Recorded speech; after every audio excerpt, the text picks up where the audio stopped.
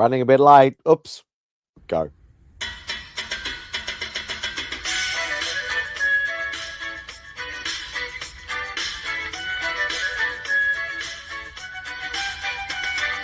Say goodbye to Remy's place.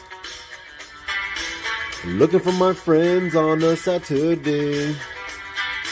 Where's Fantastic Lady, Chip and Journey, Beckerman and Robbie Fat Stacks? And they're like, don't you watch MadSpidey'S Outback? Where Lemmy shows up just like that. Live chat here with YouTubers. You better sub, bring a comic cover. Bow down, bitches. Gobble, gobble, whack, bitches. My best mate, Lee Simon Sorrow. A Lee meme with some muscle.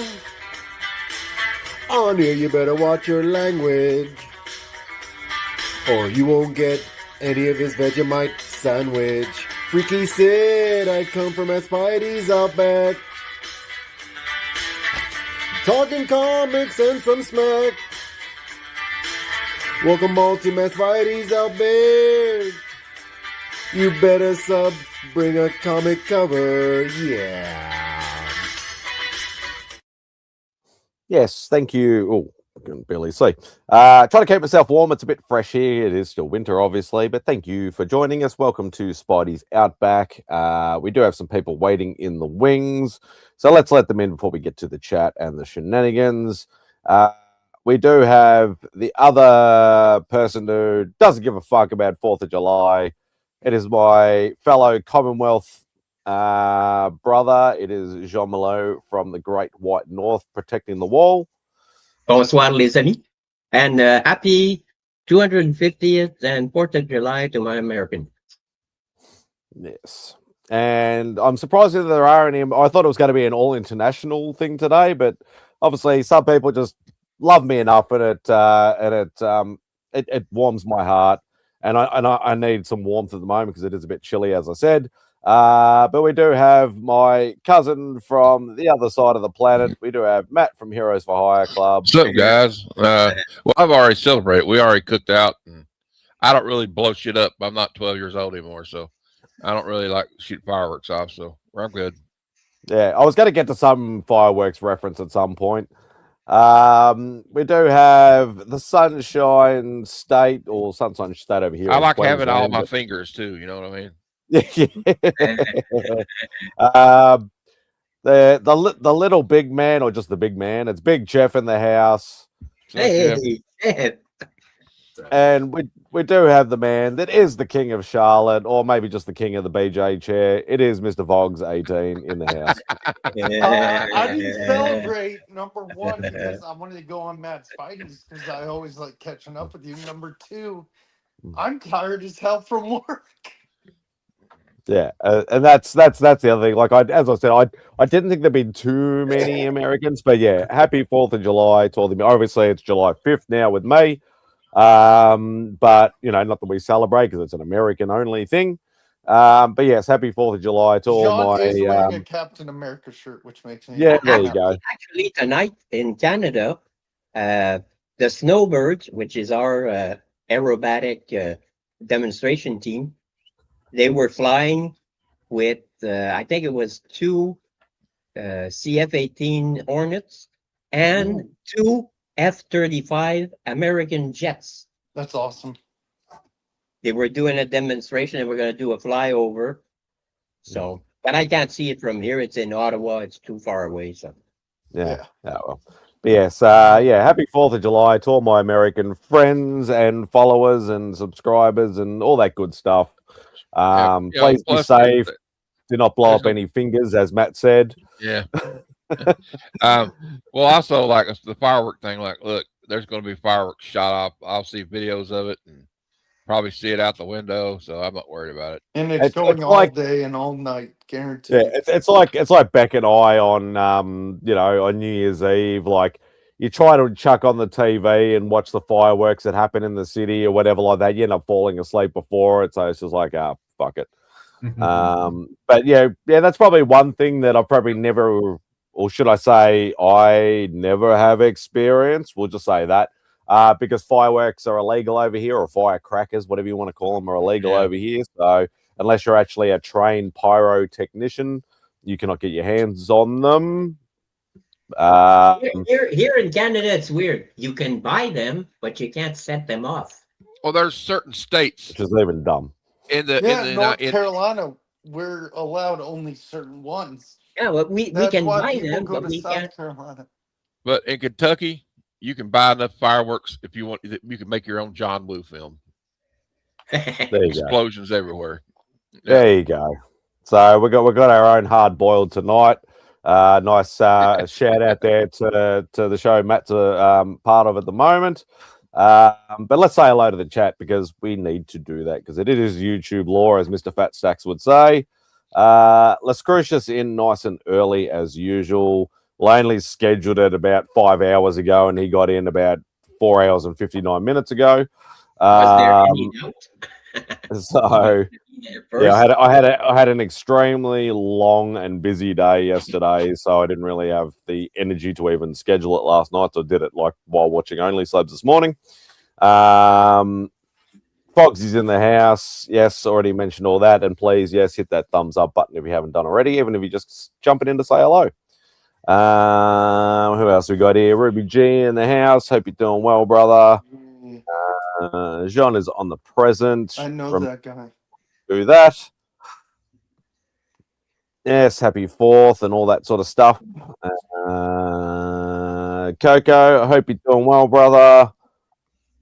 Mr. Random Rebs, Kev, hope you're doing well. Okay. Kenny Bird, hope you're doing well, mate. So that's badass. Berber, do not be mad at anybody, be happy, just whatever they okay. Robin's Air Force Base. This was the home of the F-15 Eagle for decades. Nice. Oh, so there you go. All right, all caught up, all chat done, all thing. I'm going back to sleep. Right. I was a little bit late because I was oops, did I hit an extra key there? I was a little bit busy doing something. I forgot all about X-Men 97 season 2. I haven't watched it yet, but I'm excited. I watched the first 3 episodes yesterday morning. Oh yeah, love it. I'm just halfway through the 3rd episode, which I literally did. I did my usual watch only slabs and then try to go back to sleep for a couple of hours before my alarm goes off to send out the links for this. And then I woke up, I only slept for about an hour, and I'm like, screw it. So I just chucked it on and binged the first 30-minute episodes, isn't it? Yeah. They seem a bit longer. I don't know whether it's got a lot just me jammed into it. What do you think of that? Hey, what do you think of episode 2 of that intro, the X-Force? Yeah, I actually somebody spoiled that for me because I saw it pop up online, and I'm like, oh, somebody's done a really cool X-Force interpretation of the X-Men intro. I thought it was like just somebody done. Yeah, I did too. And then I watched episode 2, and then it was on there. So, but obviously, it only came out 1st of July, so 4 days ago for me and 3 for you guys. So we're not going to be doing any spoilers or anything like that. But all I can say is I think Izzy will be a very happy man because Jubilee is a badass. But that's not giving anything away. How's my girl doing? I had barely seen her. Barely seen her. She don't have much to do, Will. Yeah, not yet. So that, like, without giving anything away, like pretty much like the end of the first season, the team was obviously split off into time, but it's basically 2 different teams sent to 2 different time eras. Yeah, they both have to do with Apocalypse. And so, like, obviously, a lot of that is all common knowledge, nothing spoiling there or anything like that. But so 2 different eras, and obviously, they're trying to stop Apocalypse or whichever sort of thing. I watched bits and pieces of season 1, but I'm for sure going to watch season 2. You should watch season 1 first. You're going to be lost. No, I'm not. I know what happens. telling you, you gotta. No, all right, we won't tell you that season 1 is pretty rogue centric. So there's no need to watch it at all. Yeah, it's fine. He's not. Let's just be honest. He's not going to watch it. It's a big one too. He's tall. He's sitting in Jean, the chair. what are you doing, Jean? What are you doing? Yeah, I don't watch cartoons. So. Wow. You heathen. Nah, it's all right. Not even Space Ghost? Only when I get nostalgic on Saturday mornings. Okay. That's the only time that I'll watch cartoons. He just watches Space Ghost Coast to Coast. It's his favorite. Space Ghost? No, never, never. Hey, I know. That was like an abomination. Hey, Sean. I'm sorry. Hope the little one and mum are doing well. And hey, Tat, thank you for joining. I just had a notification on my phone. Obviously, it's not for him actually yet, but it is for me. Big shout out and big happy birthday to Mr. TM Nerdy. Hey. It is his birthday on the 5th of July. So obviously for me, I can say it and it actually means something. Okay. Whereas you guys say it and it won't mean anything until tomorrow. Well, say happy early birthday then, I guess. Yeah, exactly. Happy He early did say he was birthday. going to try and join us, but he's probably busy. But what's going on, Bob? I don't watch cartoon. I just read comic books. Yeah. Happy birthday Okay. to you. You belong in a zoo. And You I know. Christina, Thank you. happy 4th of July to you and the fam as Christina. well, Christina. Hope you're safe and well. Hey, Christina. Obviously, be careful if you're going to be letting off any fireworks or anything. If you are, just point them towards the neighbor you don't like, if there are any. Wasn't TM yes. supposed to join? He did message me saying that he was gonna, unless he jumped in backstage, saw that I was running late and went, fuck it, and left. But Okay.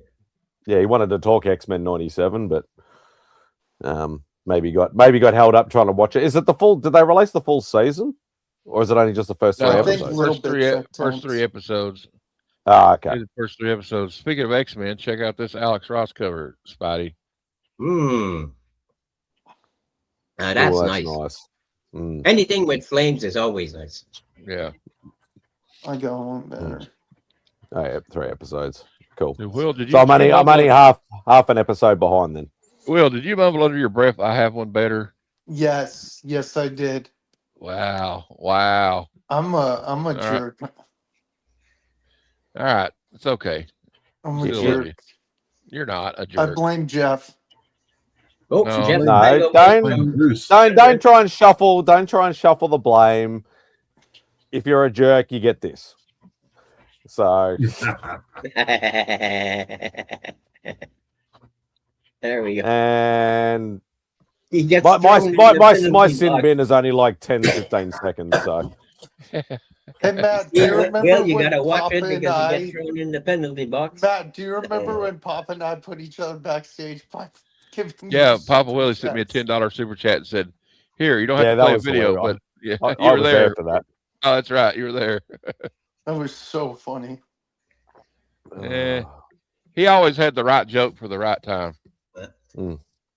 Yeah, that was I hilarious. miss that dude, man. Missed And that he one. always had the bird. Yeah. Yeah, that's why I don't flip people off because I know only Papa did it best. I do it that's for him. That's for you, Hey, Papa Willie. Happy 4th of July, wherever you're at. my freeze strain is Happy 4th of Space July, Ghost legend. Bird. What's up, legend? What's up, great legend? Hope you're safe and well, mate. A big thanks to Legion of Comics for making that one for me. But Jean. yeah, no, it's yeah, it's been a long, very tiring fucking week. All I wanted to do was sleep today, but here I am. The show must go on. How was the only slabs? I have to work. Oh, it was Doc. Like enough said. Like you don't even have to. Doc. Yeah. Yeah, you don't even have to No. worry that it's it's going to have big books or rare books or good books or whatever I'm like that. He trying to just think brings who everything. Next week is Oh, Yeah, no, well. he had some killer books there today. He had one book. There was only 2 copies known to exist You're serious? on the What? census. on the census. Oh. Okay. Mm. No. But anyway, well, he had all these like Golden Age like Yeah, books I like think of what, American 1940s or flag something covers. like Okay, that. yeah. Yeah. Like any patriotic cover from like the Golden Age, they were all weren't they all Golden Age? There was no Silver Age at all. Well, Yeah, actually, No. the Golden Age. first half of the show was all like patriotic books. All of them. Second half was too. Basically, Yeah, the whole thing was. all of them had American flag something on it. Yeah. Yeah. I did an American USA short today. Matt, watch it, please. People, watch it, please. No, I don't want Okay. I don't It's want American. to. Send me the link and I'll watch it. I'll watch it for all of them. I'll watch it several times so that you'll get the. Yeah. Simon's like, I don't even live there, man. I ain't watching shit. to. Yeah. I'm not. Unless it's I'm got not an a- Australian flag and he don't care, right? Yeah, I'm not over there. I'm not attached to it. I'm not affiliated with it, or any of the above. Whoa, got another rare appearance. Second time on the show. It is the master of Vampirella. What's Ooh. going on, guys? What's going on, Hey, Jeff? Hey, What's up, dude? Other Hey. Jeff. Any friend of Yes. Vampirella is a friend. We to got me. 2 Jeffs on the panel. What's this? Which one, Drill? Doc curated an afternoon of patriotism and learning that was incredible. Yeah, This- Doc always brings the fire. He's got a stupid, amazing collection. Jean. He really does. Jean, you're second after Cantonese. I'm sorry. There we That go. is fire. There we go. Vampirella, baby. Is that a vault? She's in front of you. Possibly. This is my favorite cover. That's why it's in a comic capsule. Mm. Which I want Favorite to cover see or favorite cover you own? for the geek.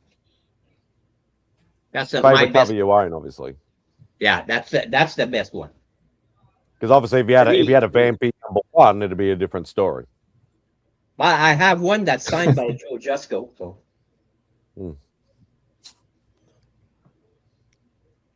No, not. You know, I don't do big cons anymore, Sean.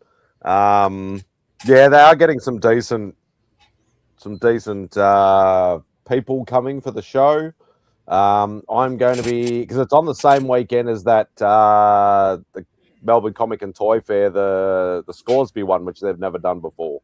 So I'm going to go to that on the Saturday, saying I'm not working, but Beck will be at Metro on Sunday, obviously helping out as she does. So Barbarian's Hey, Jeff, asking, it's post- back there. It's back behind me. did your poster show up safe and sound? I don't remember ever hearing back, so I assume so. Yeah, it's right behind me, so it's safe. There we go. Nice. so now we got 2 Jeffs in the room. Well, mine's the easy one. I'm the Asian one. Except only he can say that if you want to be politically correct and all that sort Yeah. of bullshit. So Yeah, pretty You know. much. well, it's just we just say Jeff and Big Jeff. That's all we that's all we have to do. So hey, what's going on, brother John? Hope you're doing well, Hey. mate. It's yeah. As I said, I'm a little bit out of it at the moment. Long week, fucked hours working. Wasn't supposed to work yesterday on Saturday, but I did, and then had a lot on, and I'm just bleh. I have no Okay, excuse. I've been but hearing I woke interesting up things about the Scoresby show. 25 minutes before the stream started.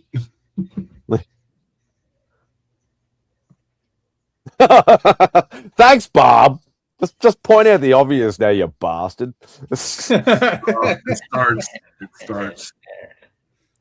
Oh god. Yeah.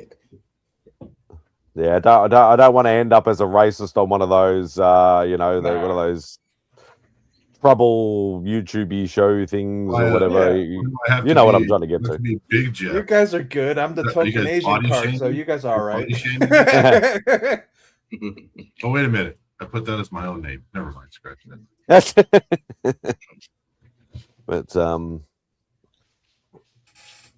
Yeah, no, yeah, hopefully it's a good show, Sean. Like, I know where it's being held at is a big location. The only thing I'm worried about is it's a very old and very cold location. So if it's going to be raining and cold, it's going to be interesting. Being a big tin shack, pretty much. Hopefully there's no water leaks and stuff and all that sort of crap. But yeah, I heard they're having live kangaroos at the show. you don't laugh at what you just said, because I used to go to, because this used to be a place where they have like just an indoor market. So you used to go there and like your flea market sort of things. So there'd be like, groceries and fruit and veg, but there'll be people with like knockoff t-shirts, like all that sort of stuff, like a flea market type thing. Used to go there a lot when I was a lot younger. And if you went early enough in the morning and it was a cold morning, sometimes in the back fields, you would see a few kangaroos. So you're not far off, Fogsy. You never know. You never know. Matt uses AI. He's actually Asian too. Okay. I have another account where I am a hot blonde-headed girl with a large breast. That channel makes a lot of money, but yeah, it does get crazy. It can get crazy out in there, but I saw a video about these people making these AI like women on Instagram, but they're so like, okay, as much as AI can do stuff, you can still tell it's not a real person. It's just so obvious. Yeah.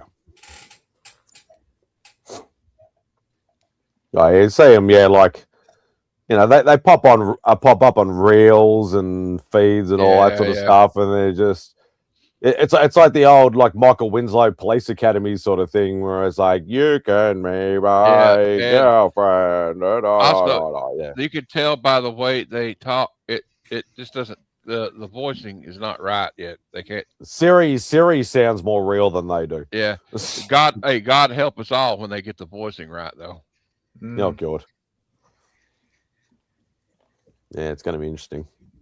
Oh, there's a guy I watch. I think Jeff, you watch him too. Big Jeff, Rick Beto, and he was talking about the day these guys are still their music content. They'll just have their same background with an AI person talk about the same thing, but they'll be talking about like all these Fender bass guitars, but they'll call them bass guitars because AI can't distinguish from the word bass from bass.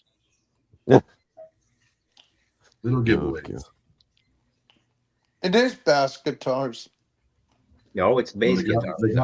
No, I'm messing. What's up, Dope? Hope you're doing well, brother. Enjoying your 4th of July.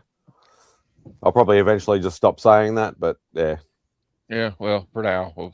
And you can always know when it's AI when they're reading some kind of text, and all of a sudden a word, they split it in half, and it doesn't make any sense. Yeah. So what? So then you go back and see, what the hell did they say? Like Matt said. The other obvious one is, especially with art, always count the fingers. Or they get the extra hand. They'll give you an extra hand. Third eye. Yeah. Total recall.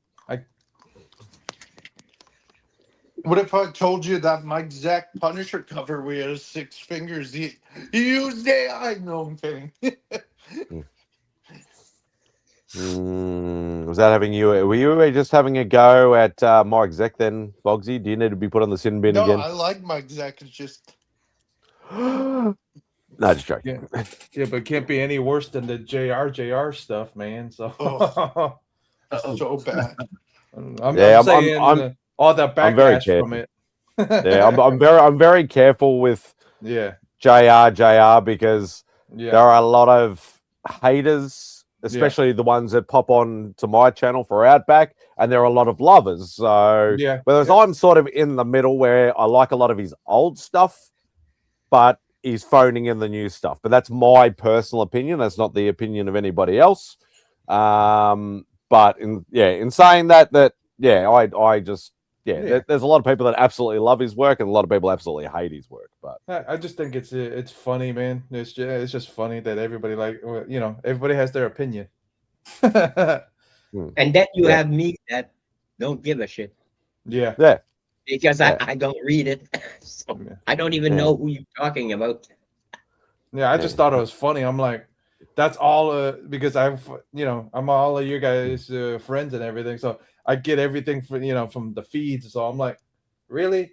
I go, you guys are going that hard against him. I'm like, dude, he has some history with the character, so whatever. I just have thought it was funny. heard that he is a really nice Yeah. fella in real life. I've never personally met him or spoken. I haven't even spoken to him online or anything like that. But yeah, I've heard he's really nice. So Yeah, he was at he was at wish he had a Heroes. better sig. Yeah, I could just write JR, and nobody'd tell the difference. That's like Adam Hughes. Yeah, I want yeah, AH with an exclamation mark. Yeah. And that's the funny thing. Like a lot of artists that have those simplified signatures now used to have full running signatures. Like I know Adam Hughes used to have a running signature. Yep. And then obviously he became more popular and he went, I'll just save myself some time. AH dot. And that's pretty much it. Yeah, they interviewed his wife because his wife is manager or whatever. That the yeah, wife Allison. goes, Allison goes, oh yeah, I can tell if it's a fake AH. I go, how would I couldn't even tell if it was. You know what I mean? I'm like, okay.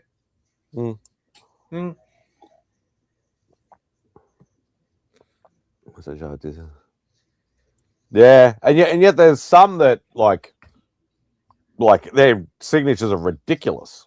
Yeah, but now it's even funnier because they'll charge for like a normal signature $20 for a normal signature. They'll charge $100 because I'm using different colors for the signature. Liefeld and Clayton Crane like that. Like he'll charge like double for like what he calls his Clayton Crane has about 40 different variations of his signature. Yeah, Clayton Crane's is what is it? Universal signature or whatever the signature is now it's considered a remark.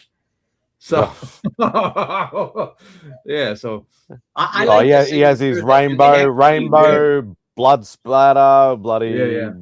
But he's not the only one. There's what is it? There's somebody else that's starting to trend now too, like that. So it's like I know Scotty Young's got about I think 5 to 10 different versions.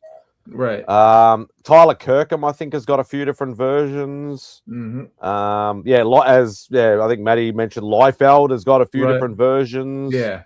There's quite a few that sort of like you expect to go to for me personally, obviously dealing in the original art world and that when I used to, you go to a table and you usually see a price list, signature, and then commission lists and remark and all that sort of crap.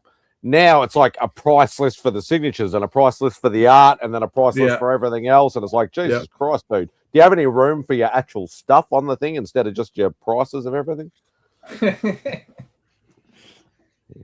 Crane's red, white, blue sig is awesome. Yeah, so he's got an Americana signature. It's just nuts. Apparently, Quintana is he uses acrylic. He uses acrylic, so it takes a long time in line to wait because he has to let all these people go through like $20, and he signs them all on acrylic, and it takes a while for it to dry. Yeah, there was one time. Yeah, it was him and Sarah Frazetta at one of the signings that I went to. The guys that ran it go, "Who are you here to see?" I go, "Her, not him."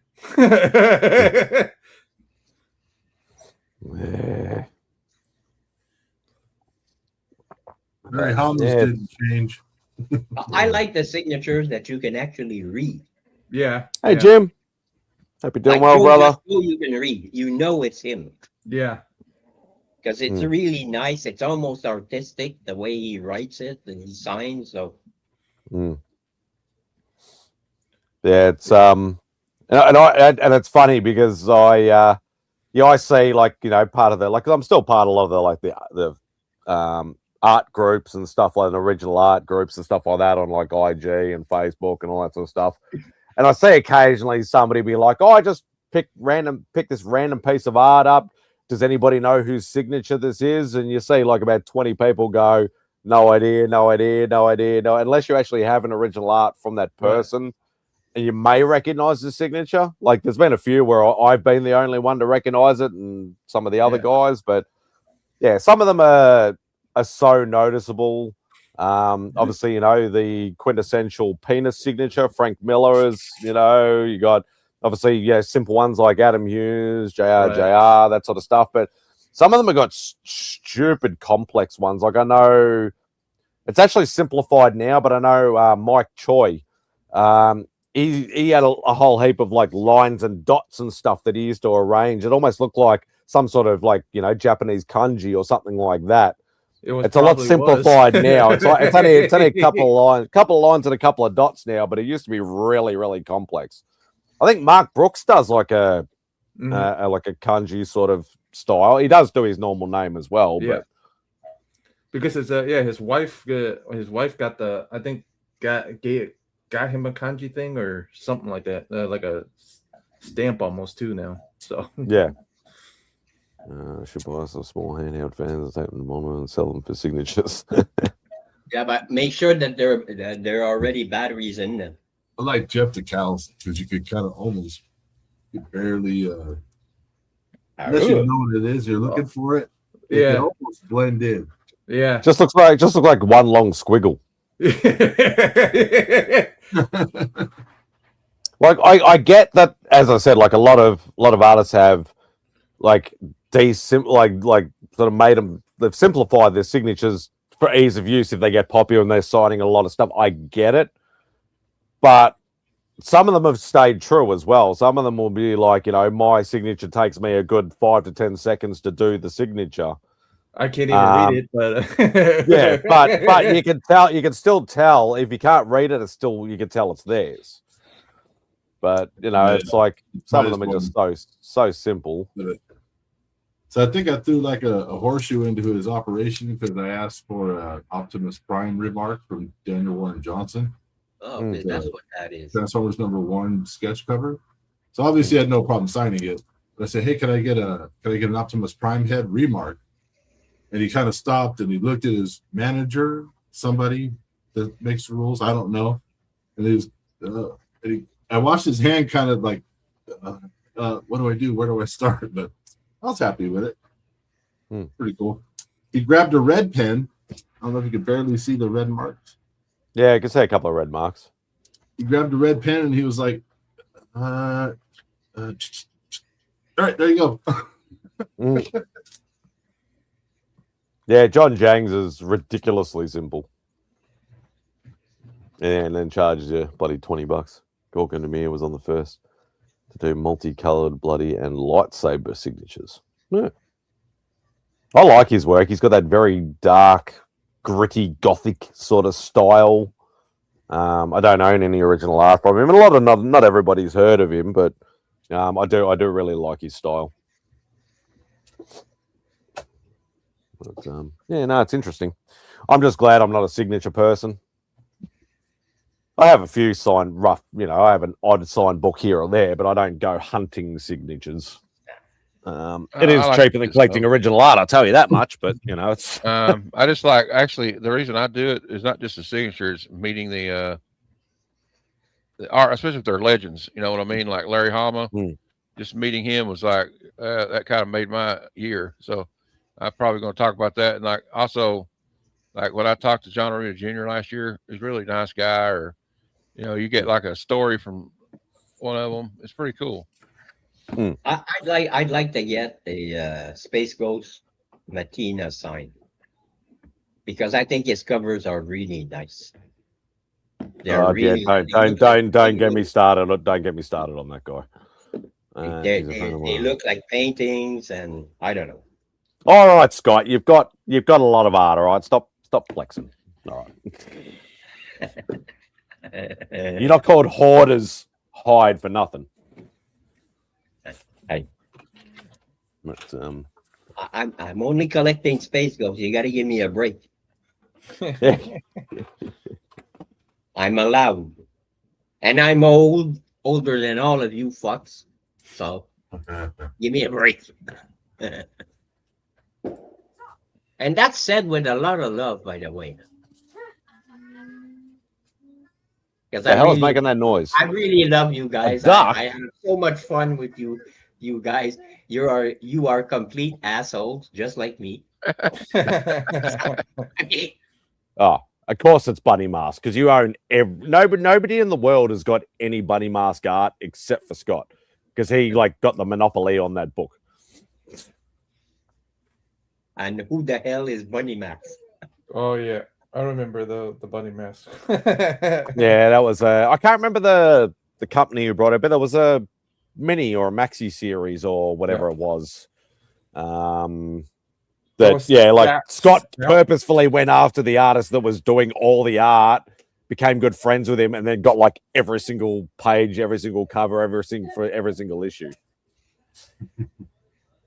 But I consider the experience as a cost of a signature, and you get 3 seconds with the creator, then it should be cheap. Yeah, I kind of get that. If it takes, for an artist to sort of say, like, I know, like, don't get me wrong, I believe they all should, make their money and all that sort of stuff, but there is a line that has been crossed many, many years ago that everybody is, a lot of artists, creators, writers, inkers, whatever, are taking advantage of now. That signatures, you're the fan going to them as a fan. If you want to charge for signatures, that's fine. I got no dramas with that whatsoever. Mm-hmm. But the cost is getting ridiculous now. When you're starting to charge $50, $80, $100, $150 just for an autograph, just for a signature, that's when it's starting to get a bit stupid. I'm not talking about remarks or fancy, multi-color things and stuff. Just a normal signature, like $100. That's stupid. I don't go try to get signature from people like that. Hey, Sledge. Yeah. It's like that's just taking away, like, as I said, like, you're going as a fan. Charge, that's fine. $5, $10, $20, that's fine. They're just cocky, and then they want to get their compound built. That's what Crane told somebody else. One of the artist friends that I know. But yeah, if you're going to charge like even like $50 for a signature, at least spend a good 5-10 minutes with that person.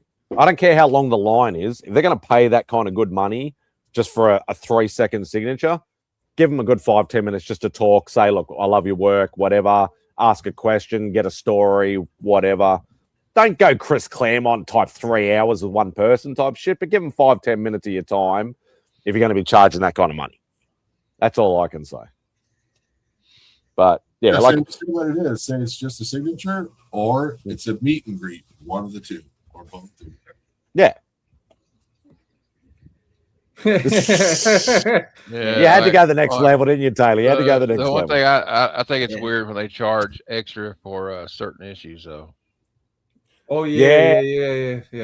Yeah, that's I've seen a lot of that happen over the years. And it's Sam funny because charged like $50, $40 for Lethal Protector 1 because he knows that's the only one anybody wants him to sign. I saw the prices, Sledge. I saw the posted on one of my groups. The base price for Mark Hamill's signature is $300. Yeah. There's a $300 level, a $400 level, and a $700 level. Damn, I used to know drug dealers that charge less than that. Yeah, damn. And you still got a happy ending at the end. But well, I guess you could. After inflation, it's probably the same prices. Yeah. Yeah, I saw something on one of the groups. There was multiple levels. It was either 300 or 400 starting price, but there was multiple levels going up to about $700. What Legion of Comics charges $400 now? This is Mark Hamill we're talking about. Mark Hamill. Okay, all right. Not that Mark. Okay. Hey, what's going on, Dale? Hope you're doing well, brother. Enjoying your 4th of July celebration? My signature's free, but nobody wants it.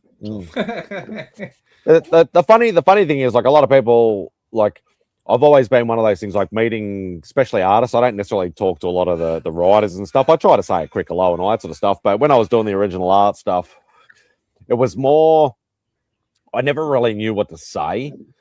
I usually would spark up the conversation when I go to pick up the piece of art, because that's the the starting sort of conversation, or the conversation starter. I would always just go up to the artist and go, "Hi, can I get a commission? How much? Okay, I'll be back," and give them the money, and then just walk off. But then when I go back for it, I'm like, "Oh, this is so cool. How'd you do this? How'd you do that?" And that's what sparked up the conversation. But I was always too nervous to even say anything to most of these people. But obviously, you know, some of them became friends over the years and stuff like that, and then you can just talk to them like I talk to you guys. So, but I still offered certified reproduction signatures if anyone who wants a market. My buck's just saying. I'm stuffed with food at the moment. So yeah, you're nursing the Buddha belly at the moment. And that's for an 8x10. Yeah, which is standard sort of promo size. And Sledge actually asked something. He said, "Name 3 non-Star Wars movies he has done." That's Mark Hamill. Corvette Summer. The Guyver. Big Red One. Yeah, Guyver, Big Red One, Corvette Summer. And he was also in the original Flash series with John Wesley Shipp. Yeah, he was as Toy Man or whatever it was. So I Who we know that's talking not a movie, but it's a different appearance. Mark Hamill. He was the Joker. That's the voice. Yeah, voice though. actor is Animated. probably one of the best Joker voice actors for sure. Yeah, and he can imitate a lot of voices. I always love when he does an impression of Harrison Ford. I see a lot of that. Like there's a couple of that's funny great. ones. He always tells the story about, like, you know, when he learned about like Darth Vader being his dad and stuff like that, and he wasn't allowed to tell anybody. And then Harrison Ford's like, "You didn't tell me that, kid," and stuff like that. And like, you know, I like the one too that I think I've told you before though, where they're filming Star Wars and they got done filming this scene where they're in the trash compactor, and you know it's got water and stuff in there. He tells George Lucas, Mark Hamill's like, "George, shouldn't our hair be wet and have all this stuff in it?"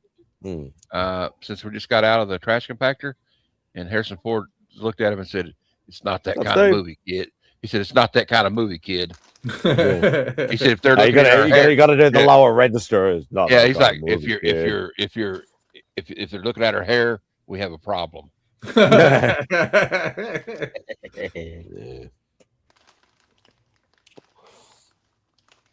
Yeah, no, he's always good value. Seeing him on a chat show, like I've seen him on the Graham Norton show a couple of times, and he's always really good value on that. But yeah, he tends to tell about the same 3 or 4 stories over and over again. But I still like him. Well, he's old, you know. Watch it, boy. Grandpa Malo is you've been telling you. What are you talking about, John? You tell the same stories over and over too.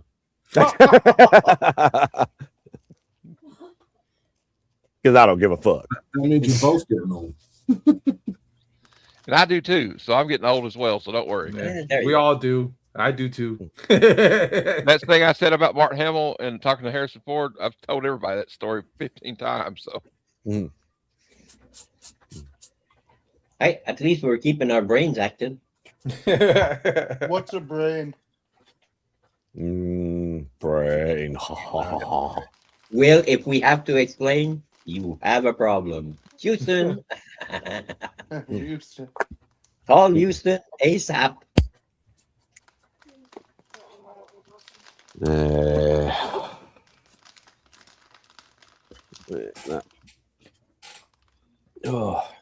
Actually, Sean's got me thinking now. I want to have a look at that guest list. Let's have a look. Not that we get a lot of big guests over here, but it's usually more like, you know, people have been in like one episode of Babylon 5 or Farscape or something, or, you know, and then they charge $30 for a signature. They had the guy to charge like $50. Yeah. Like, dude, you were only like 3 episodes. I'm not. The key grip from Babylon 5. Yeah. The guy was like, I was actually the boyfriend of the head actress. So, yeah, I'll sign something for $20. Oh, I had one. We had one of those incidents at MegaCon one time. that's not too bad for, like, I've only just looked at the first person, and that's actually not too bad for us. All right.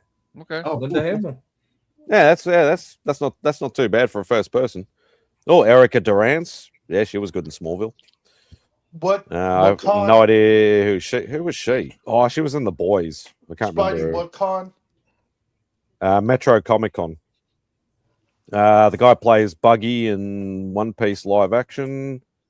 Oh yeah, the chick that played what was the chicken bloody in Ahsoka, the purple hair chick.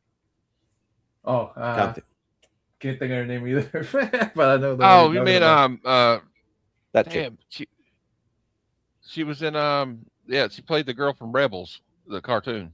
Yeah, I couldn't remember. I can't remember the bloody And, name. remember her and name, she though. plays the one in live action now too. So That's what she's from. Oh yeah, Emily Swallow, which is the Forge Master or whatever in Mandalorian.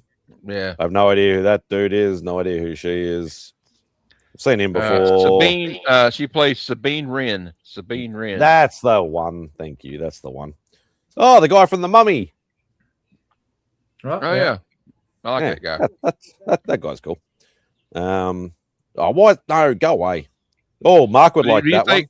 But do you Casper think when they Van go to, Dien. when you get his autograph, do you think how many times do you think he gets the question like, so what? So what's The Rock like, or what's Brendan Fraser like? Because they're like, well, he probably gets that question a lot. Oh, Michael Ironside, old school. That's cool. I love Michael Ironside. He's awesome. He was the voice of Dark Side on the Justice League show. Damn, Brad Walker's coming over. I haven't seen him in years. Nicola's going to be there. Pitchy. Yeah, they're all Aussie artists. Is there any other internationals? No other internationals have been listed. So Brad's the only international so far. He was in Star Trek Academy. I'm not mistaken. Who was? He was one of the admirals or something. Who's that? The guy you showed with your phone. The Mummy, Resident Evil, Star Trek Discovery, House of David. Well, that's all it says on the flyer thing anyway. Yeah, he was in that show, Star Trek. The later Star Trek. The ones that didn't do so good.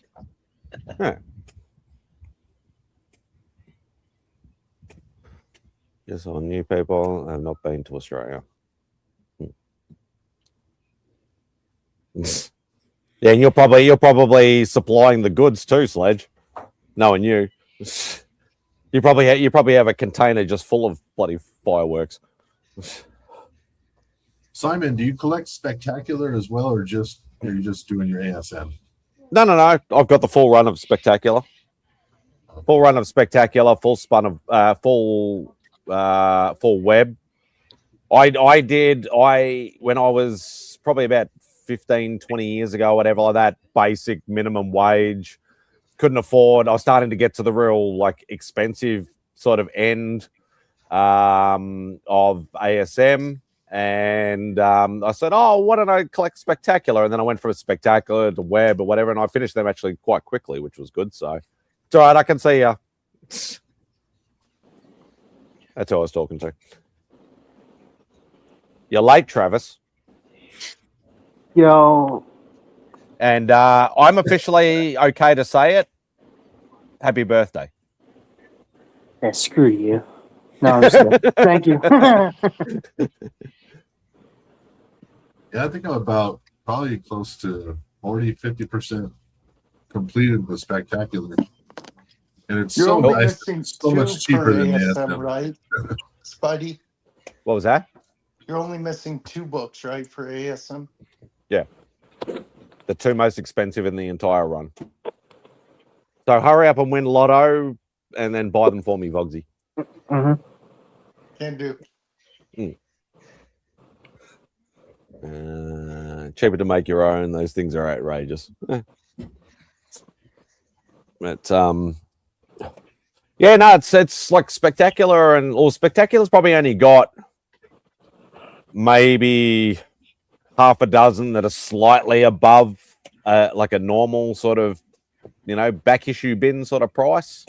I would say there's not too many. Like there's a few keys in there, but there's no real like super big books. There's a few like decent ones in there, and Web's probably even cheaper. Again, well, that's a smaller run too. There's only 90 books in Web, or 93 or something like that, and Spectacular's 220 or something like that. I'm guessing Rob has all the runs. No, he doesn't actually, surprisingly enough. Rob only just recently started. I don't think he's doing Web. I think he's doing Spectacular, but I don't think he's actually finished it yet. But yeah, they're a good fun run to collect. Fairly inexpensive, so no like multi-$1,000 books or anything like that. And I love Sal Buscema's Spider-Man. Oh yeah, and I always every time I hear his name, I always kick myself, even though I love it. I was able to get the opportunity to get a Sal Buscema commission about 10, 15 years ago. Nice. And I'm like, and at that time, I was picking characters that I knew the artist was known for instead of just picking Spider-Man stuff. So I'm like, Sal Buscema, and the first thing that popped in my head was Hulk.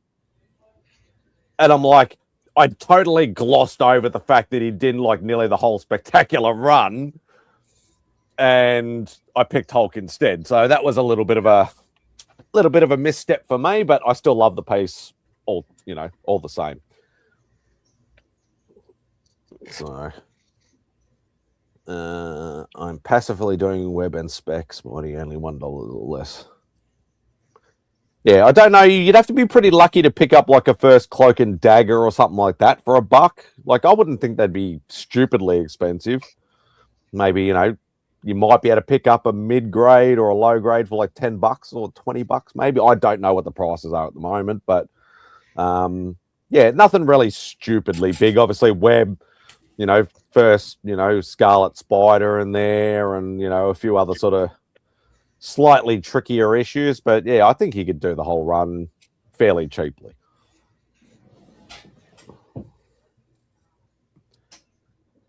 No, you've been buying Barb's dupes. Yeah. Got most of the books in the Actually, collection. that's the first time I bought from Barbarian, I think, a couple nights ago. Oh, he keeps telling me he's got books to sell me, but I never see anything. He's like, no, I can't find that box. Can't find that box. I'm joking, Barb. I'm joking. I appreciate it, brother.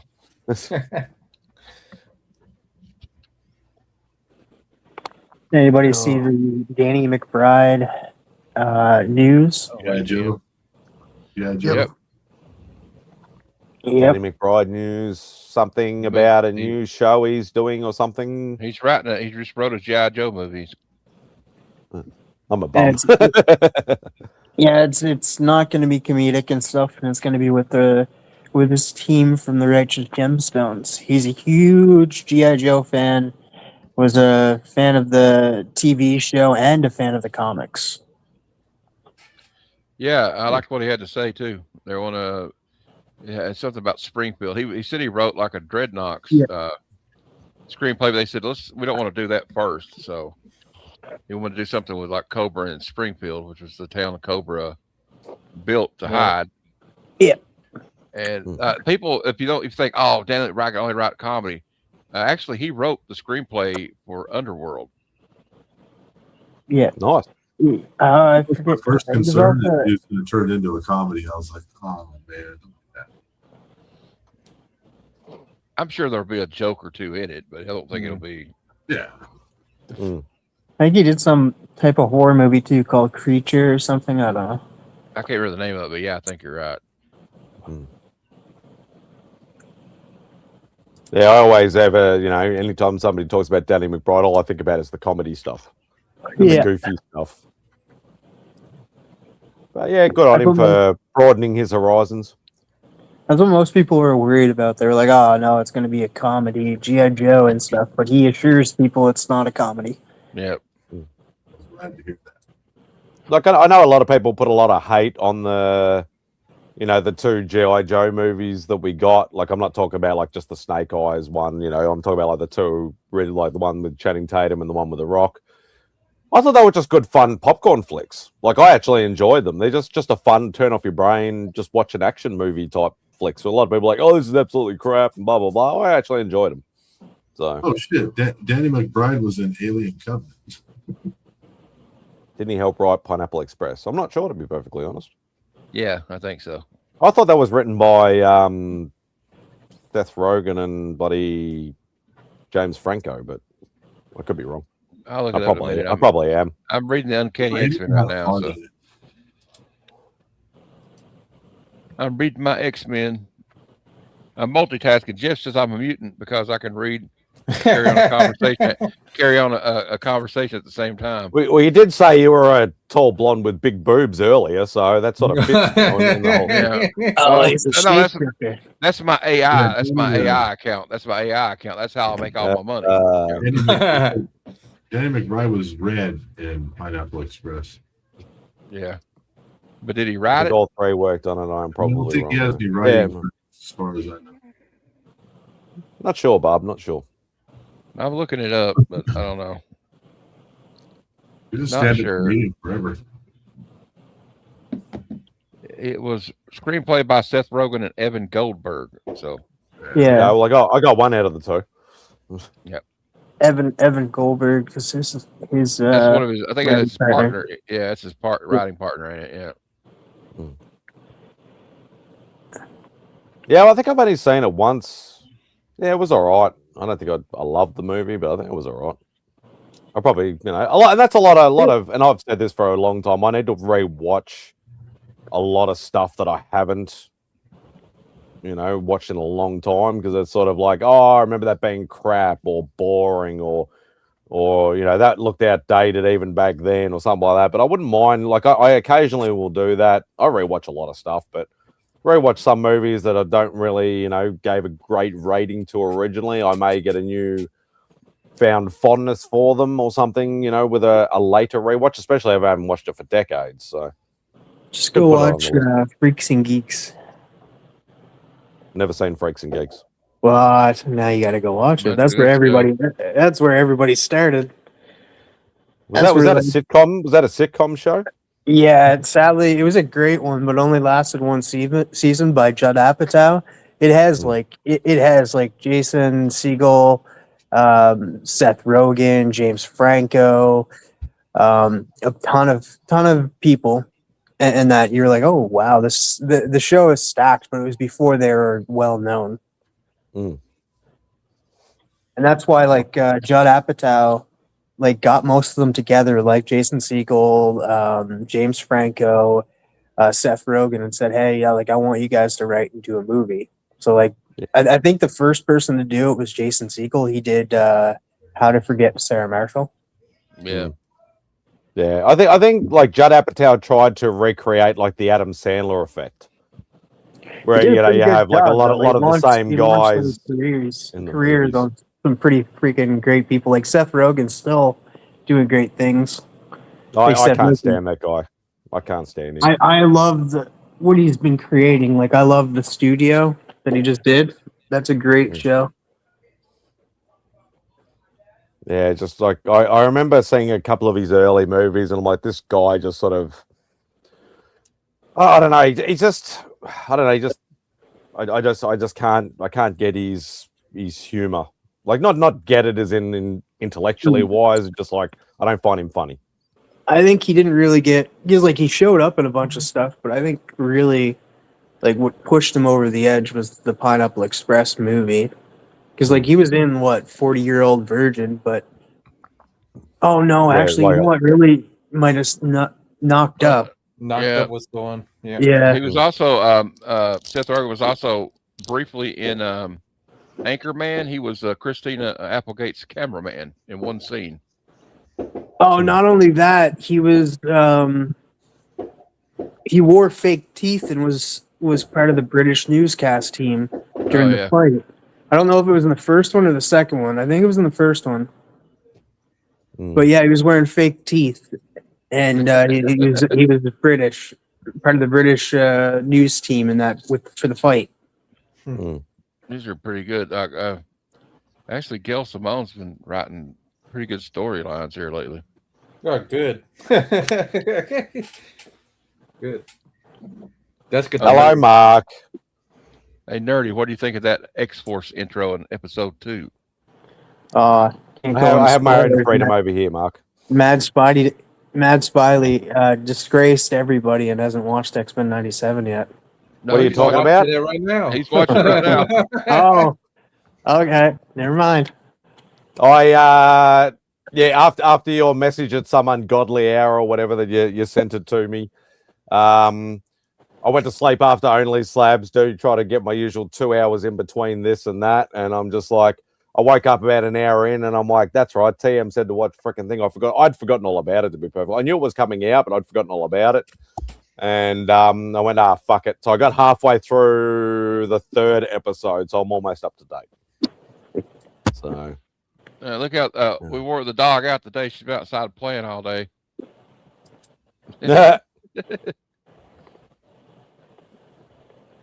yeah, Kevin Smith's another one that I'm just. Yeah, I'm not. I know there's certain people that really Watch like it, him. watch it. I love Kevin. I don't like his movies. What movie did he direct? Zach and Mary make a porno. Oh, yeah. I forgot about that. Yeah. Yeah, there's a few actors that I can only take in small doses, or directors or whatever. Kevin Smith's and one of them. Seth Rogen's another one, and Will Ferrell's another one. The thing I'll say about Seth Rogen, though, after a while, his laugh gets kind of annoying. Oh no, it gets annoying just like that. But like Will Ferrell, like I know a lot of people love him, and I've got nothing against anybody who likes any of those three that I mentioned. But Will Ferrell, I actually like him more when he does the small cameos in movies than a whole movie. Did you mention Sal Buscema earlier? Yes, I did. Cool, for 4th of July. There you go. Sal. It's like they repurposed his art from that. They had like a bicentennial calendar. Oh, with the Johnny Blaze with the ugliest motorcycle that he's ever bloody ridden. Yeah, well, what I like, I've been trying to collect all these. It has to be a chopper. I've been trying to collect all these covers though. What was the name of the Will Ferrell movie with Luke Wilson and they're all around a frat house and Old School. Old School. I fucking have he was hilarious. Yeah, I love that movie. What did he play? He was Frank the Tank. Frank the Tank. There you go. He's like, I took the. What did he say? I took the. What did he say, Jeff? I took the governor off the old Red Dragon. Keep it on the down low. It's not Restrictor exactly, plate. Yeah, restrictor plate. It's not exactly street legal. I like it when he gets drunk and he's just like, "Let's go streaking, guys, streaking," and then he starts running naked down the street by himself. He tells Stoop, he goes, "Stoop, are you going? You can bring that guy with the green suit." His wife like pulls up. It's like, "What are you doing, Frank?" It's like, "We're streaking, me and the guys." Who? They're coming. I also like when was it Vince Vaughn? He's like, "Don't say that in front of the kids. All you gotta do is say earmuffs. Still earmuffs.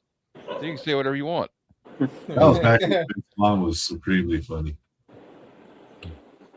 Vince Vaughn's also great. I like Vince Vaughn. Have you guys seen what was Yeah, that? I really like Vince Vaughn. It was on Apple, Bad Monkey. That was a good one. Yeah. Wedding Crashers is always a favorite of mine, and that's the part where like as I mentioned, like Will Ferrell's only got like a small cameo part in that, but I actually like him in that role in a small dose. If he was in the whole movie, then I might not have liked the movie as much. I think there's only one Vince Vaughn movie I do not like, and that's Psycho. Well, nobody likes that movie. You have to watch the original. What was the movie where Vince Vaughn was the drug dealer, like the kingpin drug dealer? And he had all these guys working for him that didn't even know they were working for him. I never heard of that. Yeah, that doesn't ring a bell. Yeah. It might have been a series. Not Vincent D'Onofrio and Kingpin and Daredevil. Yeah, Going on, Steve. Hope you're doing well, brother.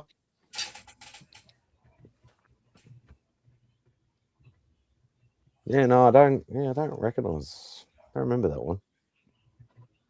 I didn't mind. What was the one they were at Google? Is that the internship or something The like that? internship. Yeah, Yeah. that's Yeah, exactly the what it was internship. called. Like Nobody that talks was a about bit that. more lighthearted, not hardcore comedy or Are we filthiness forgetting, or anything like that. It's oh, just a bit yeah. fun. The Cell was pretty freaky film, Mark. Oh, the cell tripped me, especially the part Yeah. with the horse, where it's And just then like click, yeah. and then it just cut You all see his half bloody the horse sections. cut That was, open. Yeah. oh, that was trippy as fuck. We're going to Yeah, that review was- that soon. We got we just reviewed Hard Boiled. We got Action Fest. So I gotta do next week is Commando with Arnold. Oh yeah. let off some steam, Bennett. Yeah, and then from Steve Bennett. Exactly. Yeah, from the I Road. I haven't done a movie night with Spidey for a while. I probably need to do one. I can't remember what letter I'm up to. I want to do a comedy month. Like next month, we're doing all westerns. We're going to review like The Good, the Bad, and the Ugly, and Once Upon a Time in the West, The Wild Bunch, and Outlaw Josie Wells. The one you should do, Matt, is what is it? 1,000 Ways to Die in the West No. with No. Seth MacFarlane. Yeah, I know. I've already movie's made my great. mind up what I'm doing, so it's too late. That movie's great. I laughed my It's ass. funny. I like it. I like when they're like I laughed my Sarah ass. off. Silverman's that guy's girlfriend, and she's like a hooker. She's like, Yeah. I had a hard day at work today. A lot of guys coming in. It's like, And everyone's the like, funny, "Are you the funny cool? thing Your is, girl doing it's this?" like she's having sex with all these guys and that, but they still Yeah. haven't had sex. Yeah, And she talks to him, and she has cock breath. Well, you know what you can do, Matt. You can do a month of westerns, and then if you choose to do a month of comedies afterwards, make your last western movie Blazing Saddles, so that'll lead you into the comedy month. that's a good point. Yeah. I don't know. Boo. No, I'm kidding. Officer thinking there. Yeah, I like the way you said. I like the way you think. Wrong person. Oh, You're sin bin. there was a Vince Vaughn movie. It's called Arkansas, and it was a Netflix stream. It's good though. I occasionally get one gem a year, Mark. One gem. That's all I allow myself. Well, at least you get that one out. It's really good. All right. Damn it! I was wanting to buy that. I said it's artist edition, Frank Miller Daredevil, but it's just sold. I had it in my cart, saving it for a rainy day. But Jeff probably bought it. Sorry, No. bro. I don't think he bought it. He didn't know about it. Tell him about it. In one of that phallic symbol or phallic Yep. signature. I already got one. I already got one of those. I got one of those too. It's not a signature series. It's like a artist series. Is the Like a big Daredevil coffee table book. is the Daredevil cover where he's I- hugging the grave in the snow? Is that Elektra's grave? I'm guessing. No, it's the grave of John F. Kennedy Jr. I did like the Ridiculous Six. I'm just kidding, Will. It is Electra's grave. Yeah, I think I have that. I think I have that book.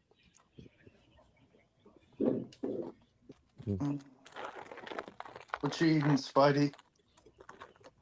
Something that I should put away before I eat the whole fucking packet. Eat it Tim all. Tam, of course, Yeah. it's some Tim Tams. I've never had them. I still need to have them eventually.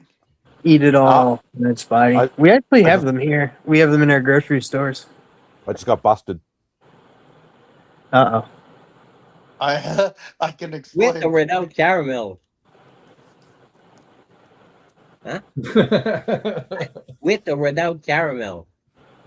Oh, I don't These know. are the caramel ones. That's what I What? figured. What Beck say? She's like, you didn't want toast this morning, and now you're eating Tim Tams.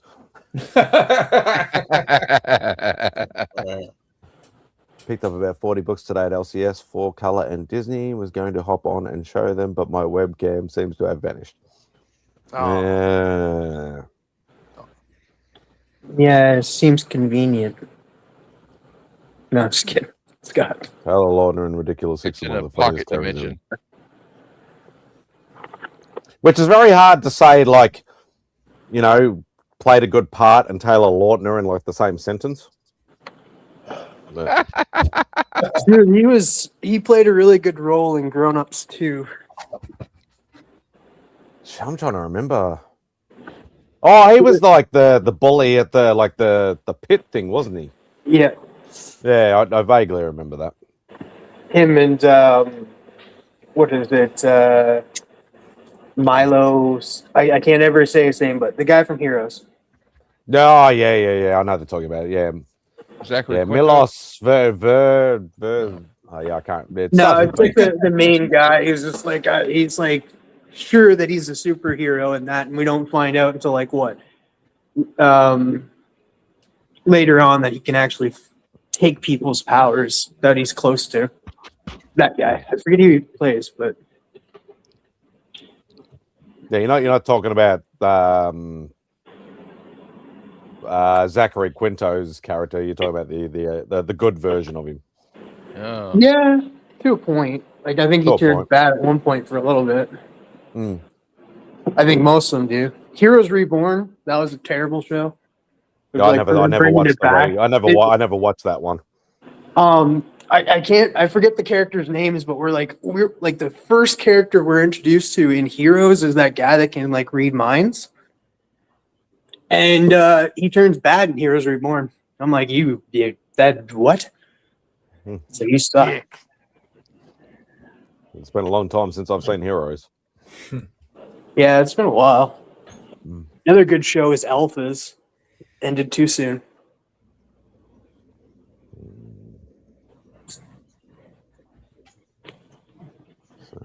And then everybody should just go watch Haven. Because I said I love Haven. I have that all on DVD.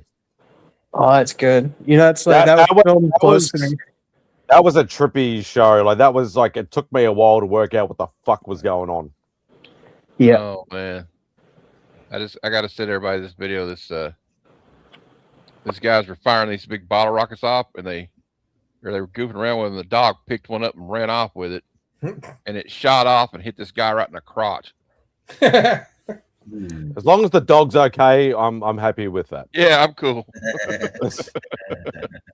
The morons can get what's coming to them, but like, as long as the dog's all right, then that's fine. I seen one the other day. The guy had one of those fountains or something. I don't know where it was at, but like I couldn't understand what language they were speaking. And the guy lit it, and they're like running away. And this guy's drunk. He walks up and picks it up and holds it upside down, and it just blows up. And then like you see him walking away, and his hair's like singed, and people like patting his hair out. Like what an idiot! And I saw a video yesterday. These guys had two big boxes. It was like fireworks, and they had a bonfire. They just threw them in there and let them go off, and they were firing everywhere. I was like, man, somebody's going to die. Dude, those are giant explosives, and then you're just burning money, really. Yeah. And what about the two, what is it, lovebirds that climbed up the Empire State Building antenna, not just the building, the antenna too. And then when they came back down on the first platform, the guy proposes to her. Yeah, and then only they went to jail. to get arrested several stories down. So they're gonna spend their honeymoon in jail. Well, you know what? They're better. It's lucky they went to jail and not fell to their death. You know what I mean? So yeah. You can never catch me doing that. I'd be like, no. No. You I'm want claustrophobic. It I made me go can't down. swim, and I'm afraid of heights. It made me go down a rabbit hole, though. Already, so. Apparently, this is a thing. People climb up to dangerously high spots. Yeah, they climb do. up to it. And look up how many freaking people die from doing that. Yeah. Like it's one thing. It's like, yeah, I'm gonna try something. If I fail, I fail. Oh, I'm gonna try something. If you fail, you die. Yeah. If I fail, I'm dead. Fail dies. I mean, come on. Idiotic. I didn't get what it was at first when I saw the picture at first. Yeah, I thought it was AI at first. Yeah. You can't trust anything anymore. Yeah. No. The dog's got great aim. Oh yeah, that one. But this looked real. It didn't look AI.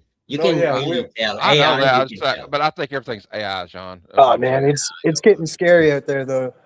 I It's think with some of these like AI stuff and that. Like I think I was watching like I've watched a lot of Friends and not the TV show, and there was like a clips going around that were AI, and I was just like, and it was like conversations between the gang, and I was just like, this isn't an episode. This never happened, and it looked so real. Like it was like it pulled from an episode of Friends. I was like, oh, this is getting scary. Hey, Dave. You do. Yeah, you see, Uh, with yeah, AI I right gotta get now, I first sent size the we video are to you. we are Yeah, that's what I was talking about with the dog with the great aim. what Okay, is it?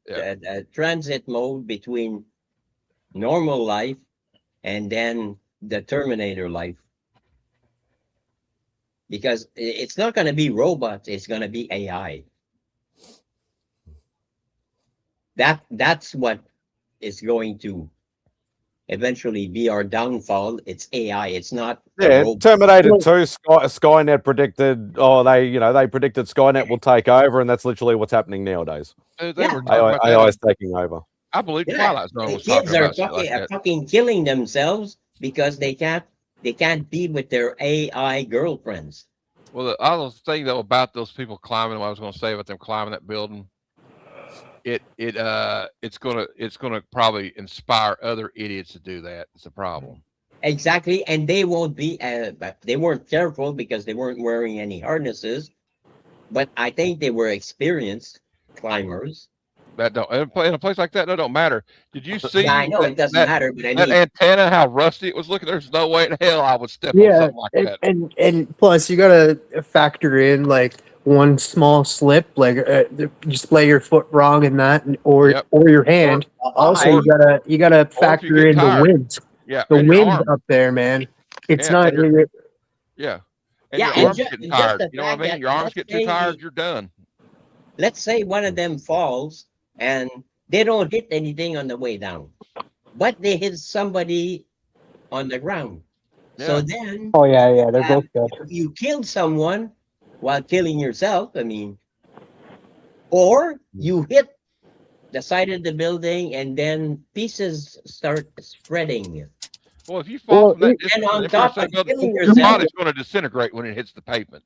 Yeah, What are yeah. we talking about? It's gonna be blood and guts. But We're like gonna it's not even like if you miss somebody in that and you don't hit them, you're still gonna whoever sees this at the bottom of the ground, you're gonna traumatize them for sure. oh yeah, I mean, it's gonna be like pizza on the floor there. Yeah. All I got can the, say is stupid inspires stupid. So don't be exactly what I was saying. Hey Simon, check it out. I got the Hulkbuster Punisher. Ah, That's a that's nice one. awesome. That is It'd be massive. even cooler though if it opened up, like, and we could step out. But That's cool. Yeah, people do dumb shit. Mhm.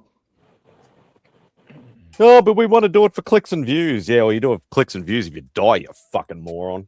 Hey, they did Yeah. it for love. And yeah. what is that? Hey, you know what though? It's He's still a ruined, fucking dumbass. You know what? They dumbass or not, he did ruin like proposing to your girlfriend forever for everybody. Like, why didn't you take me up to the top of the Empire State Building and propose to me? I thought we'd just do it in the Denny's, honey. Sorry. Or McDonald's or something. I don't know. That's true. That's true, Dave. They would just hit the building and stuff, and that if they're on the antenna. Yeah. That's true. But I also, if that helicopter had gotten too close to him, it could have blew him off there too. Yep. Oh, yeah. There you go. Was No it- harnesses. Yeah. to stop off with. And where was security? How the hell did they were able to cut locks? They were on Whatever. coffee. They were on coffee break. They were on. How did think- this travesty occur? Yeah. I'm wondering if it was They had inside help for sure. no, I Yeah, the was- elevator was out. They were still trying to climb the stairs. Yeah. It's crazy what people do for adrenaline and that. Like I remember way back a while back and that my buddy was like into watching these people like the how I forget what it's called, but it's like it's gliding. Like it's you have a wingsuit on kind of like a flying squirrel. Yeah, Yeah. And you're going through stuff and flying and stuff, and I'm like, Ice jumping. that looks a little intense and that because you're going fast, and if you hit something, you're dead. Oh, I've seen some gnarly videos on that stuff. Well, it's like the guy they called him Spider-Man. He was the one. He would go to different cities of the world, and he would pick like one of the biggest buildings in major cities and just free climb it, and then get arrested. And like he even came over here. He got arrested in Melbourne. He got arrested in Sydney. Wait. Are you telling me we know the identity of Spider-Man? Yeah, he's some French idiot who wants to climb everything. Well, have you seen the documentary called Man on Wire, where he went up to the World Trade Center and got a cable, ran across a rope across the two towers, and he tightrope walked it. He's getting mouth hugs every day for the rest of his life.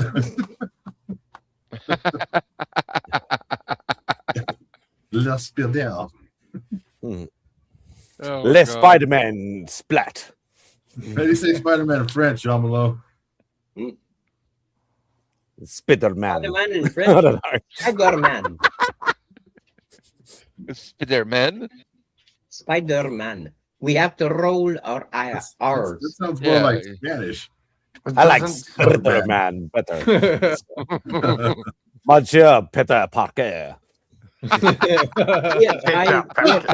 cigarette. You're gonna have to learn anyway. So How do you say Green Goblin in French? Green Goblin. Mary Jane Fox. I don't know. I don't know what a goblin is, but it's Booger Man. Hey, Will. Okay. I mean, Jeff. You sounded like Soviet there. Mary Jane Watson. Monsieur I mixed up my Peter accents. Parker. In Soviet Russia, I was a brain surgeon, but in America, I drive cab. Gulag. Vert Goblino. Yeah, I was gonna say that, like I don't know what goblin is, but green is vert. Mexican or whatever. No. We don't. There's no O's in French. Yeah, there is. They're has to be. yeah, but they're in the middle. They're not at the end. I don't know what kind of French is. E-face show. Yeah, that's like half French and half Italian. On se calme les pompons, les boys. Excuse me, what? go, mate. Now, it's now you're interesting. gonna It's have a to very, rewind, and you're gonna have to put that through Google I Translate to will say find out about what that French. means. I think French is a very interesting sounding language. You know, the way that it's kind of cool. But like, I could be like, you could read like there was I don't know if y'all ever listened to the band Tool. They had an album where they had a hidden track. They had a hidden track. They had a hidden track on the album where it was a guy speaking in German, and it sounds real evil. Sounded like he's speaking like German, real like Goblin. Like, yeah. But then when you look up the lyrics, he is reciting a chocolate chip cookie recipe in German, but it sounds scary as hell because he's saying it in German. Oh boy. That kind of reminds me of, I don't know why, it came to my mind. What was it? Scary Movie 4? Where the kid upstairs is like talking whatever to Sydney, and all he's just saying is like Toshibo, Subaru. Like it's all like Japanese. Oh, yeah. Stuff instead of actually speaking Japanese.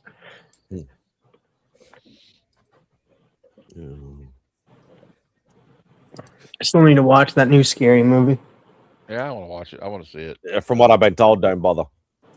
Yeah, But I heard that from Cliff. saying that, I'm always the one that advocates for making your own judgment. There's a lot of bad movies I love, a lot of bad movies that I people still got to hate. see So. Supergirl, but by the time I get to go, it'll probably be out of theaters, unfortunately. Yeah.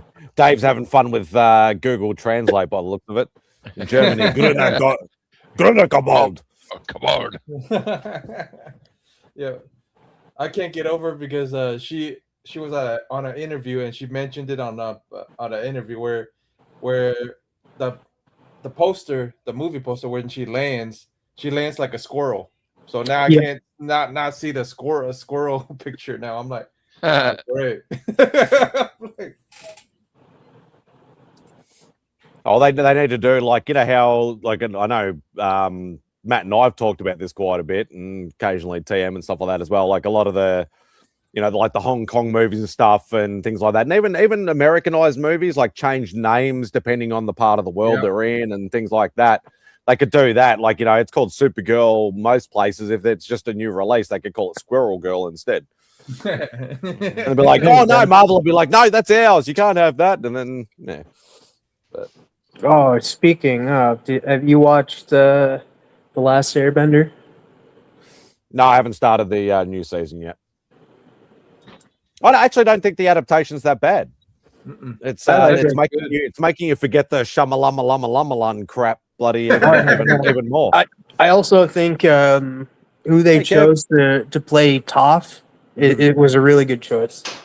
Yeah, I've seen the, like, you know, because when you leave Netflix for a while, you know, obviously go through the preview screens when it's in like a screensaver sort of mode. I've seen the thing pop up and I'm like, oh shit, I didn't realize the second season was coming out. So no, you know what I pulled out of the archives after our previous discussions, TM, in the last couple of weeks, especially with you. Can I guess? Yeah. Oh, is it Baki? Yeah. All right. I was gonna guess that, or because we were talking about Soul Eater as well.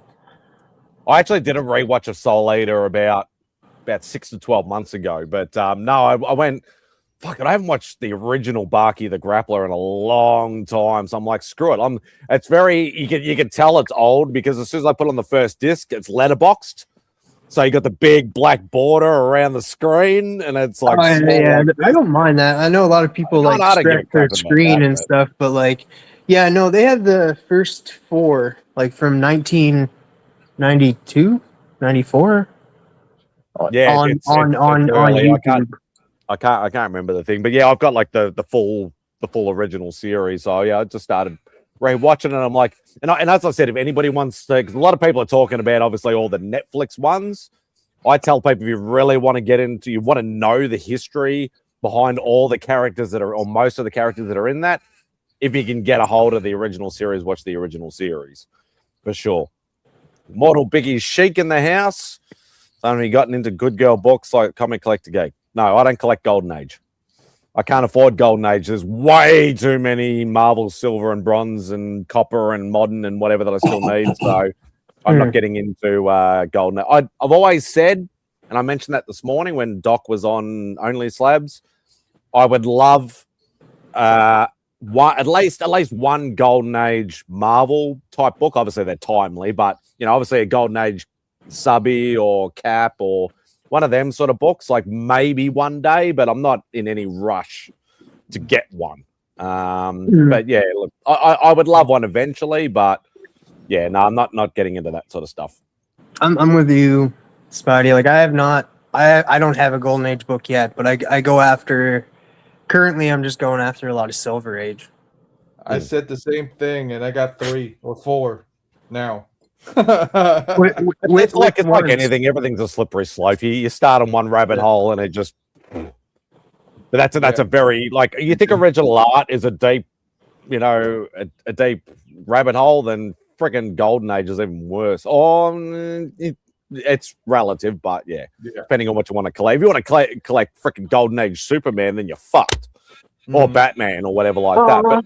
But some Marvel pretty bad too. Well, like by the terms of like collect all Superman, but like there is some Superman in the Golden Age that is pretty affordable.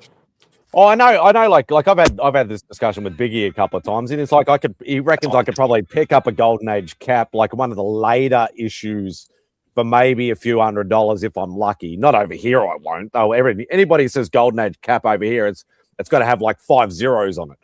But yeah, I like, obviously if I can get one from over in the States or something. But yeah, like just one day. I'm not in any great rush or anything like that to get one. If I get one, I get one. If I don't, I don't.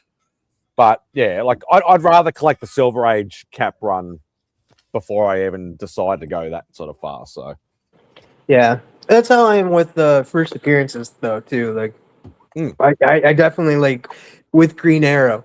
Green Arrow is a Golden Age character. Like he shows up first appearance in the Golden Age, same with Speedy, and that. So like I'm going after Adventure Comics 229, which is the first Silver Age appearance of Green Arrow, Speedy, and Aquaman.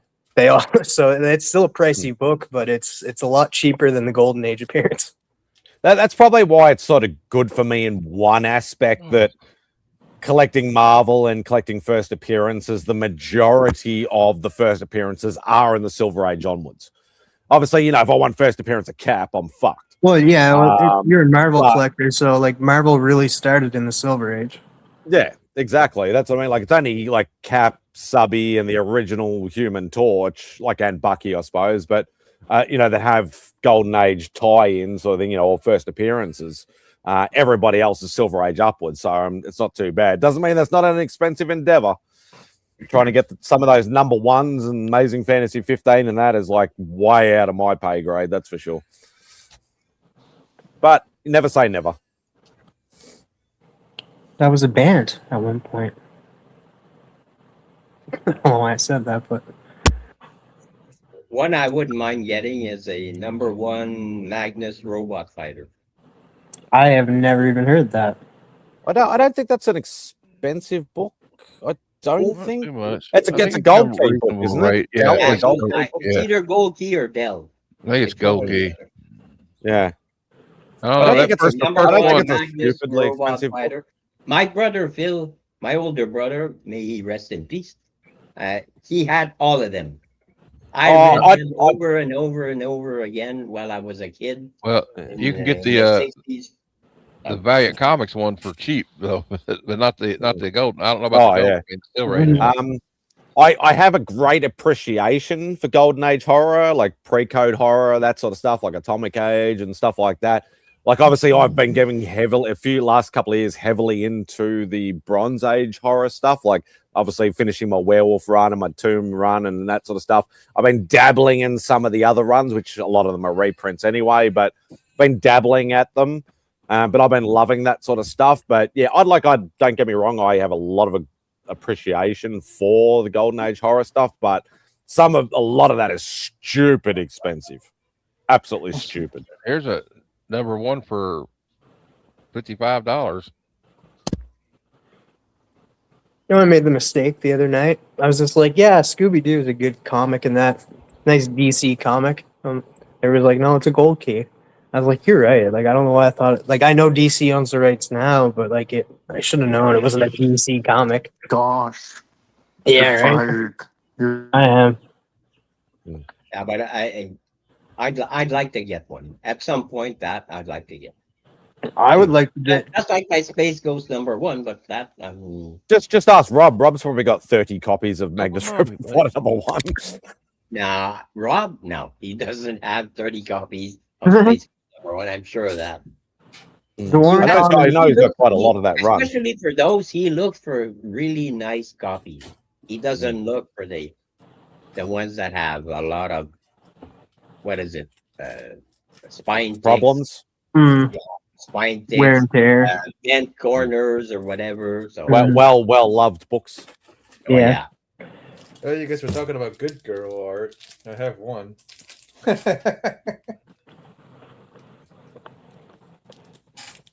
Oh yeah. Oh, exciting comics. Ugh. Look at that red. There it is. Yeah. That's nice. Do it again, John. Ugh. My goal for the year is to get all of the tick runs. She I got knows one of how to these. use them. Oh, that's a good run, Sledge. Pricey run because I don't know why, but Tick Comics and it doesn't have to be a key. Tick Comics in general are just expensive. Well, some of the first Rob, the first Rob, how prints many are- copies of Magnus Robot Fighter 1 have you got? Like the original Dell run or Gold Key run. How many copies have you got? What Sorry, were Matt, you go saying, on. Matt? Oh, I was saying the original run of the Tick is like a low print run too, extremely Yeah. hard to find. Yeah. And it's because the original ones had a back cover. It was art. There was no trade dress or anything like that. There you No- go, Jane. He's got 3 copies. I told you that. I said 30 copies. I got the 3 part right. Oh, Sorry, Rob. I have to say it in French. It was spontaneous. You know what? I'm How come curious. you have 3 copies of Magnus Robot Fighter 1? I am curious because my cartoon book would be Scooby Doo That's number another 1. rating for me. So That'd be cool. I was a big Scooby fan when I was a kid. I still am a big Scooby. That book is super expensive though. I'm like you see nobody show Scooby Doo #1 off because it's too expensive. Like I'm curious, Rob, do you own a Scooby Doo #1? I don't think it'd be one. his. It wouldn't be his thing. I would think. Like he might do, but I don't know. Well, like he has kids that would probably have grown up with Scooby Doo. So We got one for the community. One of the community members. I know that we were looking for it forever, and we found it at a show. And then after we find it at the show, you guys You're slipping, Rob. You're slipping. Ooh. No, I don't have Scooby Doo. Nah. yeah, I don't see anybody. No, I've never seen anybody show that book off. Scott. I found one, so I know about it. Hey, Blake. Hope you're doing well, brother. Well, they were also at Charlton too once too. It's not, but that's not the one you're talking about. Oh, You're talking I didn't mean to. Scooby Doo. Yeah, Rob. It's Yeah, I reckon Hoarders Hide would have a background. copy or two. Because he loves a lot of the old like Disney and Gold Kid, like a lot of the cartoon books. So Yeah, and how old Scooby Doo's like 60s. 60s. 60s? Yeah, Rob's not that old. Rob would have been young watching Scooby Doo. I know. I was there. Oh, Hurricane's there. Hey, Patel.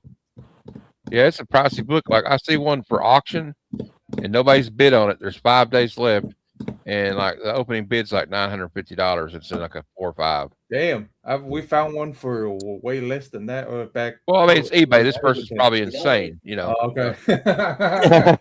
I was about to say we found one at the show for less than that, and I go, we did pretty well there. Hard to find Scooby in grade. Yeah, Yeah, Bleaker's another fan of that book. I'd be more inclined to buy an animation cell of Scooby Doo than I would before the book. I don't know. Dude, actually, you know what? It depends on what animation too, because like I grew up like everybody grew up with the original, but you have like different variations. Like, and I will admit, I'm a Scrappy Doo fan. I like Scrappy Doo when I was a kid. Nobody liked Scrappy him. was I like Scrappy. I liked him too.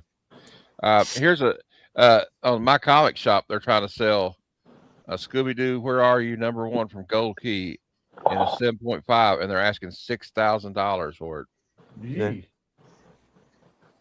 That is the original #1. So I was watching the show today, and I can't remember what book Doc had on the Only Slabs, but it was like, you know, they're all like Gold Age. It was a 9.8, and nobody was even talking about it. And I remember somebody in the chat, I can't remember who it was, like, are we just going to gloss over the fact that it's a 9.8?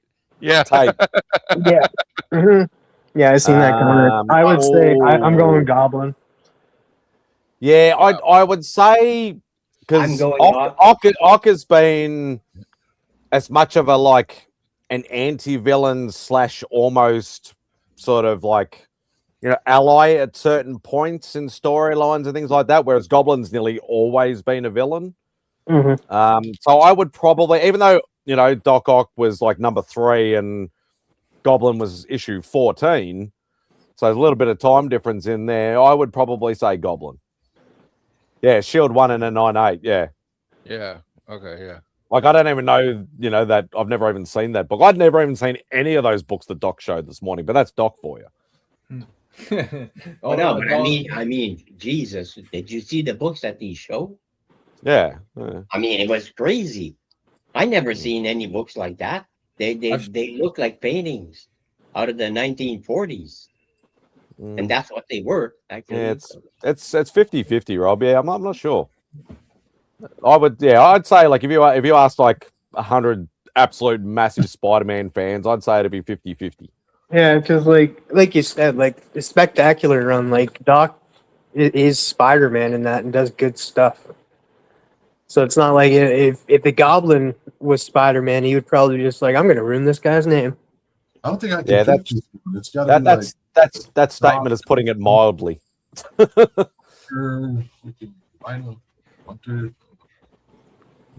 See, Goblin throws all these freaking pumpkin grenades at you. I would So say you have Goblin to because dodge those the guy. Come before on. you can actually reach the fucker.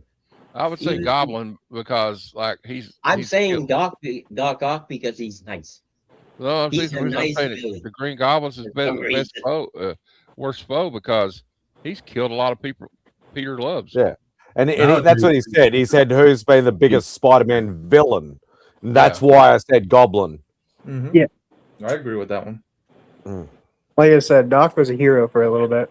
Small little Sandman. stint. Yeah, and there's Sandman also. Like, I'm just like, is he really a villain? But I guess they're all villains. If you do bad things and stuff, it depends on how you act to a certain situation.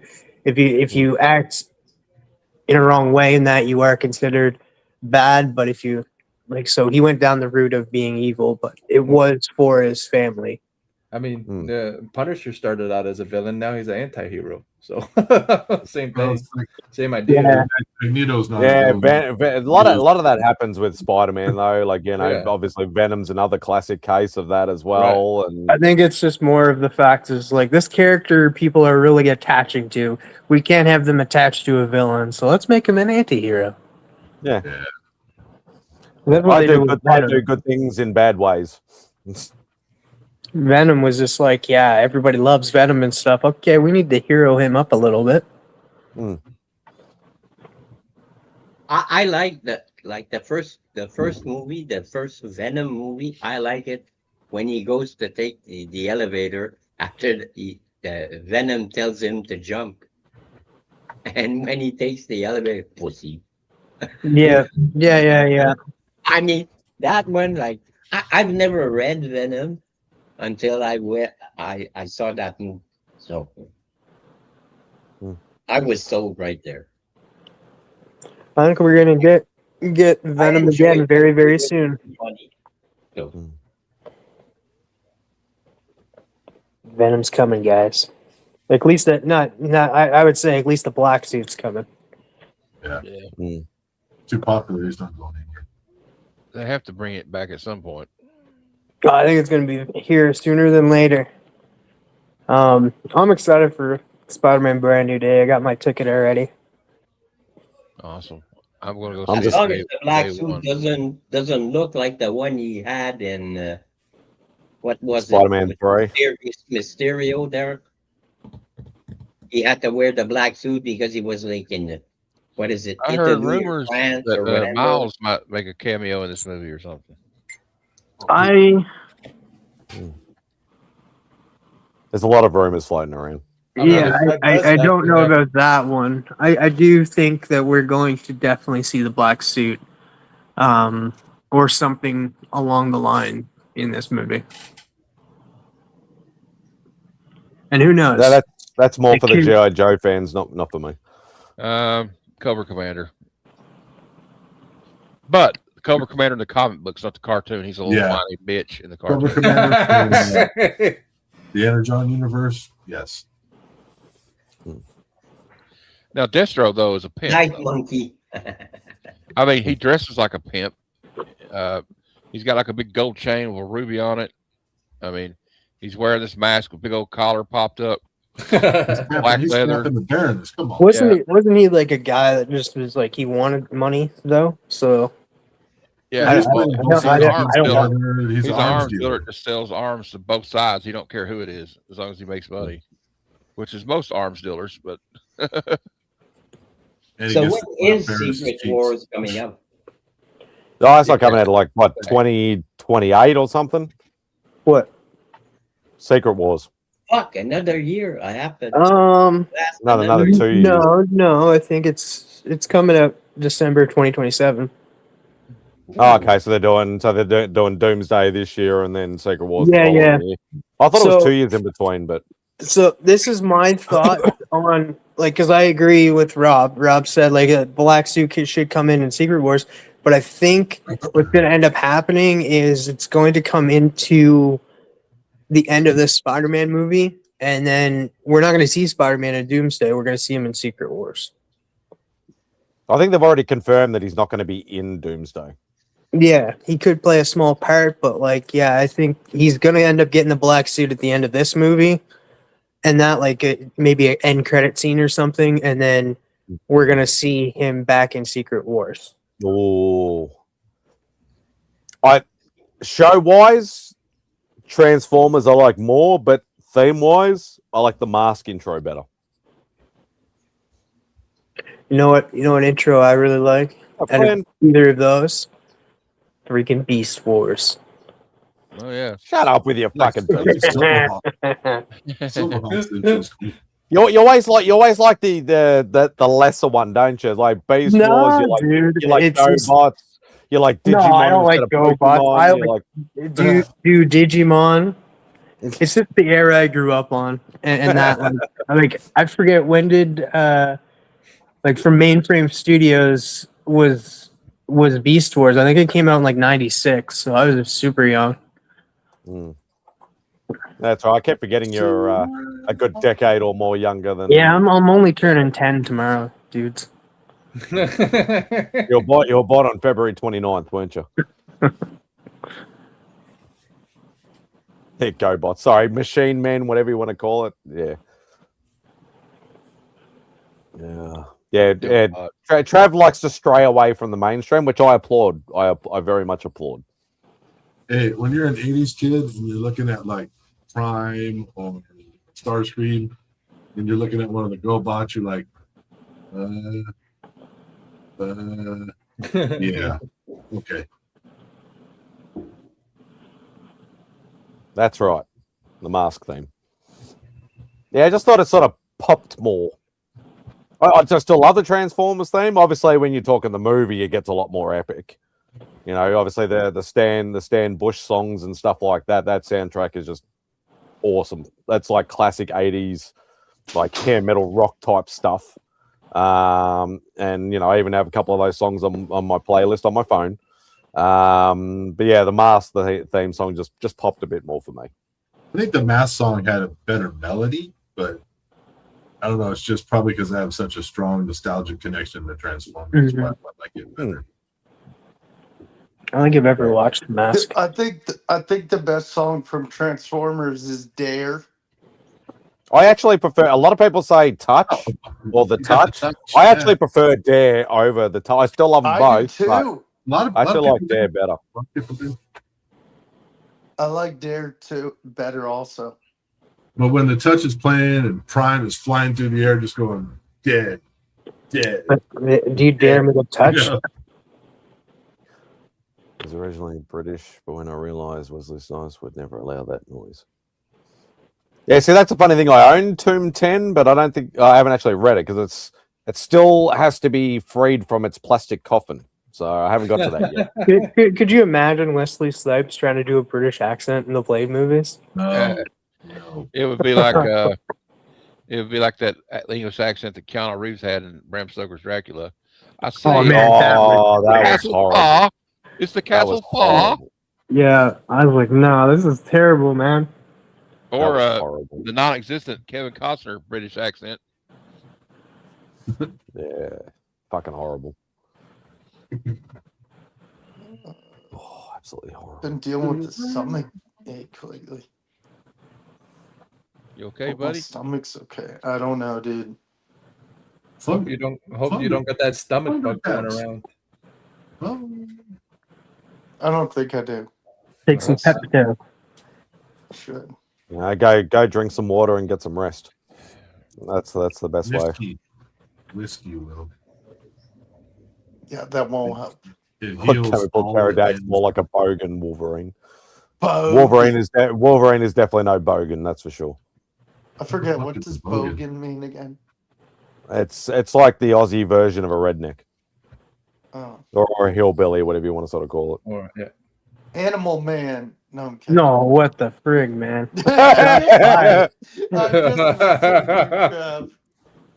No, that's just next level stupidity, Rob. He sounds like a Swede. He sounds Swedish when he tries to do an Australian accent. It's just ridiculous. If anybody's, he hasn't been around for a while, but yeah, he's hiding because he's still owing us something that, we won't get into. Rob's still, still milking that cow. Yeah, you need to put some ink to some skin, maybe. Yeah, exactly. Yeah, no, I know. Tyler's got, he's had life stuff happen in the last couple of years, so I get it. I get it. But you still owe us a freaking tattoo, you bitch.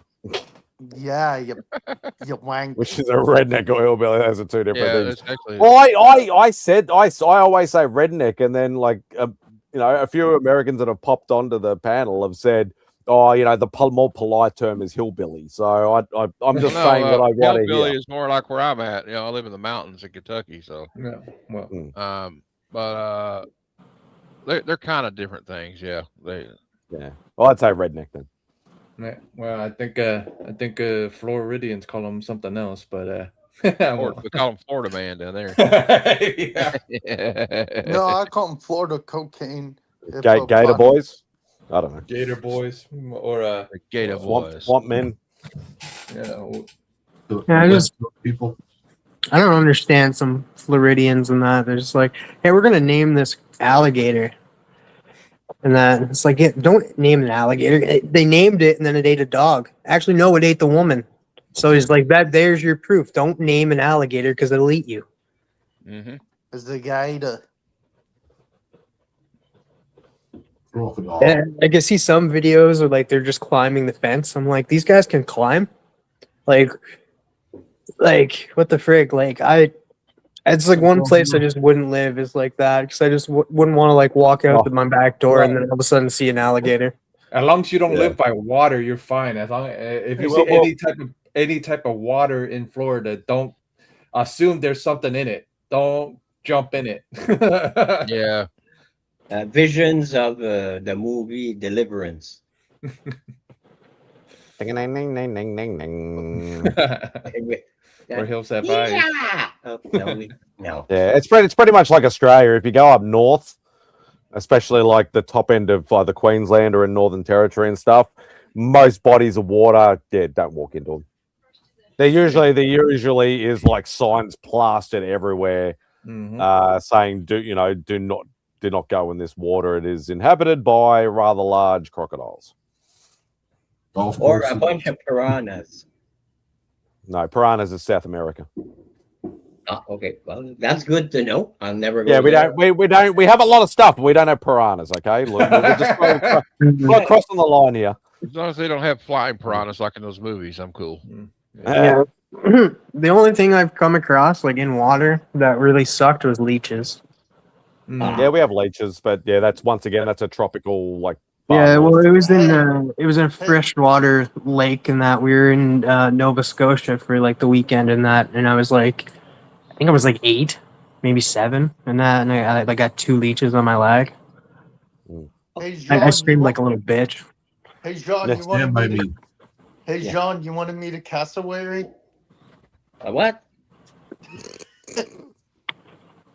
No, he does not want to. No, nobody wants to mate one. Trust me. It's a giant bird with a freaking like stone in its forehead. Jean, Spidey, is there a way you could bring up a picture for Jean? He's seen it before. I've popped it up on the screen. No, yeah, I've seen it. It looks like a prehistoric bird. A tall roadrunner. Best nest game for a Friday night, Castlevania. Yeah, Castlevania was a good one.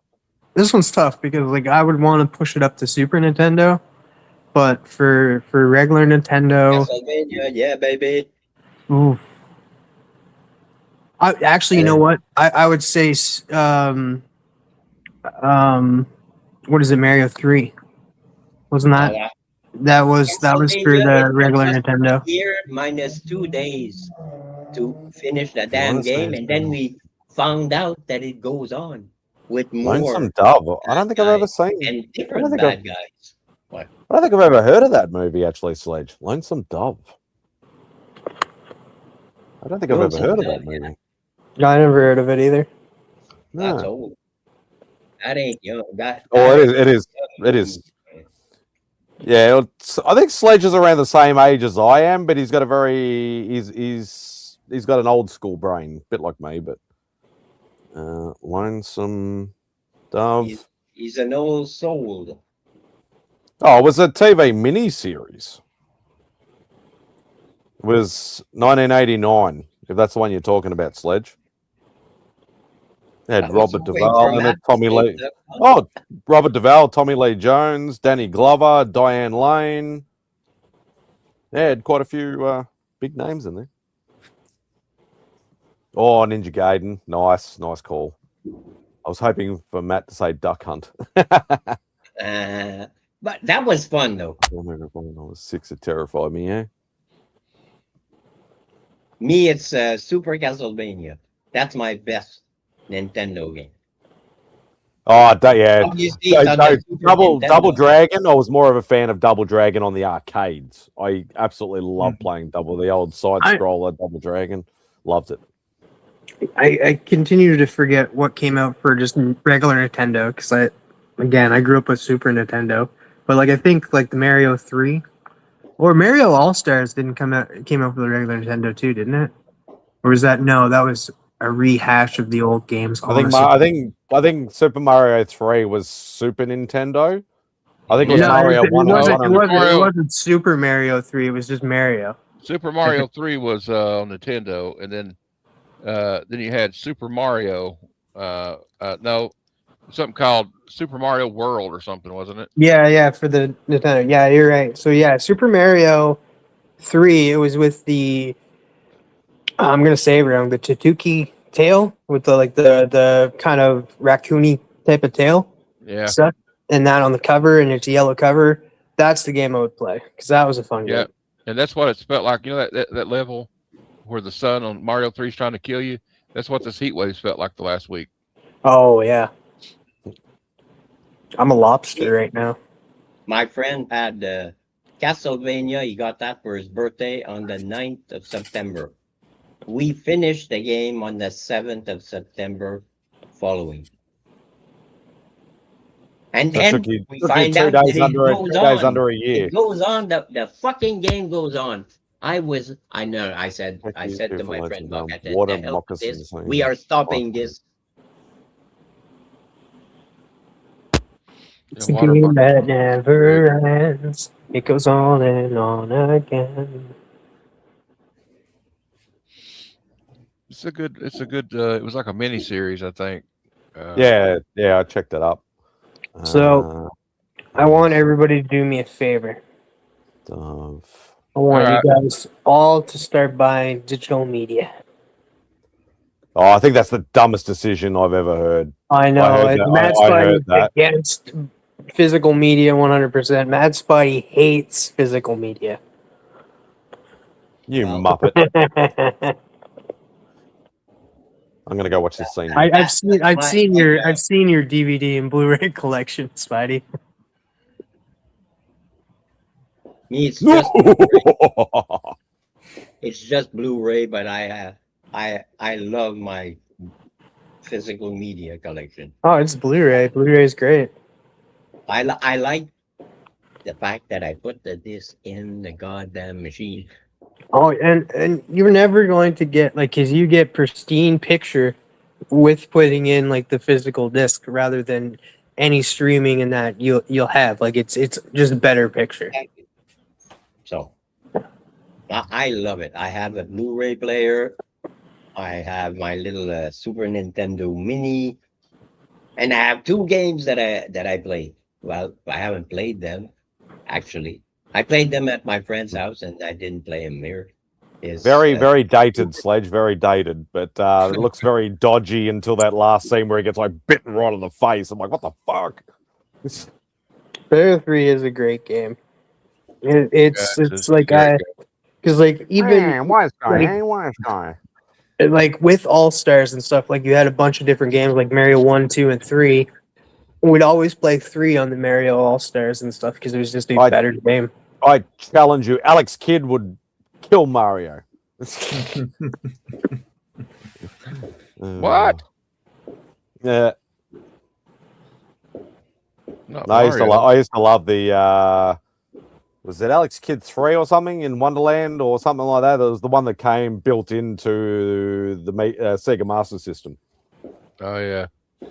A game I hated was Kid Icarus. I never could do anything on that game. Yeah, he's not even a good player on Smash Brothers. There's one game that I didn't I did not knock off was Donkey Kong Country. Ooh, yes. Donkey Kong Country's great. I had fun on that game. I didn't like it, but I had fun. So, What? I love that game. I liked all three. All three brought something different. Diddy Kong Racing for me on Nintendo 64. Ooh, All right, good Spidey, I'm game. out of here. I'll see you guys later. Later. All right, Jeff. Take it easy, brother.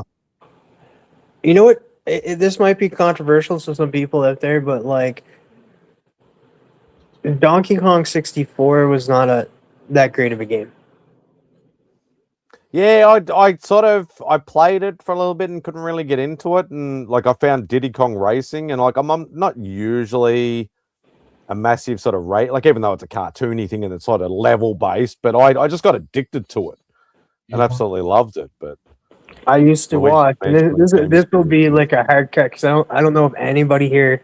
Well, I can't say that. You guys probably do, but like I used to love the Donkey Kong cartoon. I don't think I ever remember seeing it. I know of it, but I don't think I ever Everybody I remember seeing it. say it to, like they're just like, no, that didn't exist. And like, Oh, I I'm know, starting- I I'm know, starting to be I've scared, heard of it, but guys. I've never I'm seen it. starting to be scared because I don't want to think like I imagined this, like a whole TV show. So please, somebody out there, please tell me you guys seen this. Donkey Never seen it. Kong What's it called? cartoon series. Yeah, there was a Donkey. I think there was a Donkey Kong series. Yeah, Yeah. in 2001. Yep.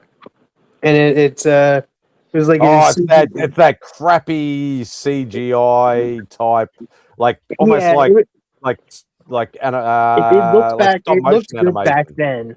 It didn't. It Oh. does not age well, but it's Yeah, yeah. that's horrible. I remember when Yeah. I was a kid, there was a Pac-Man cartoon. I don't remember that either. Yes, NES cartoon. It was weird. Mm. With Kid Icarus and King Hippo. Mother Brain 2. Hey, legend knows. Well, there was You are a wealth of was knowledge. there was a Mario cartoon show. I remember Captain Lou Albano, or whatever his name, Albano, the wrestling manager, played Mario in the live action clips. And then when Was they he went better? down, What is he better than Bob Hoskins? No. no, but Bob Hoskins wasn't great either, though. Yeah, I'm pretty sure the guy that Matt's talking about, he's like a full New Yorker kind of accent too. Yeah, it's Lou Albano. He's I don't know. You remember the Cyndi Lauper video for Girls? Yeah. Yeah, from the Goonies. Yeah, in the Goonies. Yeah, he played her dad, Captain Lou. Captain Low. A lot of different cartoons back then.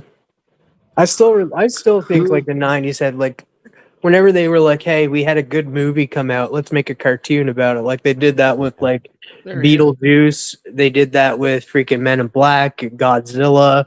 Like these were great cartoons back then. You know what my favorite cartoon when I was a kid was Recess. Recess was great. I watched that. And I was even older. Yeah, Recess was fantastic. That's the one. That's the one, legend. That's the one. Here he is as Mario. Here's what he looked like as Mario. Oh my god. That looks like around like Mork and Mindy sort of era. Yes, it's like 88, 89, 80, something like that. Yeah, Recess was good. What other one around that time? Like I do remember Codename Kids Next Door. Yep. I just hate, and this is me personally because of being, obviously animation fan and things like that. Like obviously, people know that I own some cartoon cells and stuff like that. A lot of, sort of hand drawn stuff and things like that. I just don't like a lot of the more recent cartoons. Like, and I'm talking about from like late 90s, early 2000s, where it just went, it looked like they were being lazy. Yeah. And people sort of, know, like, I know that a lot of people love this show and I'm not bagging it. I've never watched it, but things like Rick and Morty and stuff like that. That's it. Hold me back, guys. Hold me back. I'm coming after. No, I'm just kidding. You know what? It just looks lazy to me, just personally. I'm going to book a flight to Melbourne right now. No, You sort of get what I mean, though. It doesn't look like they're actually trying to draw people or characters or something like Well, that. They're just look up- trying to like It's just character driven. sketch It's something. not. yeah. Look up Yeah, I know Gravity that, but it's Falls. just Look up Gravity can't- Falls. Like Gravity Falls another is one that fucking- like has bad. Like it's not the best animation because I get what you mean. Like you go back in the '90s, they really hand drawn a lot of good stuff. Wasn't Gravity Falls taking place in Canada? No, No, it was like in Oregon or something, wasn't it? But yeah, it's a lot of that, like that cat and dog thing, and like it's a lot of the like the Nickelodeon type stuff. Cat dog. I can't get over the physical look of it. If I can't watch the physical medium, I can't listen to the thing. It's like I like that looks crap. Turn it off. I like that cartoon Cadillacs and Dinosaurs. I never watched that. It was fun. You can find it free. A lot of those cartoons, Spidey, were geared toward potheads. You know what was a really good one? This is a deep cut. Get it. As I said, I get it, but I'm a visual monster. Like if it doesn't catch me visually, then I struggle to watch it. That's pretty much what it comes down to. Like I could watch it and end up absolutely loving it, but if I can't get over the visual medium, then I can't. Then the audio is not even going to sink in. You know, it's a deep cut that I don't know if anybody here will know it. I only know one person that I've talked to, and it's Cody Cryo Prime. Mummy's Alive. Yeah, I never heard of that one. No. I used to love that one. Yeah, I have that. I have that whole season on DVD. So, but I have majority of that stuff. I started once. I forget when it was. Like back in 2019, maybe it was like just when Disney Plus was like launching, and that like they had I think they still do Silver Surfer on there, and it was. I agree. The animation on that was fantastic. It was very Kirby-esque. Yeah, I love my Hanna-Barbera stuff, Sledge. I do. Yeah, well, I grew up on Looney Tunes and Hanna-Barbera and all that sort of stuff. Like I was. You gotta admit too, like the Hanna-Barbera is not the best drawn either. Like you go and look at like even like the Wacky Racers kind of stuff and that. Like it's not the best. But it doesn't look. It looks like a cartoonist interpretation. It doesn't look like a lazy drawing. If you sort of get what I mean. Like not being like discrediting or whatever like that. Obviously, a lot of that stuff is very popular. Very a lot of people love it. Nothing against that. Just me personally, I just don't like it. Happy blow off your fingers day to my fellow Yanks. I like that. Thanks for joining us, Christopher. I hope you're doing well, mate. Being safe. Yeah, no. Hey, Chris. What's up, Christopher?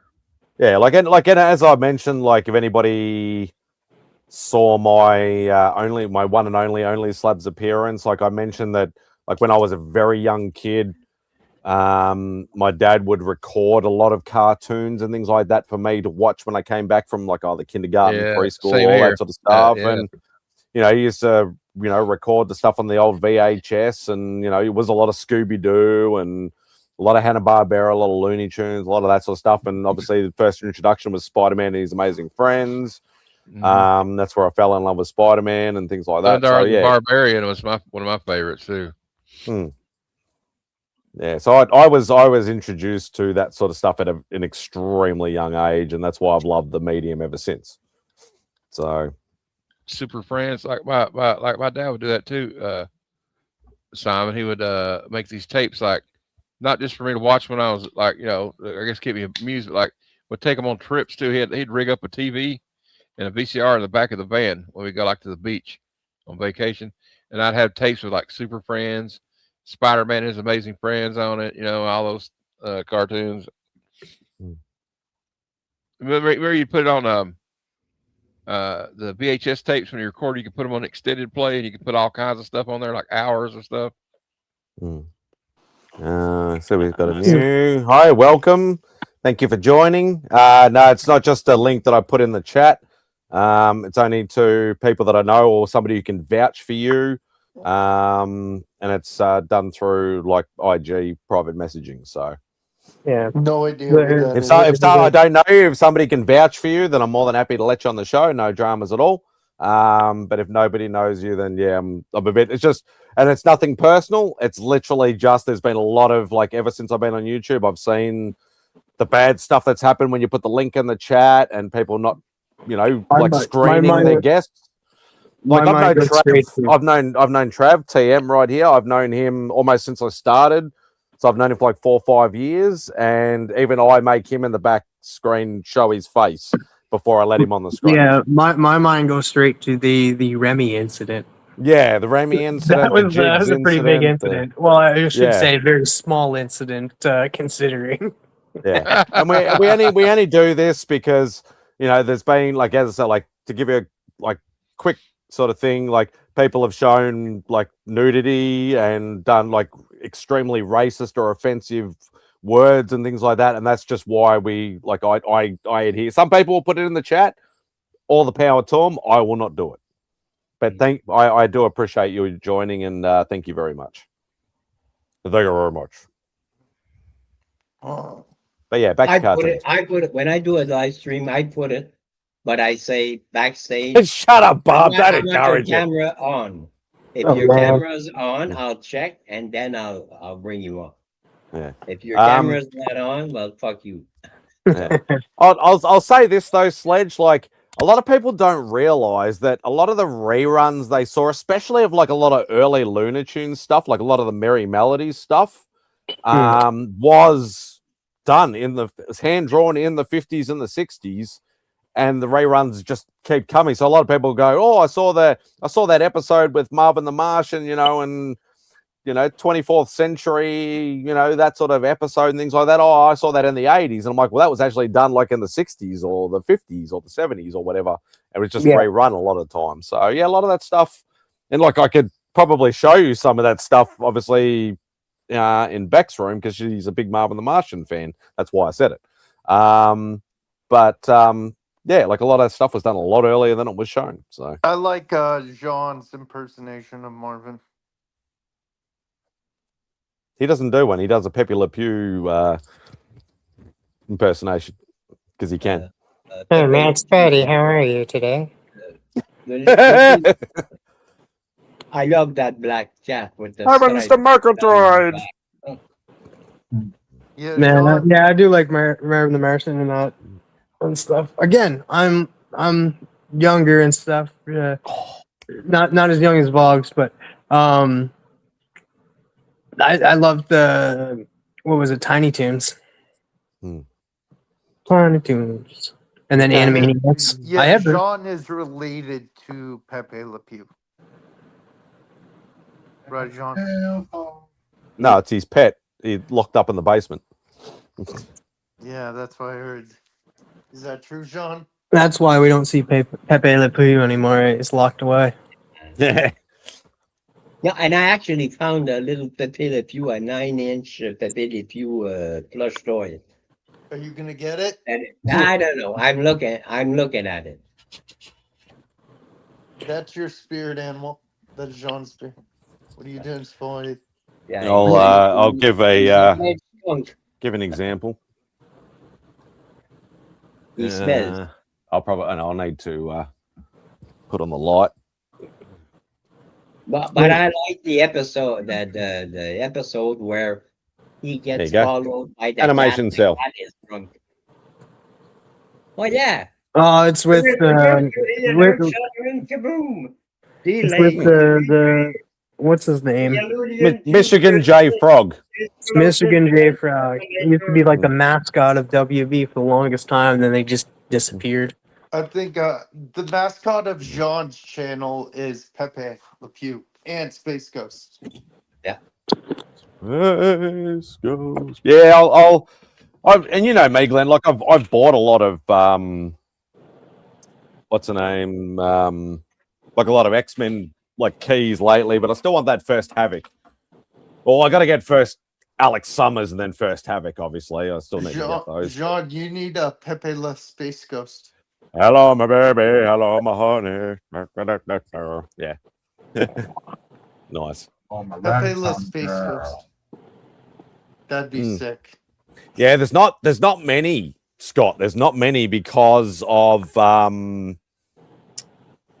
what's the name? Because he wasn't in many episodes. A lot of people No, don't realize he was only in like 5 episodes or something silly like that. But I think he was in less than that. It was just I think it was more the fact that he was the mascot. Like every like opening, he'd be like, yeah. He'd be opening up like he'd be in like the WB kind of like promos and shit like that. I'm looking. He was in one episode, one Froggy Afternoon. I think there was only one episode. First appearance. And that's the only one I remember him in is the one where like Buddy is just like trying to get him to sing and dance and stuff, and then later on they made him his the mascot. Yeah, where he's just sitting there ribbiting, and he's like, "Come on." as I always say, like I'm not saying I'm any expert, but I have been in the world for a while, and I know there is a. And I mentioned sometimes that I help set up at some of the big shows. I haven't done it in a while. Beck still does it. The guy that we helped set up for, he is the only dealer here in Australia that actually has connections directly with Disney, directly with Warner Brothers. He has built this rapport up for like 50 years. He has supplied us with all our animation cells, and there is a lot of knockoffs in the world. You got to be extremely careful. There's a lot of telltale signs. Sometimes there's not, but there is a lot of telltale signs, a lot of seals or certain markings and things like that. And it's a very dangerous game because you can buy a lot of these sort of things. And I know there was in the mid to late 90s, there was a lot of reproductions of a lot of the Marvel cells, like a lot of the Silver Surfer and Iron Man, Spider-Man and X-Men and things like that were not originals or not. I won't say original because there's a couple of different kinds. There is an original cell, which is like a one of one, obviously, that was used for the show. Then there is a production cell, which is usually what they've done is they've reproduced the actual original cell for a limited production. So they will say, okay, look, let's reproduce this one. A lot of them are hand-drawn still, but they might make them out like 500 units or something like that. So there's still an animation cell. It's just not an original animation cell. Then you have Seroliths, which is like a lower grade version of that again, higher run.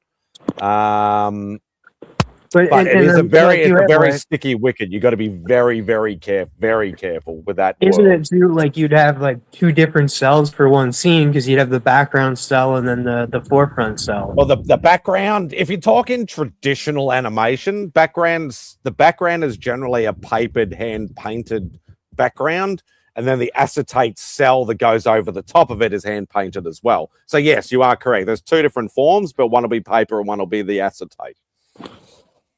Yeah, it's very you got to be careful, Scott, because you always got to make sure that you buy from a reputable seller, and you've got to really be careful because you could pay thousands of dollars for some of these stuff, saying it's an original cell, especially on things like eBay and stuff like that. It's so many like basement dwellers, like, oh, let's just reproduce this particular cell and try and get $1,000 for it. You got to be really careful. And that's why I've only ever bought it from him, because I know he literally can go into he has bought Marvin the Martian pieces specifically for Beck from the archives in the States from Warner Brothers. That's how I know like he has that kind of connection. All right, Scott figured it out for us there, Vogs. Which makes sense because in the episode that Vogs and I were talking about, it's that's not like the piece that you have, the cell that you have, MadSpidey, wasn't in that episode, so he would have had to. Yeah, that is not. Yeah, and that's what I mean. That is not an original cell. They do reproductions like trademarked, licensed reproductions for consumers. They're not always done from the original cartoons themselves, but they're extremely sought after and extremely rare because they only do very limited runs. So I'd have to go back in and have a look at the number on that, but still highly collectible, because to buy an original cell of, like, say, Marvin the Martian from like the 60s or the 70s, you're talking 5 figures, easy 5 figures. But you're talking, it's like some of these reproductions, they still go for multiple thousands of dollars. Trust me, you don't want me to get into the numbers with some of the stuff we're paid for. Yeah, they're still very highly sought after because they are a slightly cheaper alternative to, it's like getting some of these Golden Age books. Like as Doc mentioned this morning, there's only 2 of these on the census. You can't find them anywhere. They're like stupid rare. It's sort of similar to game to sort of that. So, but yeah, now that you got me thinking about it, I want to go in there and look at that number. Yeah, I have, I wanted to dive into it, but hello? Hello. You heard your name mentioned? Hello, Clarice. Hello, Clarice. You idiot. It's all right, I'm facing it to me. You're not going to get in the frame. Hello, Madame Spidey. I'll get punched if she gets in the camera. That's okay. I'm so- happy to contribute. Yeah. I need better light so I can see. So the Michigan J Frog one that's up here was only limited to 350 pieces. So that's a worldwide release. Yeah, Now, I don't know. You probably, I need to enlarge myself. That's what she said. You might just be able to see in the corner. Well, that hang was on. weird, Spidey. That's what she said. She needs to enlarge herself. There is the official Warner Brothers stamp in that corner. It's a bit hard with the glare, obviously, but there is the hand numbered thing on that side. It's a bit hard to see, obviously, but that's how you sort of, yeah, as I said, telltale signs Is that of you know that they're actually legit products. Did I see like a, what are they called? Hallmark figure back there? Hallmark figure? Yeah, the red box. Yes. Yeah. Beck and I collect the. She collects like Marvin and Stitch. Okay, there you go. Yeah. And all that sort of stuff. Whereas I collect all the Marvel ones. Yeah. Do you guys ever watch The Toys That Made Us? Yes, on Netflix. Yeah, they're coming out with season 4 and 5 soon, and one of the episodes is American Greetings, which is the Hallmark toys. And I was just I was literally sitting with Biggie, and I was like, "What are the Hallmark toys? Or what are the American Greetings in that?" I have no idea what kind of toys they would be. I look it up, and I'm just like, "Oh, Hallmark figures," and I'm like, "I have like 7 Hallmark figures." Yeah, you are correct, Christopher, because I know I bought some. And yeah, a lot of those, most of those were the reproductions made for those stores.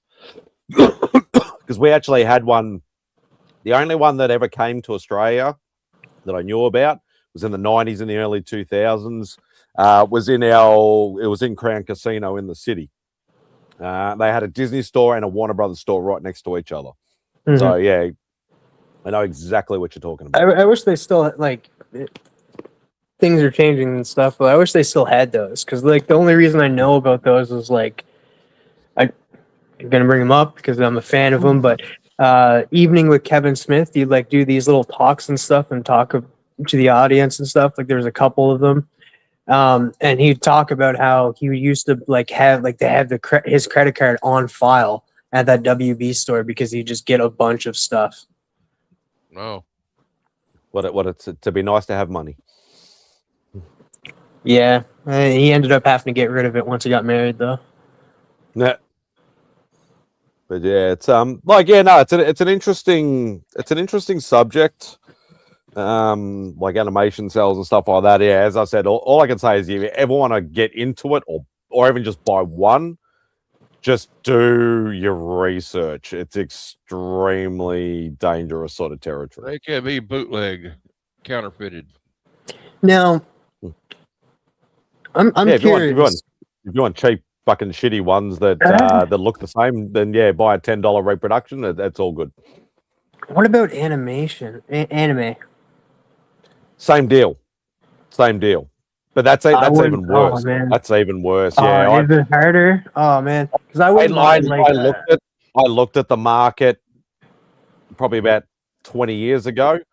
I think I might have a cell floating around somewhere. I think I vaguely remember buying one. But it's a very, very, because they don't have a lot of the trademarks that the American ones do, like stamps or signatures or scene numbers and this and that. It's very, very hard. Like I see a lot of people go, "Oh, I bought this Dragon Ball cell for like $50 and stuff like that," and I like look at that and go, "Dude, that does not look real." you know, would be a really good cell, and that would be like a Kenpachi cell. Like I would love a Kenpachi cell. That'd be cool. And I think, or your Yoruichi, that would be a cool one too. Yeah, it'd be.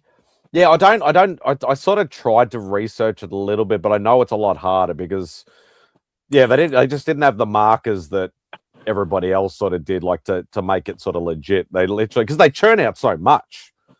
Because there's still certain studios in Japan that are still hand drawing their cells for the cartoons. A lot of it's digital now, but there still are some studios that still do some hand drawn stuff. Cartoons. All right, so I got homework for everybody to do, and I'm sorry, it's gonna be long homework. It may take you months. TM wants you to help him find an original Bleach animation cell. No. I actually want everybody to watch Bleach. Like that's why I was like, it's a long homework. It may take you months. It may take you a year, considering there's 14 seasons. It's only 220 episodes. It's not too bad. Yeah. And then the new episodes that are out coming. Plus the movies and the OVAs. Plus the movies, yeah. That's a lot of seasons. Yeah, it's a great trust show. me, you got nothing. You got nothing. One piece is Naruto with like the offbeats, like Naruto Shippuden and Boruto and stuff is getting up there. One Piece is the longest though. I have caught up TM on One Piece.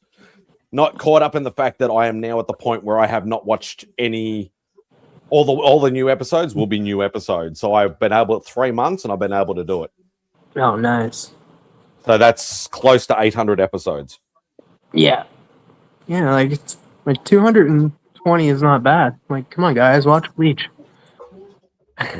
That's Bleach is my favorite anime ever. It's not a good name, like, because like you look at the title Bleach and you're like, okay, what are we getting into? And you go watch it and you're just like, it's nothing you expect. When I think of Bleach, I think of the Nirvana album Bleach. I've seen some of the episodes. I've not watched all of it though. Oh man, it gets so good, especially with the end, with the like Aizen and that, like it got good. And then the 1,000-Year Blood War is now like, because Bleach ended in 2012, and then it came back in 2020 with new animation and stuff, and to finish off the story. And it's been fantastic. And the new season's coming out soon. Yeah, I was so upset when they decided to end it. For the especially seeing that the manga kept going after the anime finished, I was extremely upset back in those early 2010s. I think it ended pretty freaking great though, with the fight between Ichigo and Aizen. Well, it's The time, guys. video I sent you. So I'm gonna go. Take care. Have fun. Happy 4th of July and 250th anniversary. Thank you, sir. My American friends, Thank you, Sean. stay safe. Don't drink and drive. You might hit a bump and spill your drink. Yeah. Hey, Matt, Peace. watch the clip I sent you. Take it easy, brother. I will. In a minute. Bonsoir, les amis. I'm looking for something. Bonsoir.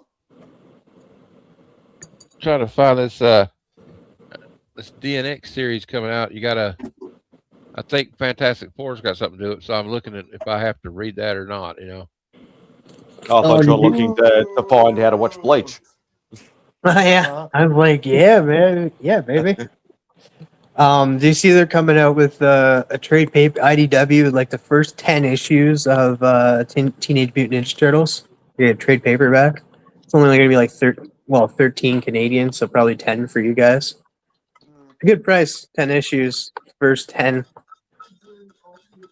TM Supernatural, 2 more issues. Yep. Go bye-bye. I think Do they're you think they'll pick it up again in a few months or no? I'm not sure what they'll do and stuff, because you think like they kind of would, because they had the Castiel one shot and stuff, and like everything else they continue on with like they're I'm pretty sure none of their Disney books are like limited, like Hercules and Lilo and Stitch and all of those other ones. Like they're ongoing, and so I'm not sure. You'd think that they would, considering like they bought the rights. Did they buy the rights just to do this little bit, or are they going to continue with another story? Right. But they could pivot and go something else. Like this is like these are the stories in between from what we didn't see. What if they go a different route and like this is a whole different story? Be like, oh, Supernatural, the early days, or something like that. Or you can go like Supernatural, the story about Mary, or you know what? I wouldn't mind. I don't know if they would do it well, but I want to know more of the Adventures in Hell with Crowley. Yeah, that would be cool too, since Crowley we and stuff. watched it. But I'm the Men of Letters.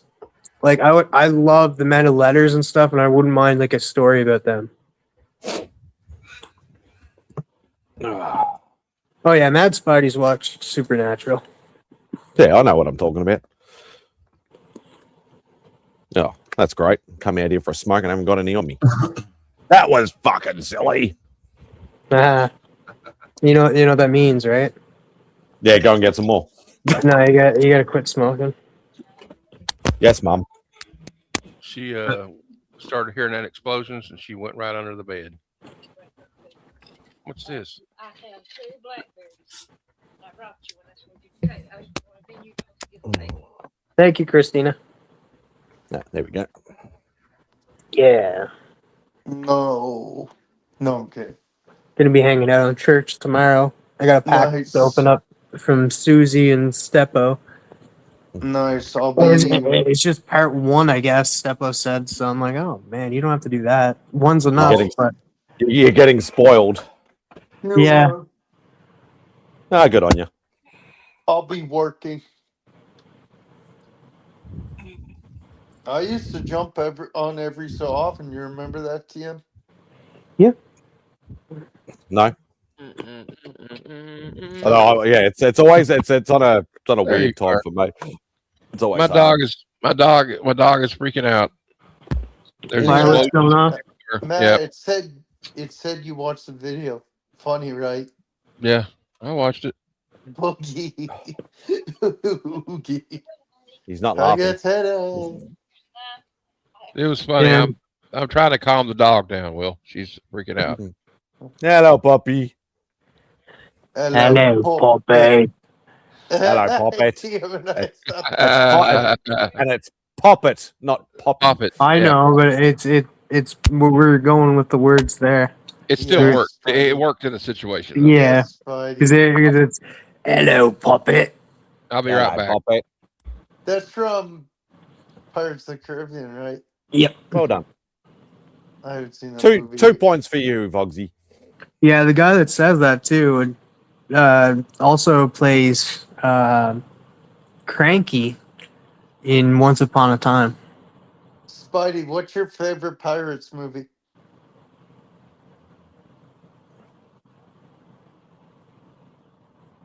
I don't really like the later ones. The later ones are a bit Yeah.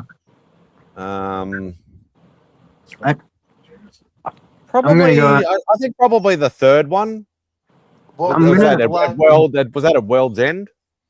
I think The one with the That was the either pirate Black council Pearl, with World's End, or Dead Man Tell No Tales, but I think that was the last one.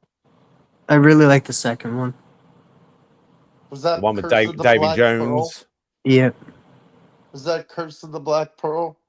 No, that's the first one. What's the one with Javier Bardem? No, that's one of the later ones. That was okay. It wasn't the greatest one, but Yeah, he played what? Barbo- Not Davy Jones. Barbosa? Blackbeard. No, not Blackbeard. Blackbeard. Yeah, What's Blackbeard? I think it was Blackbeard. Who was the one who played Barbosa? Forgot what It his was name is. Jeffrey Rush, an Aussie. Right. Is Rush really Australian? I didn't know that. Yeah. Yeah, the one with Keith Richards is the third one. That's the one I like. The one, he plays Jack Sparrow's dad or whatever at the Pirate Council. Do you guys remember Paul McCartney was in Pirates of the Caribbean? It's like Uncle Jack, Jackie boy. His uncle, Paul McCartney's the uncle in prison. I'm just trying to remember that. Should I pull up a picture?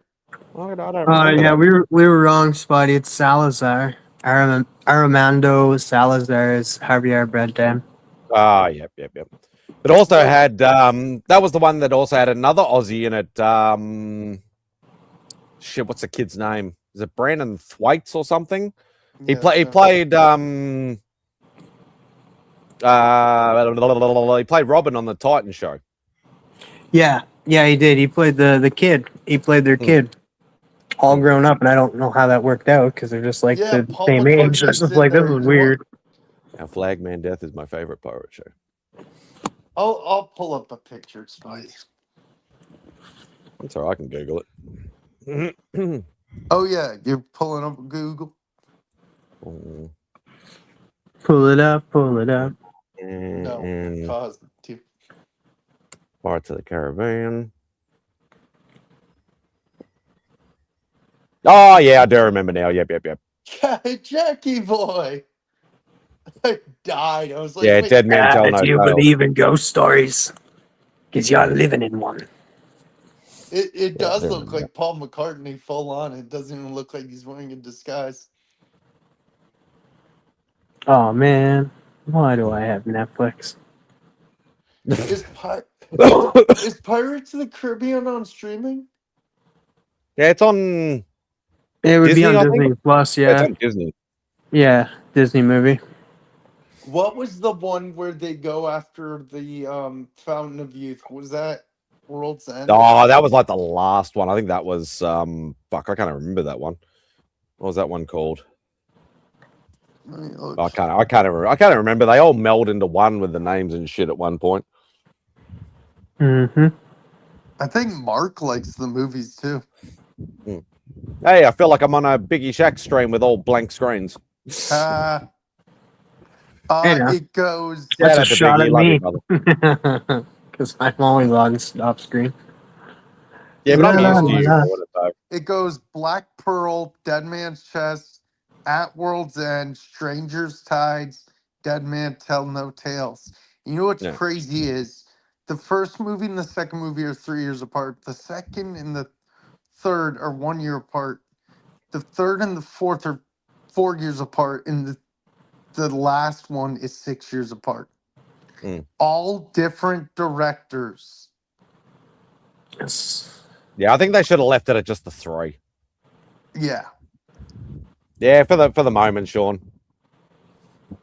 As I said, I haven't. I've had a absolute fucked up week, so I'm cooked. So I probably won't run this for too long. No. Well, you're supposed to be feeling sick, Bogsy. You're supposed to be in bed. No, I'm not sick. I'm fine. I'm feeling. It's like okay. I'm fine now. I'm fine now. Supposedly, they were debating about making a 6 Pirates movie. No, They were. as I said, I think the trilogy was fine as it was. I didn't They could mind the still fourth planning it. one. The fifth one was okay, but yeah, they should have left it at the trilogy for me personally, anyway. But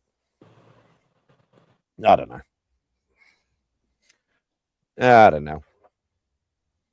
But how many times do they do that nowadays anyway? It's like, oh, let's make a sequel or a third or a fourth or a 25th, like 20 years after the last one. You know, it's It's just So, like as I said, Hollywood have run out of ideas. They just rehashing, remaking, remastering, and sequeling. Friggin' it's just the way it's going. I looked up Jeffrey Rush. He's from Queensland, but a place called Toowoomba.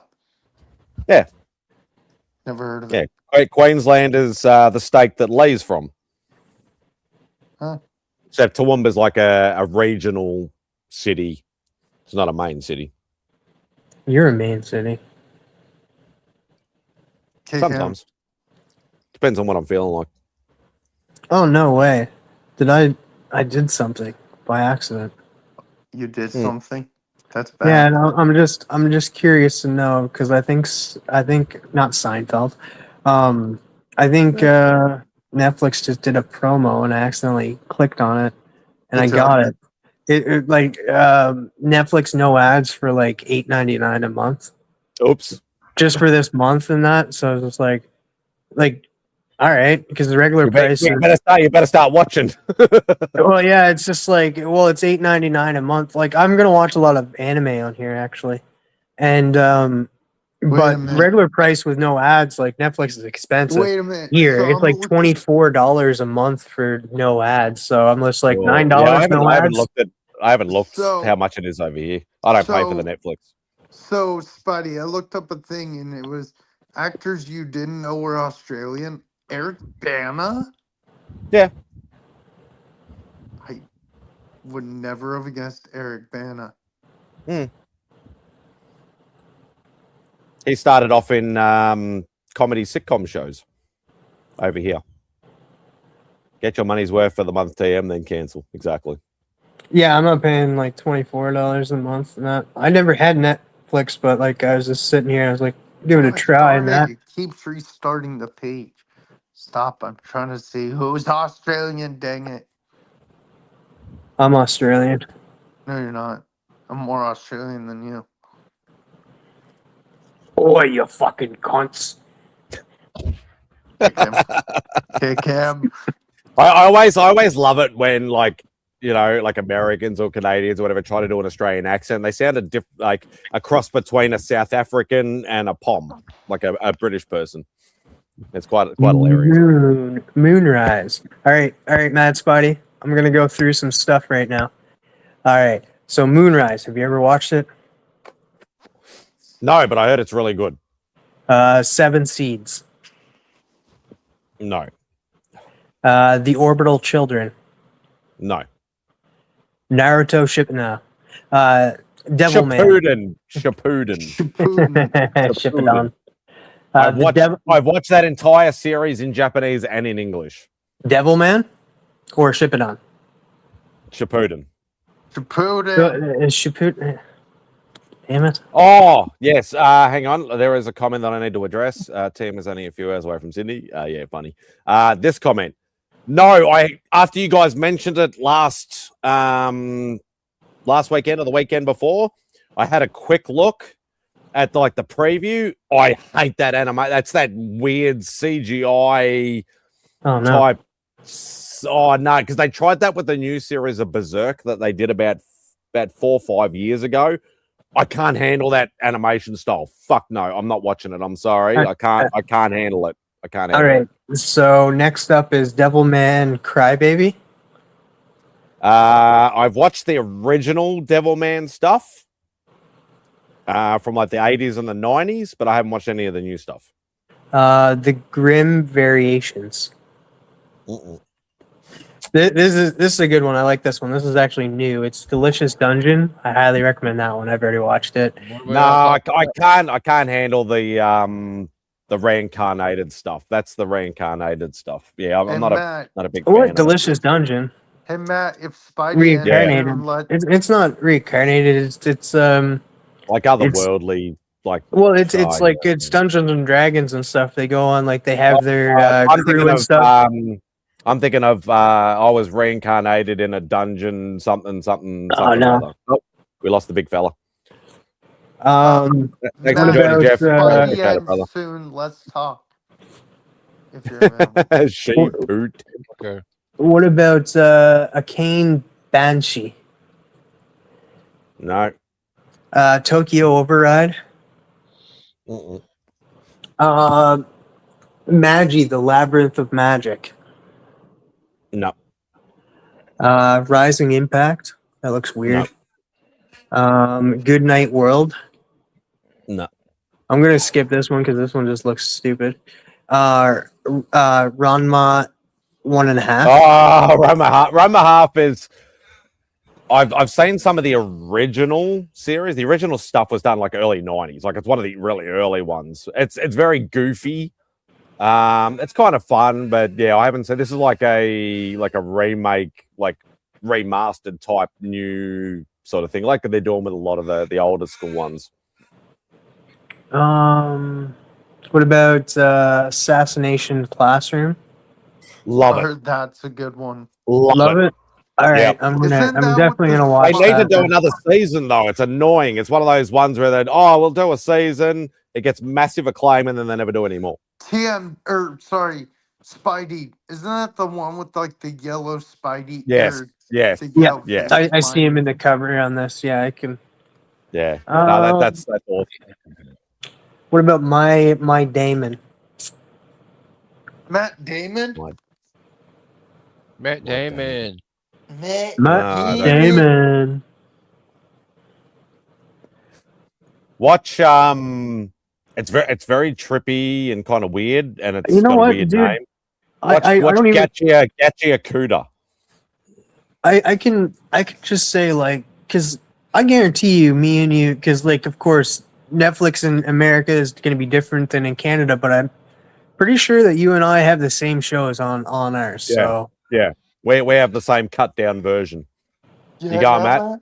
I gotta go. look at that, man. I gotta check on the dog. She's freaking out. All right, I'll Okay, see you Matt, later. hit me up. Take it easy, brother. Later, Matt. Inuyasha, I loved that when I was growing up. Yeah, I never watched the they did like a really new season like a couple of years ago, whatever like that. I never watched that, but I've got all the originals on Spidey, DVD. did you watch Shippuden?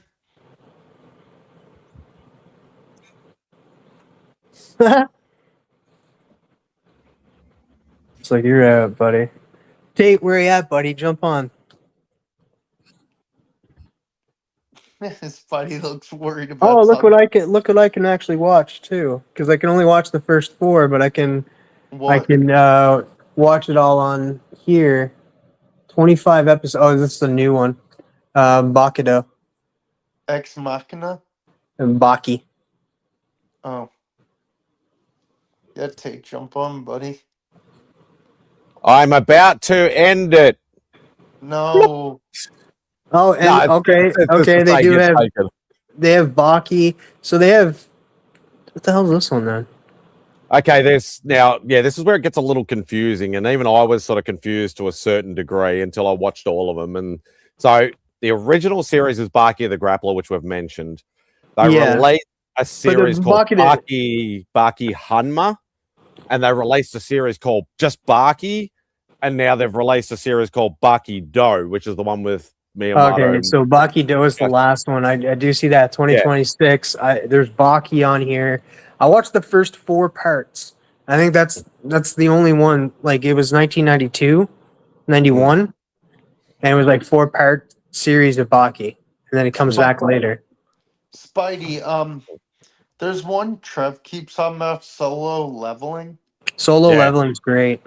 Yeah, that's awesome. It's a very turn off your brain type anime. Like it's just pretty much all action.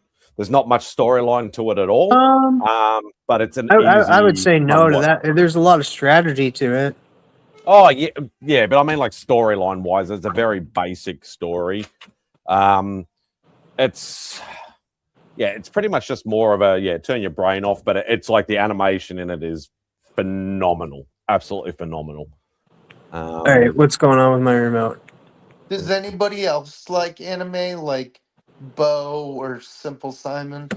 Simple Simon likes it. Not a big watcher though. He's watched some. Bo likes some. Not massive into it though. Unfortunately, like a lot of people like that pop on the stream when we start talking anime just zone out because they're like, oh, I didn't or leave like everybody. Jeff and Matt just Yeah. did. No, Jeff. Yeah. Jeff probably had to do something. You know what? I've never watched Hunter x Hunter. Yeah, I've never watched it either. Beck loves it. She's watched it a couple of times over. She absolutely loves it. That's one thing I do need to watch.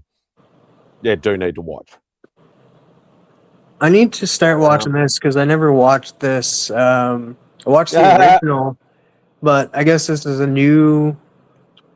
Oh my God, we found a tape. Well, we have he's out of the cave. What the fuck? Seven Deadly Sins. I love that show. What up, Tate? Hey, Not yet, Dave. Not yet. Do you watch that, MadSpidey? Seven Deadly Sins. Yeah, I watched all the original series and the movie, but I never watched the newer one they did with like the kids of things and stuff like that. Speak of the cave. He's back in Holy the shit, cave. you're outside, Tate. I was. Just out in the backyard. As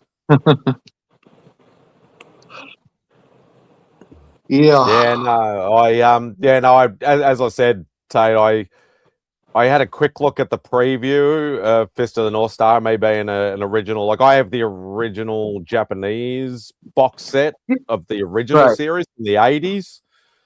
And I'd looked at that and I'm like, I love Berserk, I love Fist of the North Star, but when they did that weird sort of blocky, like CGI style animation, it just looks stupid.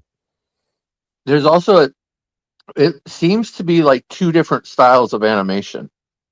Yeah, I did notice that too. The background looks more traditional. The forefront of the actual characters looks like that weird style. Well, I'm glad that I asked too, though, because like you're way more familiar, and I would have hated to check it out and go like, because the story seems pretty cool. Like it's like a descendant of the original people. Yeah. So Yeah, that seems I might still give it a crack at an episode or two and see if I can stick it out because I do love the franchise. But I just saw that preview and went, oh no, not that style. I fucking hate that style. Yuck. Yeah, and if it's I don't want to watch CG either. Like even if CGI is animation, I'm like it's like I'd rather watch somebody drawing episodes. Like I just. Yeah, it drives me nuts. It's it's just as I said, like because I love Berserk. Like I know they did. Obviously, the original series was done in the 90s. They did the like remastered remake into 3 movies of the original series, but more towards the original manga. Still love that as well. And they upped obviously the ante, being a decade or more later. The animation was like next level, and I loved it. And then like a decade after that, they did that freaking CGI type stuff, and it was fucking horrible. I got like 4 or 5 episodes in. I'm like, I can't do this anymore. I love the IP, but I couldn't do it. Yeah, and I don't mind them when they use like in animation if they use the CGI a little bit, like to fill in scenes, a little bit of the scenes and some of the action and stuff. But when the whole thing's done that way, it feels soulless. Yeah. Did anybody watch? I used to watch Toonami. There was a show called Space Dandy. I've heard the name, but I don't think I've ever seen it. I don't think so either. Look at you, Christopher, going old school. Nice. I love it. I did like Inuyasha. Like YTV is like a channel here and that, and like they did a lot of Toonami on there, and Inuyasha was one of them they played like every night, and I watch it every night. Would you call Samurai Jack anime? No. I wouldn't either. And that was kind of like, it was a bit of a like getting towards that lazy style that I was talking about earlier. But I still enjoyed Samurai Jack though. Well, Samurai Jack, it was done by the same. Yeah. Gendy Tartakovsky, who's a genius.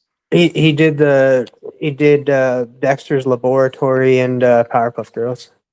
Dude, he did so much good stuff. But it's just like it's just the same as like Avatar: The Last Airbender. It's not an anime. I think I got a feeling for some strange reason that I have somewhere in storage. Going back to one of our previous conversations, I think I have an animation cell from Samurai Jack somehow. I don't know why that popped into my head, but I think I do. I don't know. One day I'll actually clean up and have a look what the fucking hell I've actually got. But Space Dandy was not kid friendly. Yeah, I always say to people, anybody who's never got into anime and wants to get into anime or just wants to give it a try, I always say, like, you don't necessarily have to watch an entire, like, 500 episode series of something. You don't necessarily have to watch something from now, or I generally go try and at least try some of the classics first. So if you're going to watch, like, a movie, watch Akira, watch Ninja Scroll, watch I don't know, Spriggan or something like that, like something that's old school that sort of led into the forefront of what today now is very popular media. Bubblegum Crisis or Cowboy Bebop, or if you want to watch a series, yes, Bubblegum Crisis, even Galleon. You're missing the most important one that I've been telling everybody they have to watch. That you guys don't have a choice out there. Everyone is watching. You guys don't have a choice. Don't say you have to watch Bleach. You have to watch Bleach. Oh, Bleach. Yeah, did you think I was saying Digimon? Yeah, I thought you were going to say no. But see, Digimon is a different. Like, I don't like. It's hard to go back and rewatch it. Like, I can go back and like revert myself to childhood, but like if I was somebody who didn't grow up with it, going back and watching it, I'd be like, well, this is very kiddish, and it is. It was made for kids and stuff. So, Digimon it was just a show for me when I was a kid. Digimon. I like Digimon. Like but again, there's nothing to it. Don't encourage him, Tate. Don't encourage. No, there's just no. But again, it's like a Saturday morning cartoon. There's nothing to it. Like it's fluff. It's fluff. It was a lot more enjoyable than Pokemon. I'll tell you that much. There you go. Well, a lot of people don't realize, like, Pokemon is an anime. Yep. A lot of people are like, oh no, it's not. It's a cartoon. No, it's an anime because it originated from the manga.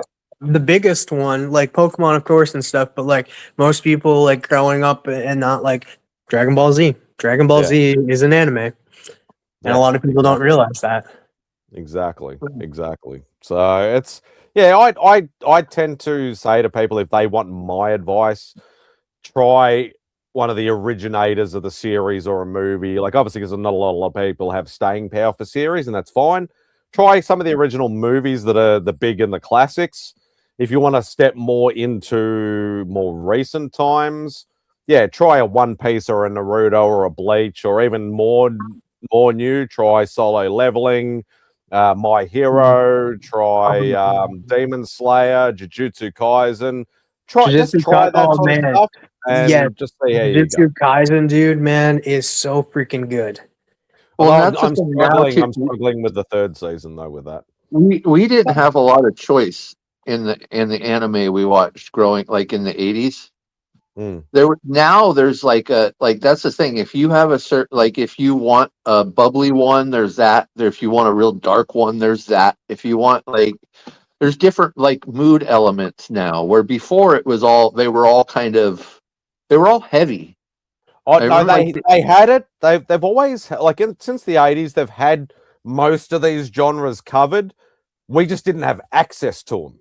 Yeah, and that was the main problem. Because I first got introduced to anime in the early to mid 90s, so I've been in anime a long time. I worked part-time when I was in high school at a video game store, and the owner was a massive anime fan, and he actually started collecting VHS from Japan. So he let me borrow them at night. And, like, this is like, I'm like a 13, 14-year-old kid, and he was, letting me watch, like, Demon City, Senjuku, Akira, Legend of the Overfiend. Like, these are R-rated anime. Like these are like full on fucking nut stuff. Like you'd watch this and go, "What the fuck am I watching?" And he let me borrow them, and I got hooked ever since then. And then I just kept going. And then obviously over the years, you find certain sites that you can sort of watch anime and stuff like that, you know, and things like that. And then obviously it became a bit more mainstream in the sort of mid to late, probably late 90s, early 2000s. You got more access to it through either websites or physical media or stuff like that. And then now, ever since like Crunchyroll, back in the day, Funimation, Anime Labs, a lot of those sort of sites brought it to the general consensus, and it's just exploded since then. So Yeah, if you've never watched anime and you want to get into it, just go to Google and type in hentai, and it'll bring you. No, to some do not do that. Do not do that unless you're like watching. I have to say corn now. I can't say the P word. No, like if you want to watch animated porn, then yeah, you can watch it. But yeah. Also, people got to realize too that anime isn't a genre; it's a medium. In that, like, it has very specific genres in it. Like for horror fans, crime fans, adventure fans. I guess that's what I was trying to say. Yeah, because you know, there could be somebody that would love anime, but if they go in and watch Akira, they might get totally turned off because that's a gnarly freaking movie. Most people too think of like, oh, anime, it's Pokemon, it's Digimon and stuff, it's Dragon Ball, sometimes Dragon Ball Z and stuff. It's like, oh, it's like I'm too old for that. They don't realize that there's some really good animes out there for adults. Like that I always say, and then especially when Mark's on it, because Mark's like, yeah, no, anime, I'm not watching that shit. Me. I always say there is a genre for everybody. And the only exception to the rule is, obviously, I have noticed a few people in the chat. I don't watch cartoons or I don't watch animated stuff. That's fine. That's fine. Hey Jay, what's going on, brother? Yeah, if you can't watch animated stuff at all, I get it. That's fine. But don't dismiss it because there is genre, but it covers genres you've never even freaking heard of. Pretty much. Man. Why do they only have one season on here? Isn't there 2 seasons of Hell's Paradise? Yes. I've only watched the first. You gotta go to. No, there is 2 seasons on. Is it on? I'm pretty sure there's 2 seasons on Netflix as well. No, I'm looking at it right now, and I only have 1 season. I haven't seen the 2nd season yet, and I really like Hell's Paradise. I know it's on Crunchyroll. I know that for sure. Hang on, let me get out of that. Yeah, one of the newer ones I was interested in, but I think it only lasted a season, was the Hunter x Hunter, or Hunter x Hunter, as some people. Yeah, that's the one I said. Beck loves that one. I haven't watched it yet, but I think it has more because I was just looking at it. Yeah, because I think it was just before you came here. I was going through a bunch of anime that's on Netflix right now, and that was one of them. You love it, Hunter x Hunter. I said I haven't watched it yet. How many episodes is Hunter x Hunter? 6 seasons. It's a couple hundred, isn't it? Yeah. Holy moly. Yeah, Hunter x. Oh, okay. Maybe I will check it out then, because for some reason I had in my head that it didn't perform well. No, what was that 148? That's not too bad. Yeah. Sorry, what was I doing? Yeah, I was getting into Netflix. So yeah, season 1 has. This is weird though. Wow. So season 1 has 26 episodes. Season 2 has 12. Season 3 has 20. Season 4 has 17. Season 5 has 61. Yeah, some of them do that. They didn't mainstream. That happened a lot in the 80s and the 90s. They did a lot of that in that. Like now, it's more streamlined where it's flat 12 or 13 episode seasons, and that's it, sort of thing. Yeah, Christopher says that that there was an original, and that there's a newer. I'm probably thinking of a newer series or something. Yeah, maybe you should, like, because the one I'm looking at is from 2014. Yeah, I want to say that there was a newer series, and that's when I heard about it. Oops. I also recommend The 7 Deadly Sins. I really like that one. I know I talked about it earlier, but that's a good one. What am I looking for? Hell's Paradise. H. Come on.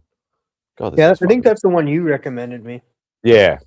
I think it's really cool. It's this place is like, yeah, there's Hell's Paradise. you can get the More what was episodes. it the Yeah, there's only one season on Netflix. That's dumb. Yeah, like you gotta can watch get- it. You gotta watch it on Crunchyroll because that's got 2 seasons. But you haven't got Crunchyroll, have you? no. So like you can get like the cure for everlasting life on this place, and like people are going to it, and then they realize like it looks like a paradise, but then they soon find out that it's like a hell on earth. It's Everything is trying to kill you. Yeah. See, a few years ago, there were a lot of live action TV shows coming out that felt very much like anime that I really enjoyed. Like, there was the one where the people got transported to the other world and they were in like a weird alien video game. Yeah, so I struggle getting into a lot of the reincarnated ones, the what they call isekais, which is like you don't know whether they're in the real world or they're in a video game, and yeah, it can Oh, that's I struggle with some of those. what's I actually did watch the first season of that. I can't remember the name of it now. Dang, I know what it is. It's you know what I'm talking about, MadSpidey, where like they go into a video game and stuff like and virtual reality, and then they end up the creator of the game traps them in the video game. Sword Art Online. Sword Art Online. There you go. Well, I was thinking it was like, was it Alice in Borderlands? Oh yeah, I heard that's good. Rad. Yeah, I've never Love actually that watched one. that. And Yeah. that was the one. That's the one. It's live action, but it felt like a real life anime to me. Like, and dude, it was especially the first season was super good. Yeah. Yeah. Rad watched that. He says he really enjoyed it. I really that one, and then there was another one that was about like the people, the Bobby the people that were being like all of a sudden in the real world there was just like these demonic creatures that were coming and like weighing people's souls. And it was trippy because they were Asian like television shows, but they felt like anime. Like they had this real anime like story like plot line to them.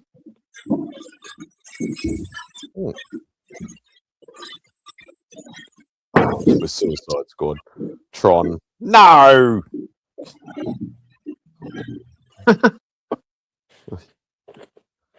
Oh god. Trying to get out of this now. Oh, now we got the bloody controller ran out of freaking juice. There we go. Okay, well that would make sense, Raider. That it Bobby. came from a manga. That would because that's what it felt like. It No. wouldn't surprise me. Mark, I think you would even like Alice in Borderlands. It's pretty dope, dude. It's Yeah, Mark's the enemy. I know, And then I know. that Terminator Well, one Alice- came out and then Alice he was in Borderlands is live action. I was talking to Right. my Well, advocate no, he- yesterday. no, he said something that feels like anime is called trash. Oh, No, but that's okay because that's what I think about Avatar. So it's okay. oh, Oh shit. Mark's gonna jump on me like Oh, I'm and gratuitous celebrating a violence and birthday. bruise. That's fun. Hey, I you know what, can though? give you some anime for that, Sledge. Trust me, I can give you some anime for that. But you know what, though? That's what's so cool about all this media is that we're allowed to have opinions and we're allowed to like what we like and not like what we don't like. And Exactly. and we can all still have conversations about it too because we just like entertainment. So it's I hate it. I hate when I'm entertained. yeah. Are you not entertained? Not cartoon boobs. I want the real thing. I like that's the thing. Like it's funny too. Like we don't really see a lot of nudity, but like even in a lot of anime, you do get big tittied anime girls. Like look at Bleach. Like you get some big titty girls and that. Not all the time. It's like it's not a big focus, but it's like it happens. I brought it up earlier. There's an entire genre called hentai that is all Yeah. and That shit gets weird though with tentacles and demons and Tentacle porn. Just look. watch Sailor Moon and the Seven Balls. Oh, dude, you know what? I watched Sailor Moon growing up too. That was a good. I You know what? did too, You know what? yeah. You know what show that I liked? I liked Card Captors. Card Captors was really good. Like it's a kids one again. It's when I watched it when I was like 9. But Card Captors was good. Sakura Card Captors. No, nobody. The Avengers Doomsday leaks plot looks like it sucks hard. I don't know if those are most of those photos you're seeing are AI. There's a lot of AI photos for Doomsday that are getting leaked. Doomsday is kind of sounded like it was going to suck for a long time before any leaks. Like it, I don't know. I just have this feeling about it, like that they're going to try too hard. But again, I'm not. I until watching it, not going to be able to tell. That's the way with a lot of the Disney Marvel stuff for me. So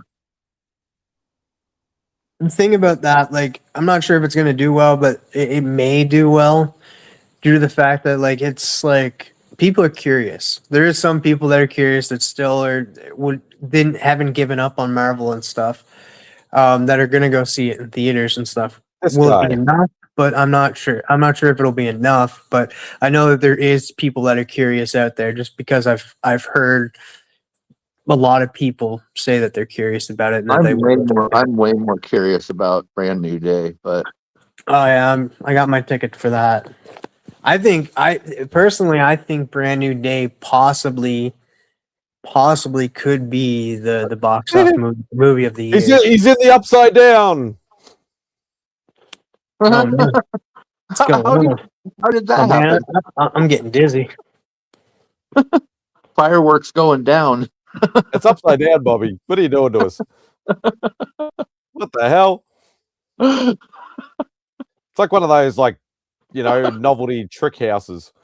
There you go. Now you're right side up, dude. Oh, the plot overview. I thought like when you said the leaks and stuff, I thought about the photos that have been getting leaked. Because those, the photos, some of them are fake and AI. But I don't know about the plot. And that's the thing too. Disney is known too. Like if stuff comes out, they'll change it. Like they'll even leak stuff so that they can throw you off the scent. Like they've been known to do it. So. Well, we thought Hulk was going to be in was it Infinity War in that Endgame, and it was the Hulkbuster. Yeah, floating Hulk head. Yeah, because like when they released the footage and stuff, Hulk was in that scene, and then when you watch the movie, he's not in that scene. It's him as the Hulk in the Hulkbuster suit. Oh, somebody right there lighting one up. Cops are coming! That was weak sauce, buddy. Get better, fireworks.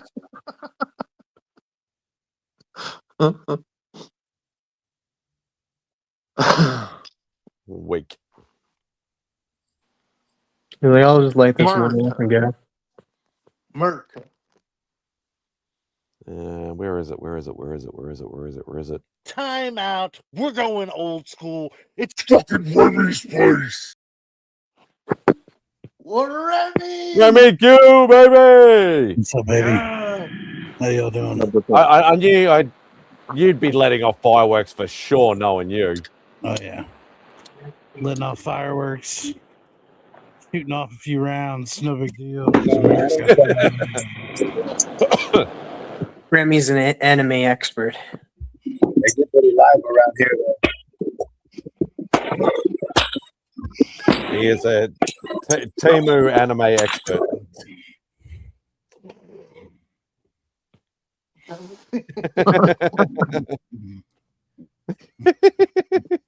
Thanks, Temu.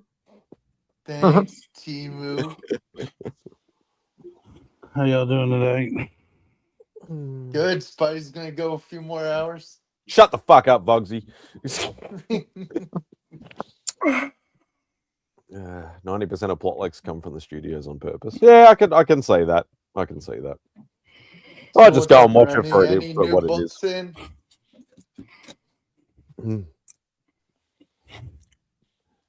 Have you got Bobby, Mr. Biggles first graded yet? Bobby? What's up?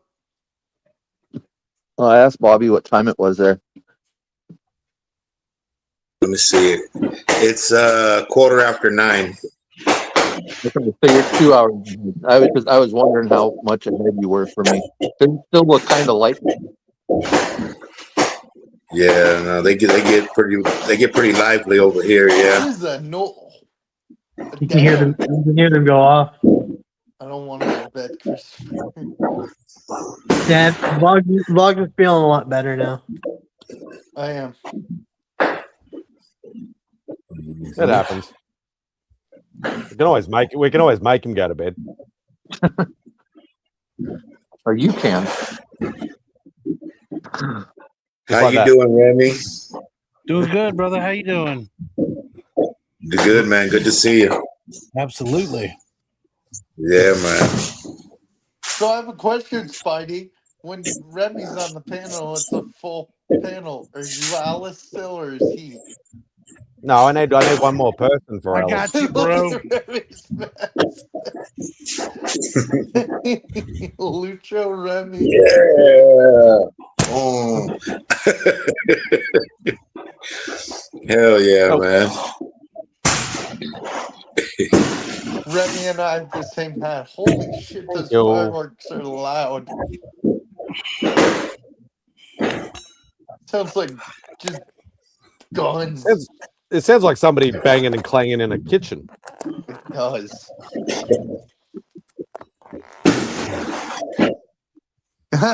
Christopher's saying Bobby's got a war.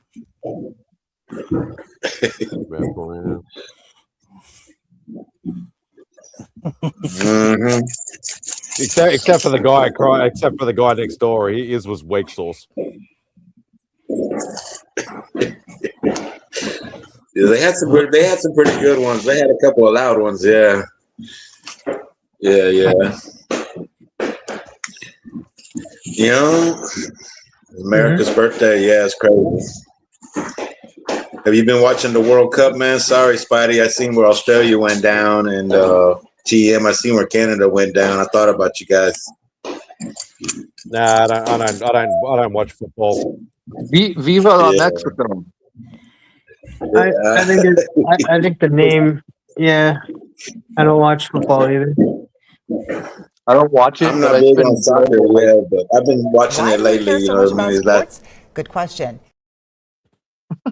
that wasn't me.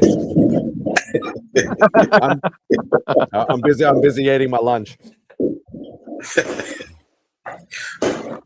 Oh man! I'll tell you what. I've been more excited about watching the video of everybody coming to America and be like, "Look at this place." Yeah, dude, it's been pretty funny, huh? Dude, like, have you seen that? People eat like chicken wings with ranch sauce for the first time, and right? It's like, yeah, we are the fattest country in the world. This is why. Look at what we got. You got no idea, Jerry. You got no. I don't know, man. Soccer's such a weird name for it because it was like I've never eaten anything like this before. It's like, yeah, imagine it every single day. No, we eat, man. What do you use in soccer the most? Your feet. What are you not allowed to use your hands? It's football. It's football. And then football. You have one kicker that kicks sometimes, and then the rest of the time you carry the ball. So I think football should be carry ball. I don't know. It's a work in progress. We'll go to the drawing board and figure out what we're going to call football from now on. Just call it the old school name, gridiron. Yeah, I'll go with that. You're under attack, Bobby. Should I mute out, man? I don't want to. Yeah, or let me close the door. Maybe that'll help. Yeah. It's just crazy where you're at. Man, at least when they start with the gunshots later on when it starts getting darker. Yeah, pop, pop, pop, pop. It gets nuts. Yeah. Yeah. Yeah, but it's 4th of July, man. They're celebrating like there's no tomorrow. Yep. That sums it up, Christopher. Football. Doing fireworks in his house. Footy ball. I'm trying to look it up right now just to see how we did land on that.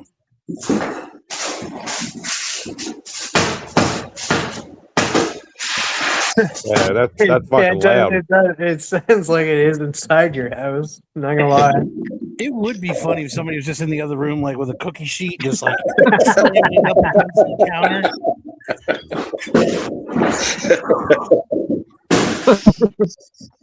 Bobby's like, wait, it gets wild here pretty soon. Then they really start dance going. Yeah, if I start hearing a beat, I'm gonna understand what's going on over there. Get down, Bobby. They're coming for you. Remember, duck and cover. Remember.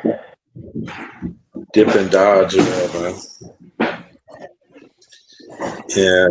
I just wanted to come on and say hey, man. Say hey to everybody. Yeah. What's your anime recommendation, Bobby? Me, I'm old school. You know what I'm saying? I liked Speed Racer when I was a kid. I didn't even know that was anime. I just, you know what I'm saying? Ultraman, Giant Robot. That shit was cool when I was a kid. I thought Speed Racer had something to do with Elvis because he had like a pompadour and he was like had a neckerchief and shit. You know what I mean? Yeah. But I don't know. My son, he he's into. He'll watch some anime, so I watch. Sometimes I watch what he's watching. You know what I mean? Just I'm not sure. Off the top of my head, but like Akira, I remember that one. I remember seeing that at the movies. When that came out, I liked it. You know what I'm saying? I like an animation, but there's so much of that stuff. It's daunting. You know what I mean? Yeah, there's so much.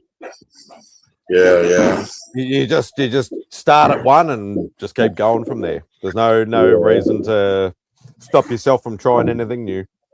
No, I know. Yeah, I agree with you. Yeah, for sure. Yeah, Kaiju number 8. I think that's the last one I watched. I was watching with him. Yeah. Yeah, I know. Beck loves that. I haven't watched it yet. That's on my to-do list. Yeah. It's pretty cool, man. Yeah. I like the old school, Bugs Bunny, Woody Woodpecker, and Huckleberry Hound. Yeah, those ones. That's not anime, though. That's animation. Yeah, America, man. America first, man.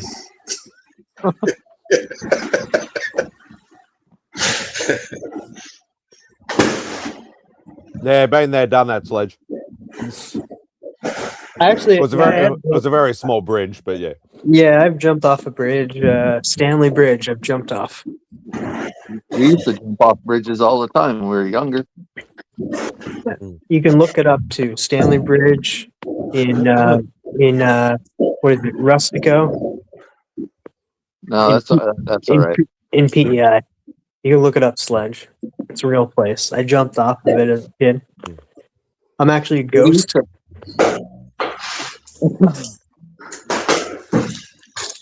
Man, I made it to my LCS today. Yeah, I got a few books. Yeah. So I picked up this at the grocery store. Yeah, Mad Magazine, Superhero. Yeah. Is it reprint? Is it reprint or is it new content? There's new Mad's coming out every month, I think, in comic book form. Yeah, that DC. Yeah, that was pretty cool. Yeah. I got a couple of games. Boom. I got this. This is at Bicentennial. I seen Naman and Meta and Roger were showing these up yesterday. I had some already, but I didn't know there was like 31 of these things. It's a Bicentennial. These came out in '76. Yeah. So I I like seen this that. today. Dr. Fate, Hawkman. Is it Hawkman? No, that's not No, it's Hawkman. Dr. Fate. It's yeah, it got Wildcat and them are in the vehicle, but it's Wally Wood, man. This is cool. Yeah, I finally got I got this one. Yeah, oh, absolute. Yeah. Green Arrow.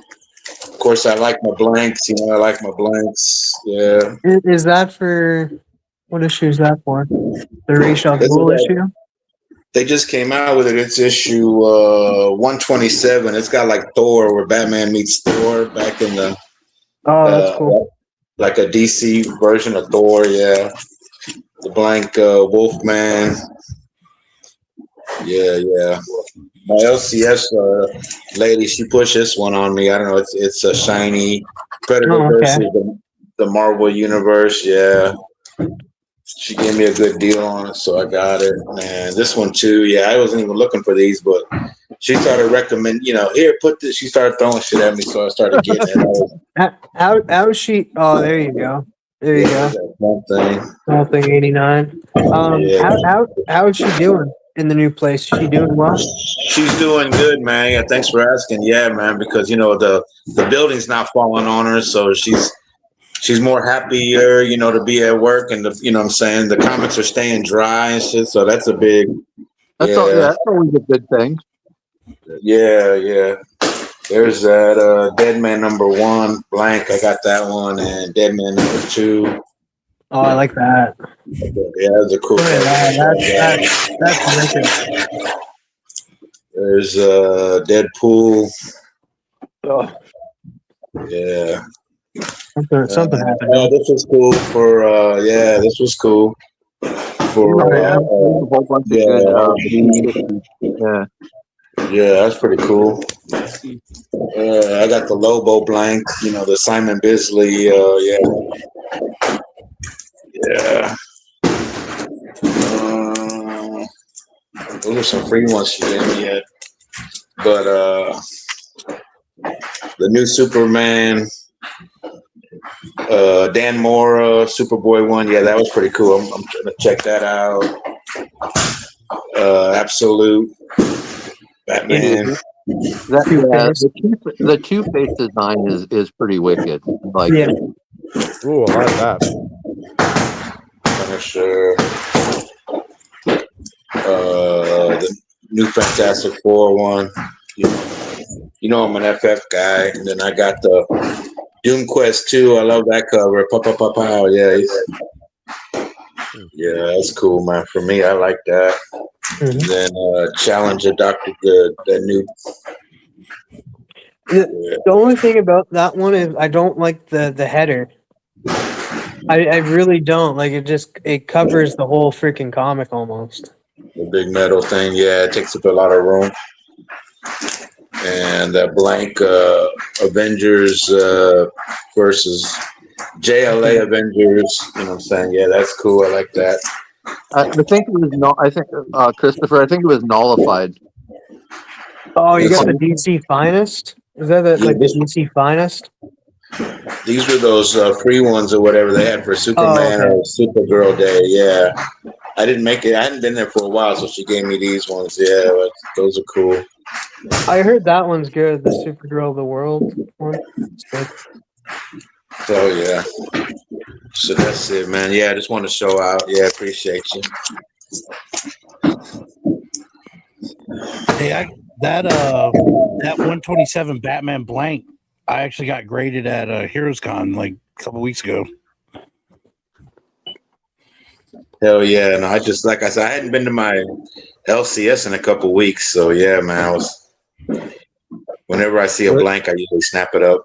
Yeah, was there something on it at least, Remy? What's that? Was there something actually on it, or you just got it graded as a blank? No, the actual one, the Batman vs. Thor, I got it graded. But I'm saying I didn't know they had a blank for that. Like, I want to get the blank. Okay. I thought you said you got the blank graded, and I'm like, what the hell? No, it's because yours is like original stuff, though. Yours is original though. Yeah, not you got facsimile. that at Heroes Con, didn't you? Yeah, that was a facsimile that came out. That's why Bobby has the blank. But that's what I'm saying. I want to get the blank because I didn't even know that. Mhm. Yeah, but that one's the legit one. Yeah, but the it'd be cool Thor- to it'd be cool to do like a modern version of that. That's what I mean. I'd like to get the blank for that. Yeah. I guess it just came out. I guess it just came out this last week. But yeah, I thought about doing like Marvel's Marvel version of Thor and Batman and Robin on the cover. Yeah, that'd be kind of cool. Yeah, All I yeah. can imagine now is somebody kicking cookie sheets in the kitchen. Yeah. The DC Thor never really popped off as much as the Marvel Thor. Well, DC Thor is closer to like the legendary Thor, right? Yeah, like it's more mythology, Norse mythology, type of deal. Like he shows up in Sandman. Him, Odin, and Loki show up in the Sandman. Well, if you look at how menacing this Thor is, he says, "You dare defy Thor, the Thunder God. Let this be a warning." And then he throws a stone hammer-looking tomahawk at a light pole that almost smashes against Batman and Robin. So it's like, with that kind of villainous, with when you're almost hitting people with light poles, I don't know why it wouldn't pop off.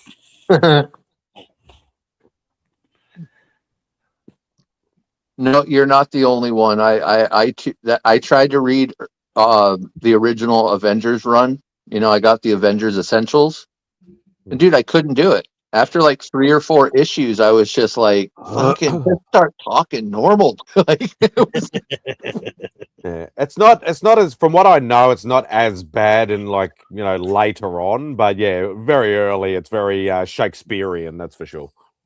and it's just weird because the rest of it isn't like the rest of the so it's just it's just hard. It feels like a wall.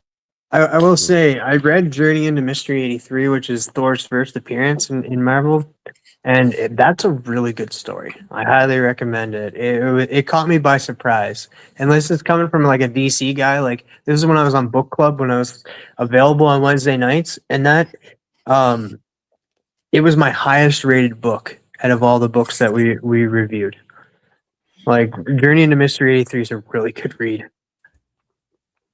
And it's different too. It's different than what we know, because it was when it was Donald Blake and stuff, like at the early on, and he turned into Thor and stuff. Later on, it gets retconned in that Odin actually just cursed him and he was always Thor. Just like, yeah. But Journey to Mystery. I'll just pop down the shops and grab myself a copy. Yeah, right. Yeah, it's an easy book to come by. Super cheap.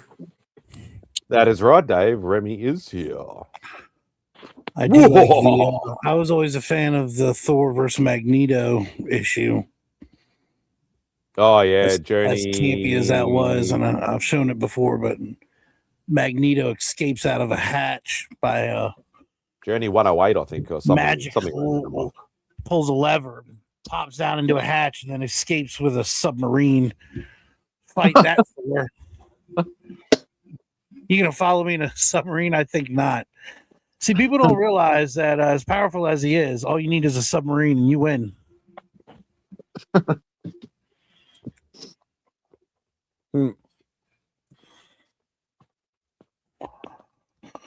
Yeah, I love the Journey into Mystery run. It's an awesome run.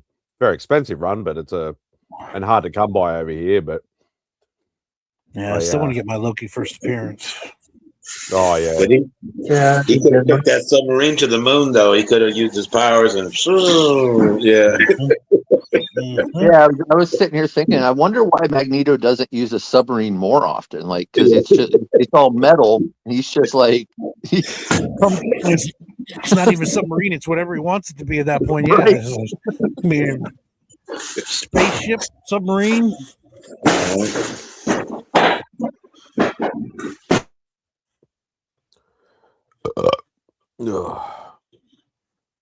Where's my Journey run?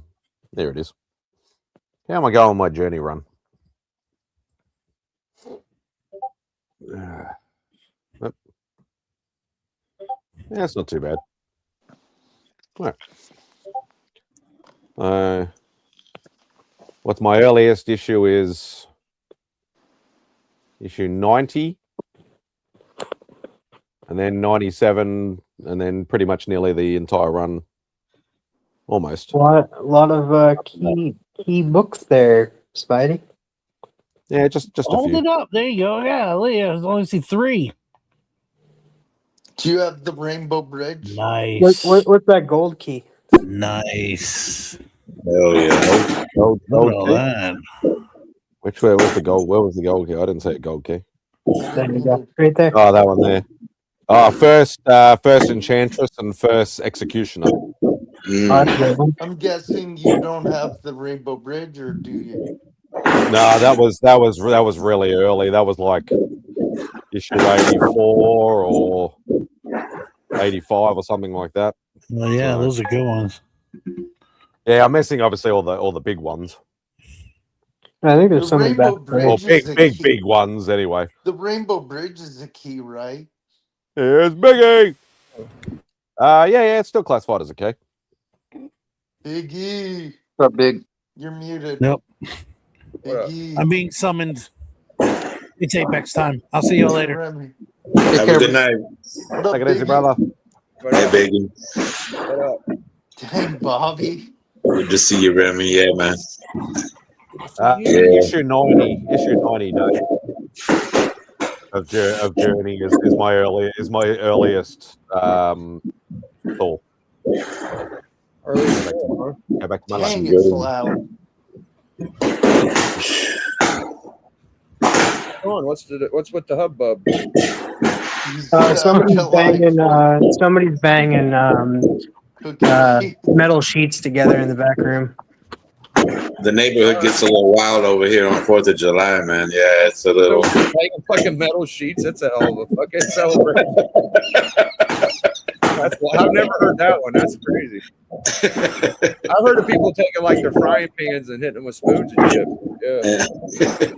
Well, Remy said that. That's all I can imagine as I'm hearing it. Like It's actually fireworks going off, but it sounds like metal sheets going clanking and clacking. So I went and hung out with Shanko and Nasty Time for a little bit. That was a fun one. Hell yeah. Yeah, I got my fireworks at my house. If I was on my porch, you'd be hearing the same shit. Yeah. I decided not to partake. It was 100 plus the last 3 days, and I guess it did kind of cool off today, but I just wasn't in the fucking mood to go hammer everything out today. So we just got hamburgers and hot dogs. We'll get fireworks. Like, got a little bit of fireworks. So we'll get more for later. Is the heat supposed to kind of break today? It broke down from 100 to like 92 or 90 or something. So I'm thankful that happened. Yeah, it's been so weird because it's been almost cold here in California. That is fucking strange. Yeah, because I thought it was going to be everywhere, but like today was the warmest, and I probably got I don't know maybe mid 80s, and it's been like, but it's been weird because so much of the country's like getting slammed. With all the Shakespeare Hawk sank leg the Titanic. It's minor more. Yeah, I had heat. I don't know if it was heat exhaustion or it messed me up a couple of days ago. Yeah, Thursday and Friday, man, the heat was so much. Yeah, it put me down. You know what I'm saying? It messed me up. I had to. Yeah, I don't know. It kind of got me sick, but I'm better now. So yeah. Especially like early this early, it's like none of us, like nobody's like used to it yet. Bodies aren't acclimated yet. Yeah.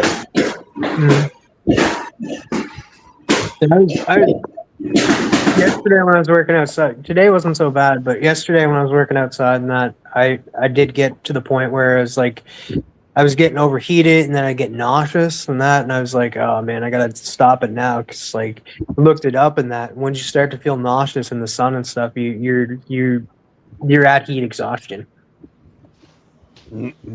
So you ever heard the joke about the what did the guy with the 10-inch cock eat for breakfast?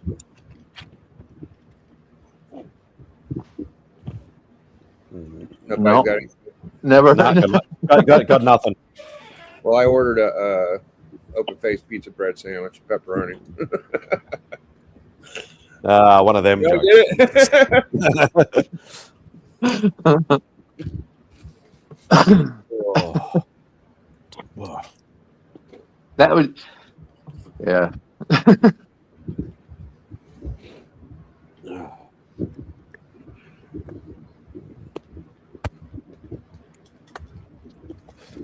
Oh. Any recent acquisitions, Biggie? Dude, acquisitions. I am saving up for X-Men 1. I am close to almost 700. Probably in a couple weeks I'll be at 700. Oh, nice. But I'm getting an A-OK from Griff, and I think he's sending me a freaking First Phoenix. So, Oh, fuck. that's a pretty big deal. 101. Yeah, I was lucky to pick that up last year. Yeah, I did. I mean, I always thought that book was cool as hell. Mm. And I don't know. I kind of thought it was a little too much rare air for me. It's kind of like one of them Batman 227 or Surfer 4 kind of deals. It's just expensive, you know? Yeah. But I'm very thankful. Like, That's a hell of an A-OK. it Oh, is. fuck yeah. Yeah. And like, you know, it's like anybody who sort of follows my channel, I just happened to stumble across a lot of X-Men keys, like last year especially. Like I picked up, like First Phoenix, First Juggy. I picked up issues 2 and 7. I picked up First Sentinels. I picked up that X-Men 50, that Polaris cover. For some reason, I just kept stumbling across X-Men keys that I want and had the opportunity to get them. I was just lucky.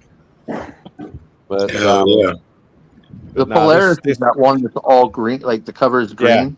The Steranko green. Yeah, I Polaris don't know why. cover. It's like one of my least favorite X-Men covers. Oh, I love it. I love that cover. I don't know what it is. It's just like I see it and I'm just like, yeah. Like even I should love it, but I got covers like that, I've got. I think I've gotten all of my individual goals that I've set myself for this year, except for obviously another, the amazing, but we won't go there. It's there. I'm going after the run goals, or trying to go for the run goals now. Just trying to finish at least one run this year. A few of them I'm getting closer to a few, but not quite there yet. I'd like to get a 94 this year. Oh. Yeah. It's going to be a lot of me watching you guys get books because I'm looking forward to it because I've gotten plenty of books in the past. You know, I'll be all right. I don't pick up big books that often, but 94 is one I want to get before it's out of touch. You know, it's a good time to get one. I think it's one of them books that hit a really crazy high, and it's came back down since then. But yeah, I think it's just gonna though as like GSX keeps going up. It's got and people are priced out of GSX. It's gonna start. They go up to 94. Yeah, right. So I want to. That's what I did. That's exactly what I did. I can't afford a GSX one. I'd love one. Like obviously, if I saved, I probably could. But 94, I had a steal of an opportunity. You know, I picked one up for $300 over here in a mid grade. I was like, that is just stupid nuts for over here, and I didn't even haggle with the guy. I was like, I'll just take it. Well, I've got an eBay search for purple labels because like I'm cool with purple labels, so I got be selling them. Oh, sorry. Yeah, my bad. I got a good deal on mine, but unfortunately, I had to get rid of something that was really, really cool, which was a bunch of creepy mags. So, gonna be selling a bunch of what, Dave? Just comic books in general, or a bunch of books to me.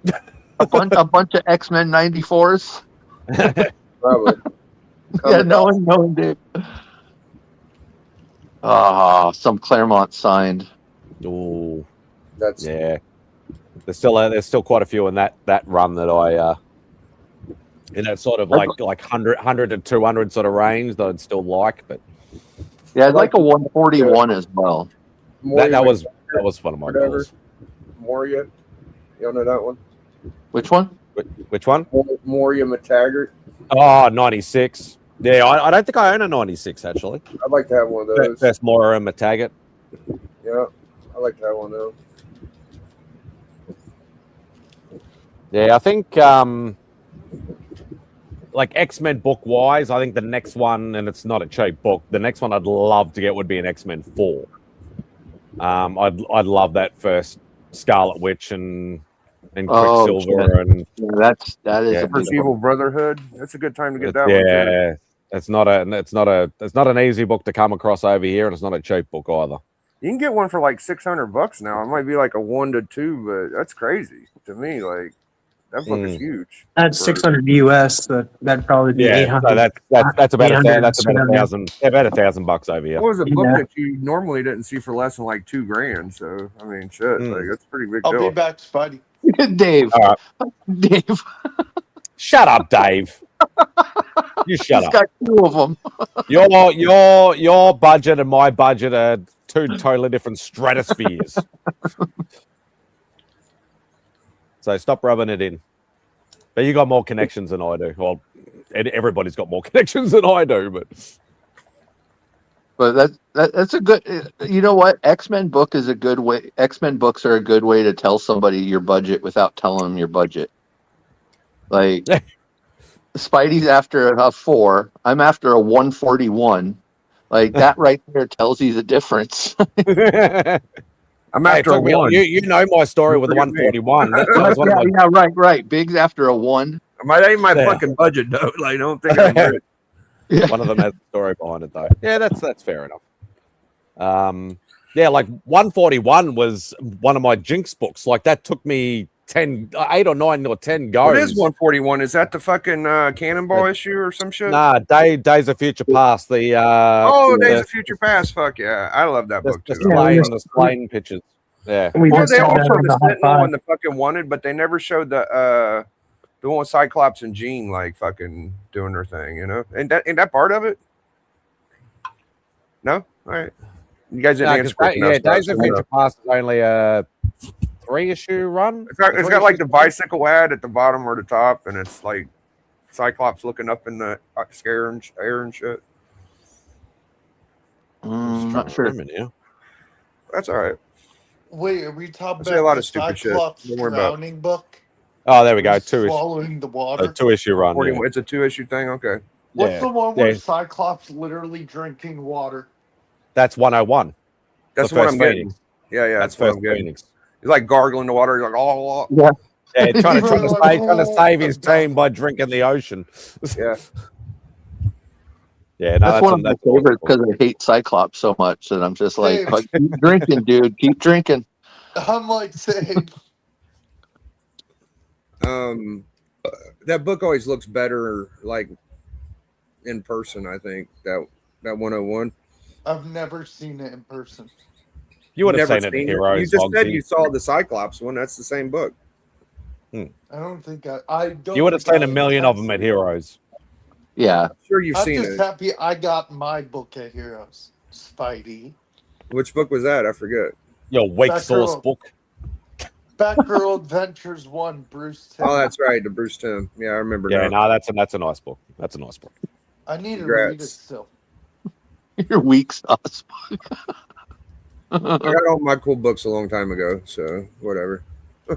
I do want to eventually get first Batgirl, which is a pricey book. Yeah, no, that's a good Grail book. Get one for about get. $500. You know, that's not too bad. First Batgirl, cool book. Yeah, get one in a sort of low to mid grade Vogsy if you're not a snob, and you'll be all right. Just a couple $100 and you'll be all right. Well, I don't think it's going to be at least $400 for one of those. That's also a book though you can pick up in low grade and it doesn't look bad. Hey, Like, yeah. Spidey is first Mary Jane cover expensive? That's Mary Jane's an Fuck yeah, I've interesting read that. character because she's had so many cameos and things like that. She doesn't really appear to like the what issue is it? It's like That's the one where 67 or fucking something like that. It's like a lot later. where it's like Spidey looking from backstage, her on stage. Yeah, Or is she's it like the one with the singing on melting? stage or whatever. Her first appearance is the one with the melting pot, though, right? I think it's the second Rhino, and then it's got the mean Mark Mountain fucking guy or something. There's like 2 or 3 first Mary Janes, I think. Yeah, there's like a multitude of cameos, like voice cameos, part of a body cameo. The and, melting pot one you're talking about, I think that's first Gwen Stacy cover. Oh, okay, that's probably what I'm getting. Yeah. So to answer Patel, dude, Avengers 1 is awesome. It's like really kung fu. The gold suit Iron Man has to stop Hulk from destroying everybody. Like Hulk really isn't a fucking teammate. It just the rest of the Avengers had to like curve him into not fucking everything up. So yeah, it's a great issue. He didn't stay long. He left by issue 2. They had like a robot. There we go, 59. Yeah, 59. I wonder what that cover looks like, Sledge. Is that the one with the big mountain guy on it, or is that the one with? I'm looking up right now. It's the one with her on stage, right? I'll just look at my sales. No, it's the one where I just looked it up. Crap. It's either got Rhino or it's got that big white dude on there, right? No, it's or is it the one with the Spider-Man fucking punching- Spidey robot, the Spidey killer robot? No, Spidey's punching a dude, and he's also there's a guy falling back. And it's the one she's on stage. Yeah, no, she's on stage. And Spidey's like getting rocked, right? Oh, yeah. okay. That's the Yeah. face-it tiger you hit the lottery too, I think. I wonder if that's a pricey book because I don't have that book. No, not overly. I PC Mary Jane. Yeah.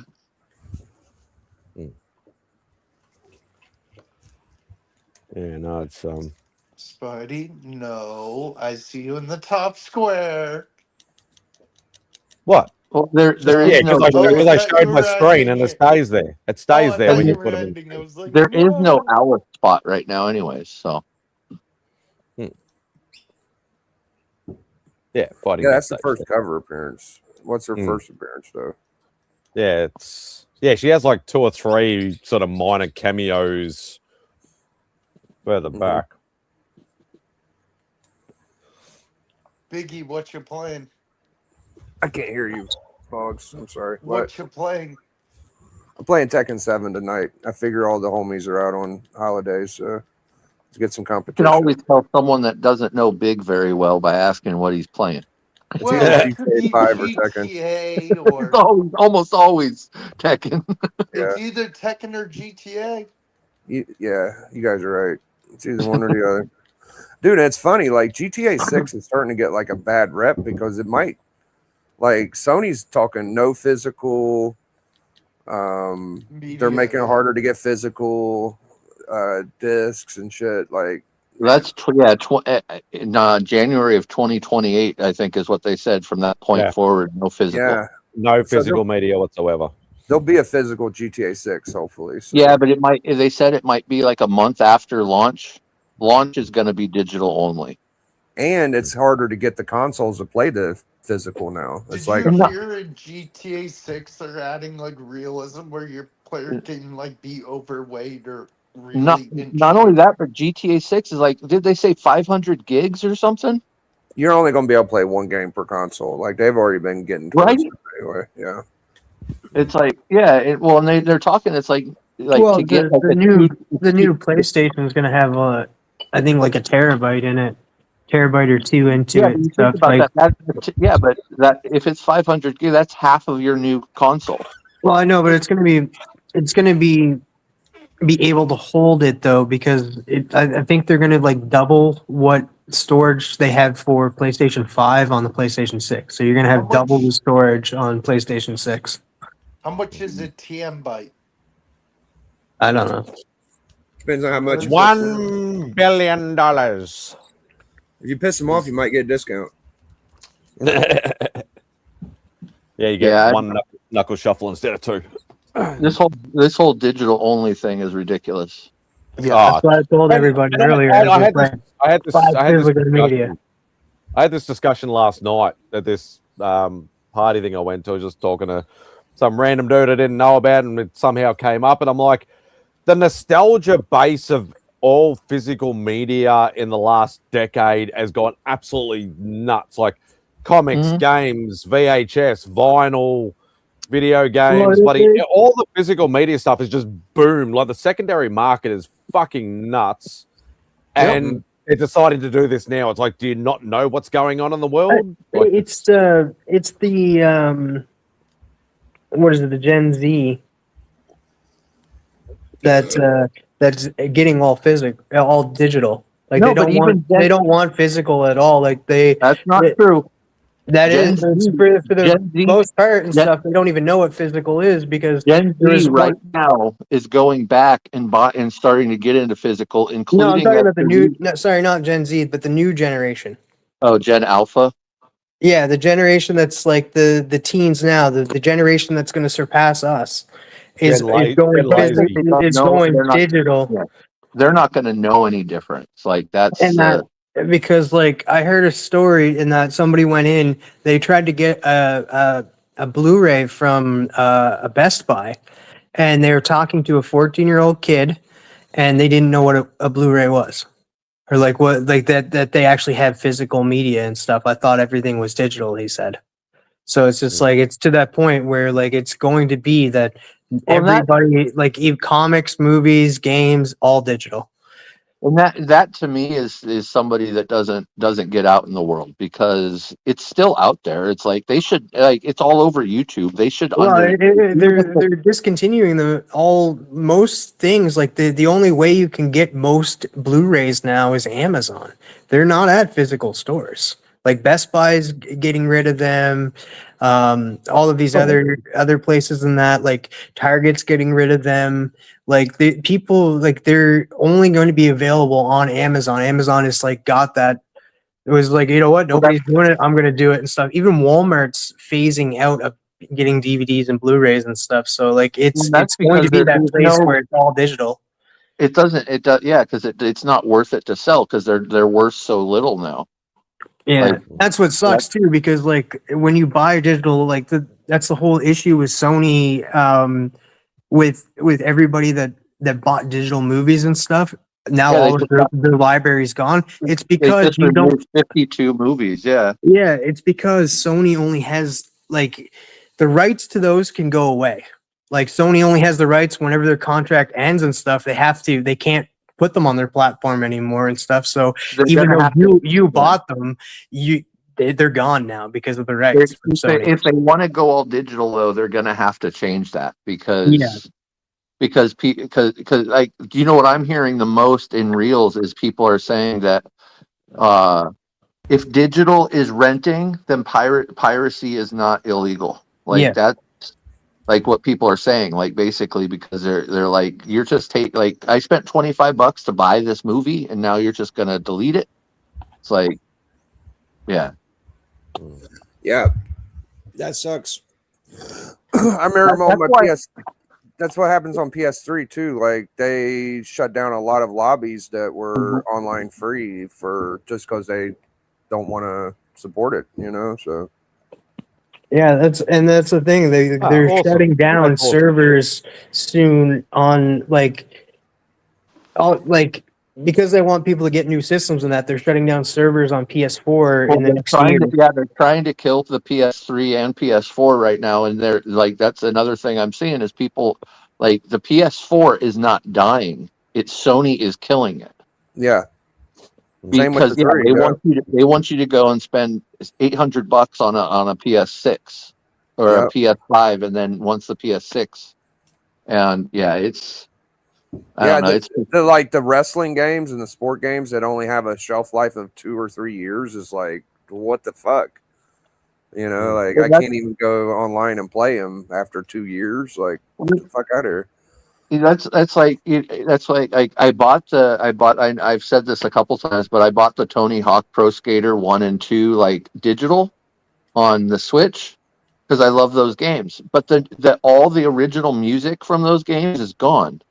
So then what did I because they lost the music licenses. Yeah. So what did I do? I bought a Dreamcast and went back to 1999 so that I can buy Tony Hawk's Pro Skater 1 and 2, and it's got all the original music on it. That's weird to me too, because see, I can understand like the movies and stuff and that, like they have the rights to them to play them on their platform, but in a game, the people bought the rights to, like, it's just like in a movie and stuff, like you, like when you have music in a movie, like a score and stuff, you're paying the creator for the rights to that music for the time. It should be the same for a game. You shouldn't be able to, like, because you paid for that rights to be played on that game. It shouldn't be taken off. You go onto Tubi or something and watch an old movie, and some of the old movies will have you'll notice something's weird, and it's the song's gone because they don't want to pay the new rights for it on the, like, when they're renting it out to streaming services. Like, it's happening in movies too, just not as much, because also, like, movies aren't totally bait. Could you imagine going on and watching Guardians of the Galaxy? That whole soundtrack's just nerfed. All of a sudden, it's all AI slot music in there. I just, to me, like, I don't know.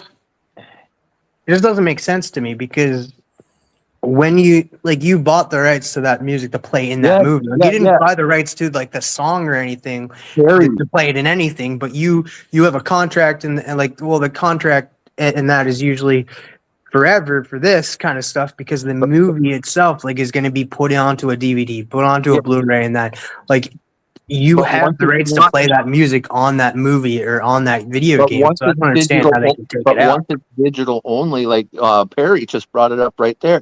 Netflix removed the Supernatural music. So when you go watch Supernatural streaming, it's not the original needle drops. That was Zeppelin, AC/DC, shit like that. Oh man, that would be terrible. It's like generic, like, Southern rock, and it's awful because it just doesn't. It does, like, Supernatural is one of those shows. They built, like, the music was part of it, of the and shit. And that's why I have the entire 15 seasons on physical media. But think about once physical's gone, they're going to be able to do anything like that they want. Yeah, it's like, if you watch it in the theaters, it'll have those needle drops. But if you get it digitally 3 months later, you're not guaranteed to have the way the director intended that movie to be or that show to be. Yeah. Like, well, and Perry said it, like, he got the Blu-rays and stuff. That's why I want to start doing that. Like, I want to start getting more of the Blu-rays and stuff, getting Supernatural, getting Lost, the show. I'm not gonna get Lost, but Breaking Bad. do you guys have pawn shops up there? We have one, Most Wanted. Okay, because down here I know that people, like, I watch people with retro media, like, mostly video games, but sometimes it crosses over into people doing Blu-rays. They'll go and they'll pick up Blu-rays and stuff for, like, maybe a series might be $5 or $10, but I'm always, like, that's the one thing. It's just like, I don't know if I want to, like, cause I'll like, if I can, I don't know if you can there or not, but I want to look at the discs. I gotta open it up and look at the bottom to make sure it's not all screwed up. A good shop's gonna be able to let you look at the discs. Yeah. A bad shop, or a good shop would have done a pre-screen before buying. Right, yeah, or will have a level of that they won't buy. Or another thing, a good shop is going to have disc resurfacers, where they're going to be, everyone is going to be resurfaced as it comes in. And you know what? Like, I don't go to that pawn shop a lot because some stuff are like, I just don't want it. But, like, I think they'd be pretty cheap now, Blu-rays and that there. Yeah, because and a lot too. There was always a lot there, but, like, a lot, like I said, a lot of people are just going digital. It's the digital age. But that's the thing, is that's why they're getting so cheap at pawn and thrift stores, is because they don't move that fast. So you can go in and just clean up. Yeah, because, like, I wouldn't mind, like, How I Met Your Mother, Friends, all of the cool sitcoms, Seinfeld, freaking Just Shoot Me, the Drew Carey Show. I don't know. Does the Drew Carey Show have Blu-rays? That's a gem of. I don't know about Blu-rays. I know DVDs for sure. I'm not sure if it was ever it's kind of one of those forgotten sitcoms, if you but I do know that on YouTube there's like a 24-hour stream of it, but that's kind of whack in itself. And So also, like, no streaming service, like even YouTube, Netflix, Disney Plus, Hulu, HBO, Peacock, Paramount, Apple, they got it. They have yeah, it's just like all of them. They will never have as good as picture as like even a DVD.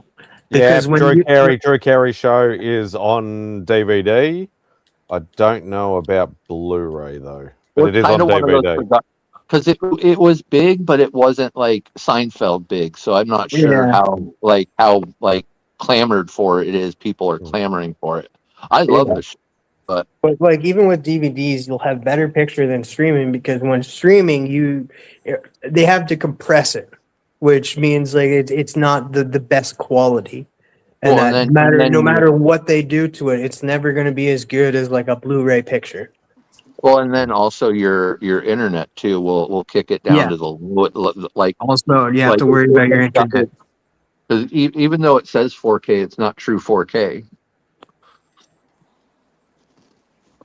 Bitrate on DVD, Blu-ray is unmatched. Yeah, I wonder because I've got a Blu-ray player that doesn't, and I heard that Blu-ray players have gone through the roof. I never use mine, so I'm wondering if I should sell my Blu-ray. I have two.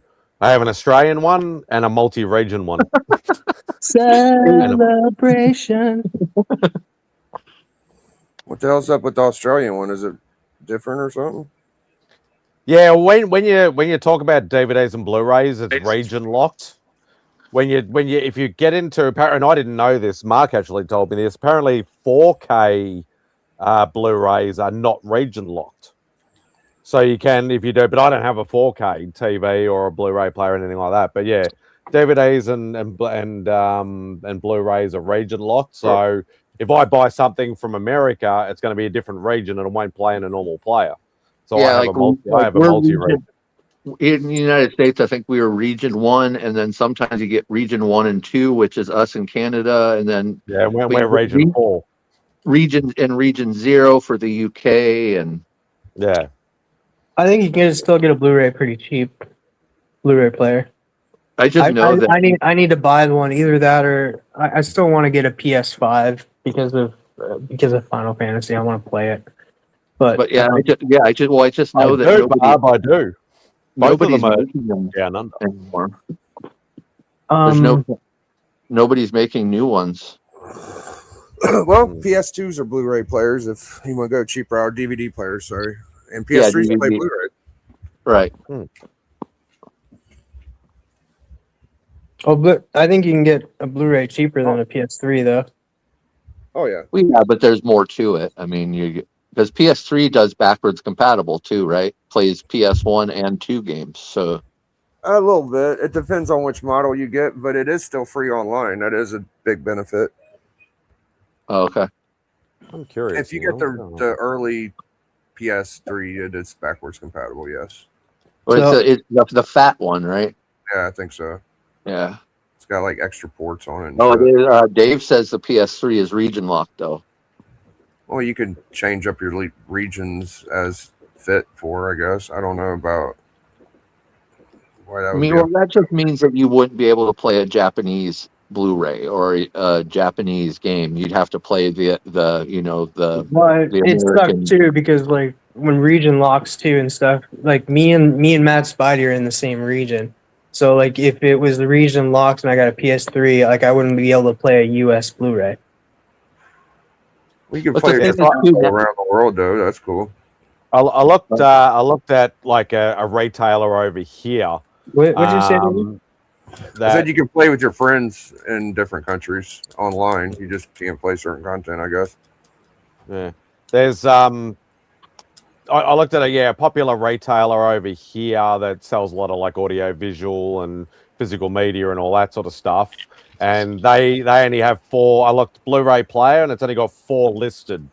There's 2 cheap ones and there's 2 stupid expensive ones. Like there's a 4K player here for freaking $800.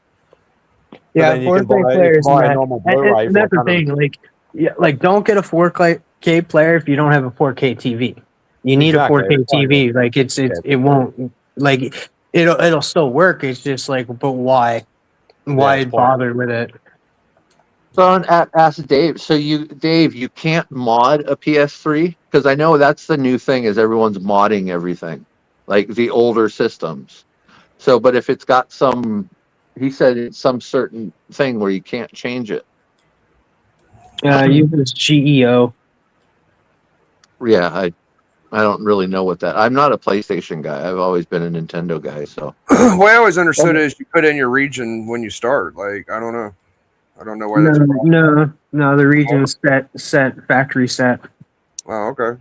I thought you could do. I've seen people do it, but I guess it might be harder than I thought. when I want to say newer stuff, they've gotten rid of regions, right? Like is what I've heard. Like newer, like the Nintendo Switch. There's no region.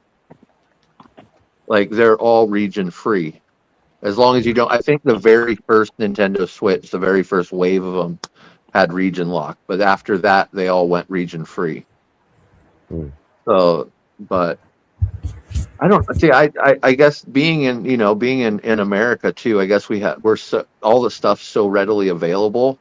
Like I'd only have to worry about that if I wanted like. You guys don't really have to worry about region locks and that much. It's just like people like me and people like MadSpidey and people that aren't in America have to learn because we like if it's region locked and we get a game from the US or US development and stuff and that we can't play it.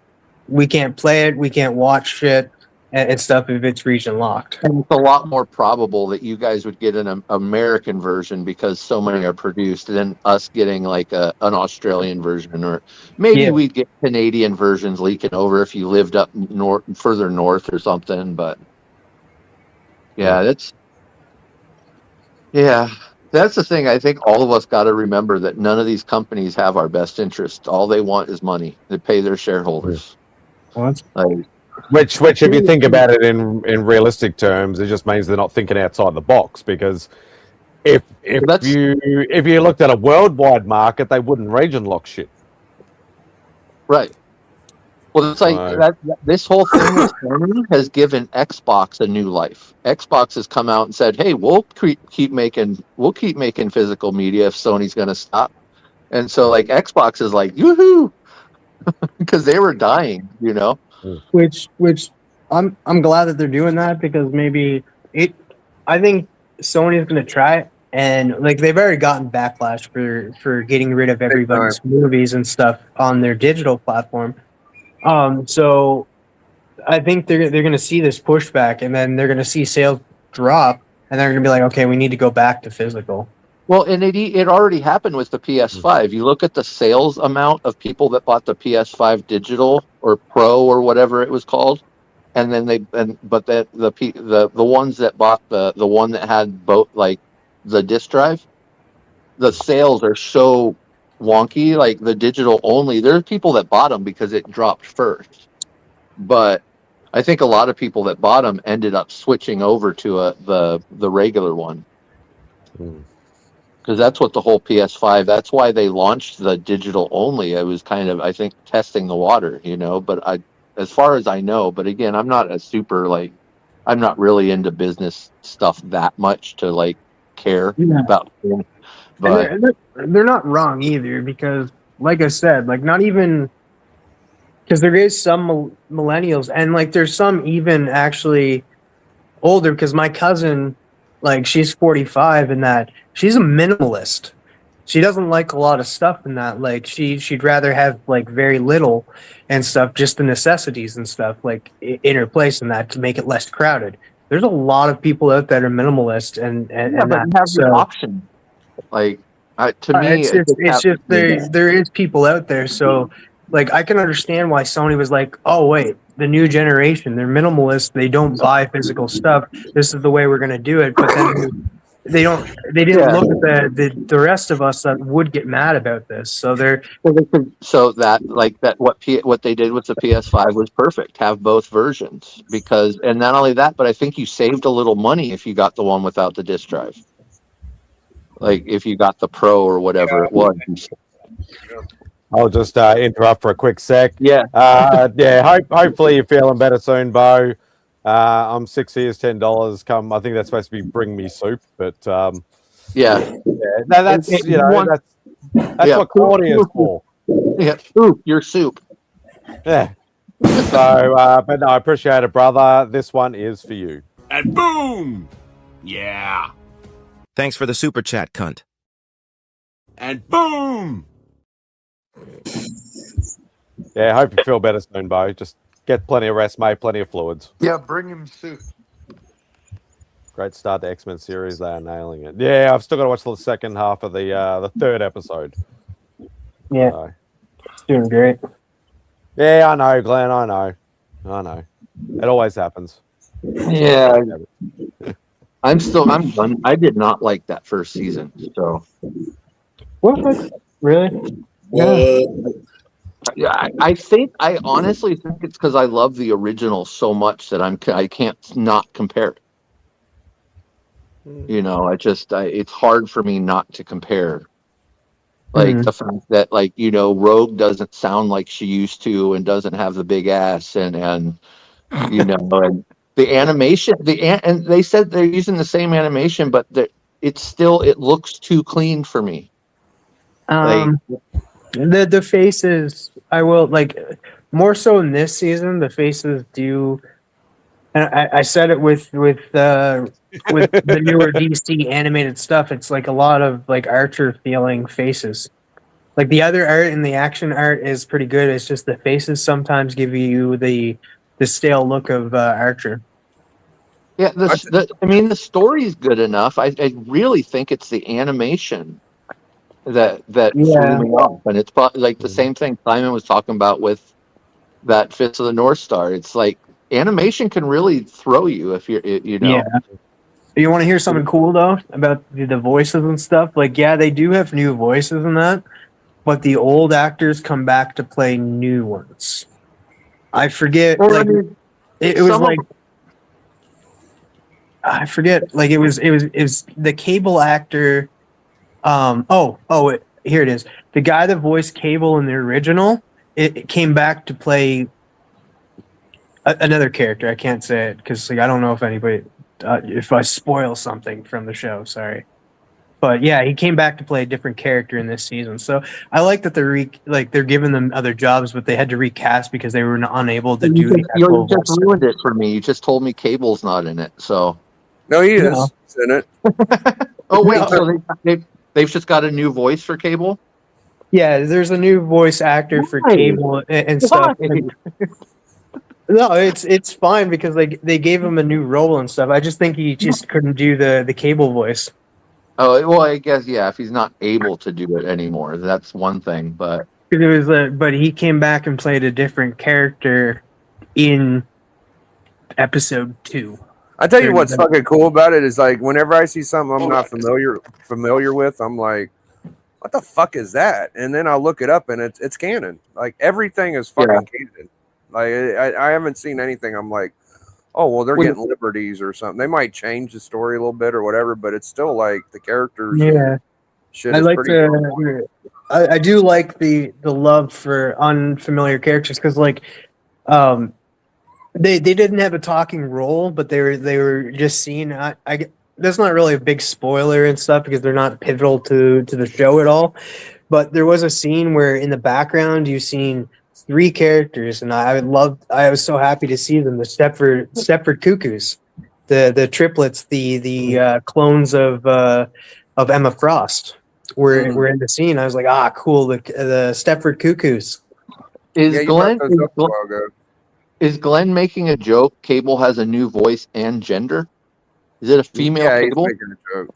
Yeah, no. Yeah, it is. Cable's a man. Cable Lena. Cable is the manliest man on the fucking show. Yeah, I'm like, her new Her new name is Comcast. I can't always tell with Glenn. Comcast. Like he's one of those guys that says stuff like in a way that you're like, wait, what? Tate, Is this the her same new Glenn name, from her No. new name is No. Comcast. Tate. What? I said her new name is Comcast. Yeah, you get it, cable Comcast. Gotcha.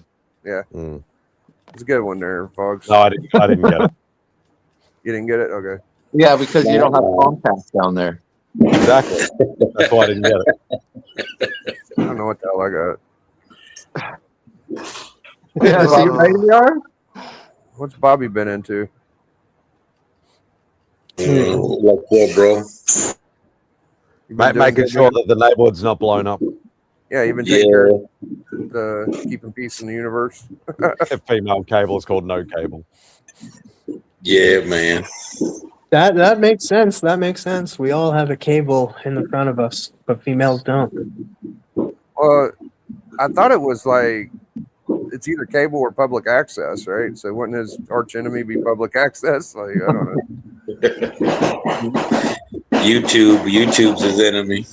Yeah. Or you can go futuristic and it's not cable, it's fiber optic. Basic cable. That's his kid. Yeah.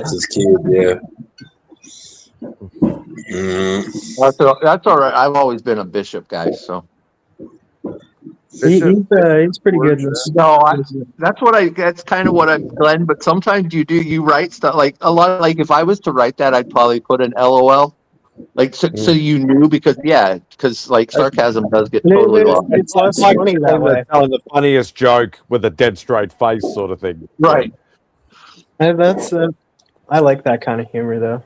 Like I'm being dead. It's like gives you like the airplane kind of vibes and stuff. Like more British humor, like that dry sort of humor. Dry humor is great, but text they rob you of all personality. Like there's no like. Because there's so many times I sit here and think of something to write in chat, and I'm like, I'm not going to write that. There's no way for me to inflect my voice in chat. No context, no subtext, no fucking nothing. People have taken shit wrong all the time from me to other people and stuff. But I don't know. It's just like it's like me and Trav having a go at each other in comments on another show. And people are like, they're all right, sort of thing. And it's like, because you just got no idea of the history and the jokes that have yeah, gone on. it's like, oh shit, fucking MadSpidey and TM hate each other. Oh no, I used to get that all the time with Papa. Because me and Papa, like me and him were brothers, so we would troll each other like brothers, and people were like, "Oh, that's mean! Don't say that to him." I'd be like, "Dude, we've known each other forever." Yeah, it's shit. You ending it soon, Spidey? Yeah, You're not feeling good again, Vog, and you're tired. And you want to go to bed? No, I'm good. I'm just asking Spidey because I know. I'm tired and I want to go to bed. Dude, it's the same thing that went through my head too. All right. So I am. I'm calling out a company right now. I'm gonna head out there, Spidey. I'll see you next week, man. All right, love you, Bob. Have a good night, I know man. you're ending it too. I'm gonna go visit Chad. Haven't caught up with him lately. Go visit Chad. Hopefully Karen's there too. Well, don't throw us under the bus, Wogs. Yeah, man. Just 'cause you gotta go. I'm not. Oh, Spidey, much love, man. Good night, guys. Take it easy. I mean, I can't blame him. Anything else better than us. All right, so I'm gonna call out a company right now. Not to get this shit together. You pieces of shit, fucking Crunchyroll pieces of crap that doesn't want to sell physical media to Canada. You can go eat shit. Which is quite funny, saying they will to Australia, which is really weird. Yeah, no, AR, that's very true because, dude, there's been a few times where AR's put something serious in the chat, and I'm waiting for the joke. Like I'm waiting for the punchline because I just No, think that AI is the joke because he never puts anything serious in the chat.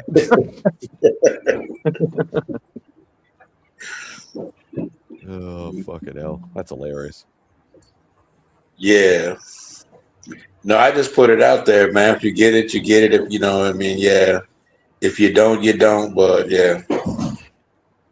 As long as I'm laughing and having a good time, you know what I'm saying? that's the only thing that matters, dude. I say it all like I'm at least I'm making myself laugh. Like I went into a fucking y'all probably don't know him, but he's a locale. His name's Cyrax. He's like a fucking weirdo on the internet.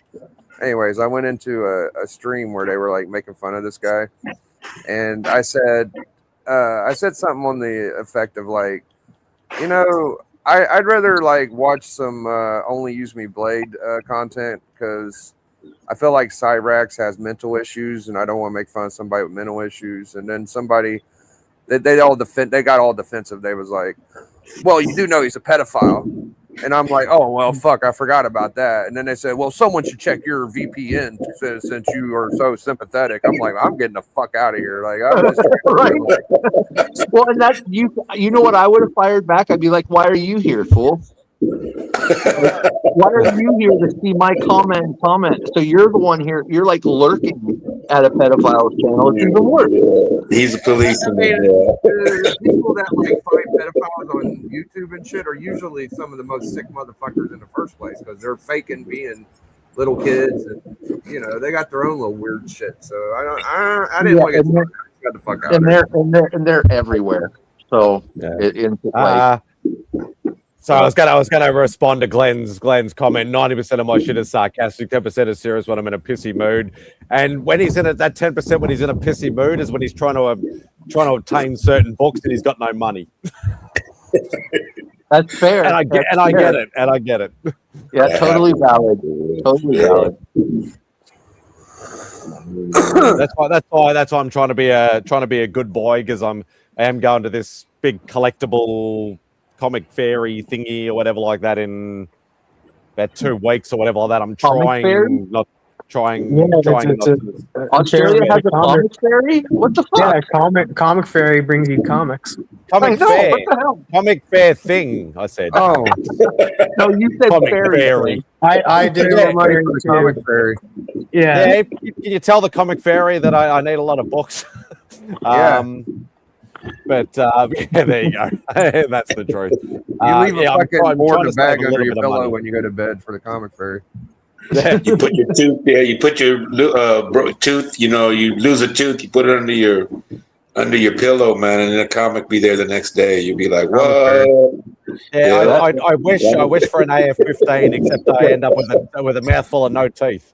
Yeah, I was going to say, one in ASM1, you're in there with the vice grips pulling fucking. You gotta be careful what you ask for, man. You gotta be very particular because if you ask for an AF-15, man. That's how I lost my tooth. If you ask for an AF-15, they might just put a facsimile instead. It's an AF-15, it's not the real one, right? So you got to be very specific with your. You'll get an Alpha Flight. You'll get an Alpha Flight 15. You know, it's an AF-15. There you go. Yeah, that's true too, right? Hey, if somebody gave me a copy of that for free, I'd be happy. I'd be fine. Yeah, Alpha Flight. Dude, Alpha Flight to me is like the most slept on of all the mutant books. That's my favorite. Like when I was growing up, that was my favorite to read. Like, they had such fun adventures. Yeah, John Byrne artwork. You know what I'm saying? Yeah. And like I've always been a Wolverine guy, so having Wolverine in Canada leading a team a lot of the time, like in his killer brown suit, like. And they had some Jim Lee. That's where he got his start, and McNola. It's got some pretty wild stuff in there. Yeah. Excalibur's another one. Those two sort of very, very, very low key and slept on. Yeah. Really, and again, like you were saying, a lot of the guys we know from X-Men, Fantastic Four, and Avengers and stuff, they got their start on these smaller books. So you're already seeing the good storytelling. But, I'm not opposed to 90s books that I do not own and that are free. no other book has Puck. I mean, Puck is the weirdest fucking character, man, but he's badass. Yeah. He's like a mini Wolverine without claws. Right? Yeah, exactly. Yeah. He's got that same attitude, and he will kick your ass. You know, the funny thing, Dave, is I don't actually think I own many Excalibur books, and I know I shouldn't say that because now you're probably going to dig out your like 5th run copies and send them to me. But no, don't do that. Everybody's got the same Excalibur books, unless they got the run. Everyone's got the same Excalibur books. Okay, Excalibur Volume 1. Oh no, that's the wrong one. Hang on. Alan Davis. Excalibur Volume. I only have one issue of Excalibur from Volume 1, and that's issue 13. Just so random. That's the follow-up to Days of Fearer Past. I don't know if I want to read that. Yeah, that's the only Excalibur book that I own is issue 13. That's the only one. Huh. Yeah. Just random. It is That's very good artwork, though. Man, I love the artwork in those early ones. Yeah, those Alan Davis. As Dave said, Alan Davis. Yeah, no, he's an awesome artist. Yeah. It's hard to. Yeah, it's hard to. That's the thing. Like, you know, I see him as very underrated because not many people mention Alan Davis a lot. Like I know Dave does, but Mark Farmer. Yeah, Mark Farmer. He's been around for a long time, but not many people mention him. Well, he's peppered through every book that we loved from that era, like because he would work on other ones, small bits, but yeah, he's not one we all talk about. Like he did those Captain Britain, those early. Those magazine ones, that came from England. Yeah, those. The Captain Britain book, that like the famous one is the one I think everybody's well. Now I know Spidey doesn't have it, but that's the one that's I think in everybody's collection. Yeah, I do need a copy. Like if I can get the run, I can get the run. But yeah, just nothing that I've sort of actively gone after. Like if I could see that, if I find it cheap enough, I'd grab it. It's not a big one. It's not a big run. I don't know actually. David probably knows straight off the top of his head. Well, he's got got five copies of it. At least 67, but I think it's more than that. But I don't think it's huge.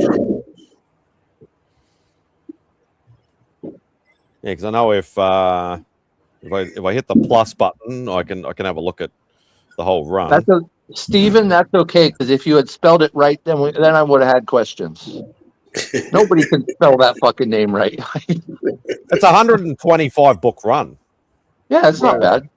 It's not too bad. No, it's a good chunk though. Yeah. The only problem is like even picking up though, like they're definitely $1. A lot of those are $1 books for you guys. Like for us, it'd be $8, $9, or $10 per book, and I'm like, that's a bit too much to spend on a bit of a. I just want some sort of thing. Yeah. I spelled that wrong. Yeah. I think I've got way more than I realize. I've got at least 20 or 30 issues of Excalibur. I got a few. That's the thing, like I've mentioned lately, like I've been trying to finish some of my 90s runs that I absolutely loved, and I forgot. I didn't even realize I hadn't finished. Like, I still want to finish my Danny Ketch Ghost Rider run. I only need like 3 or 4 issues. My Punisher first ongoing, I only need like the last 3 issues or last 4 issues. Well, that's rough. You need the last. They're low print runs too. Yeah.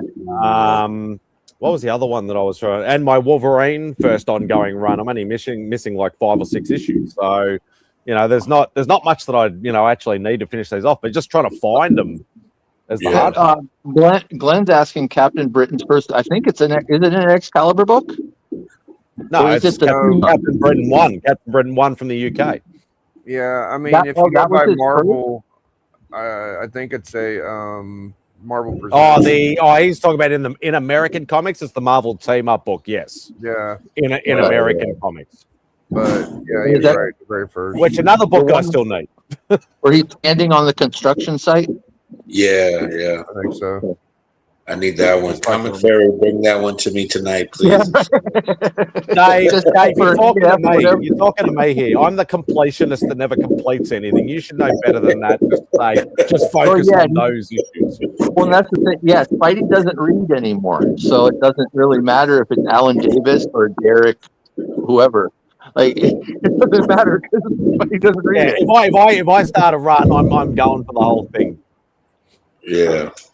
Yeah, there you go. Yeah, Captain Britain won in the UK, and obviously, and me being a Psylocke fan, Betsy Braddock or Psylocke is first appearance. That's even in bigger than that the as first well. Captain Britain, I think. Yeah, that's a bigger book. And yeah, Oh, Marvel yeah, came no, up 65 Captain for Britain is totally affordable. It's what, a $20-$30 book at most here. I think all forwarders have that fucking Captain Britain book, though, that big magazine fucker.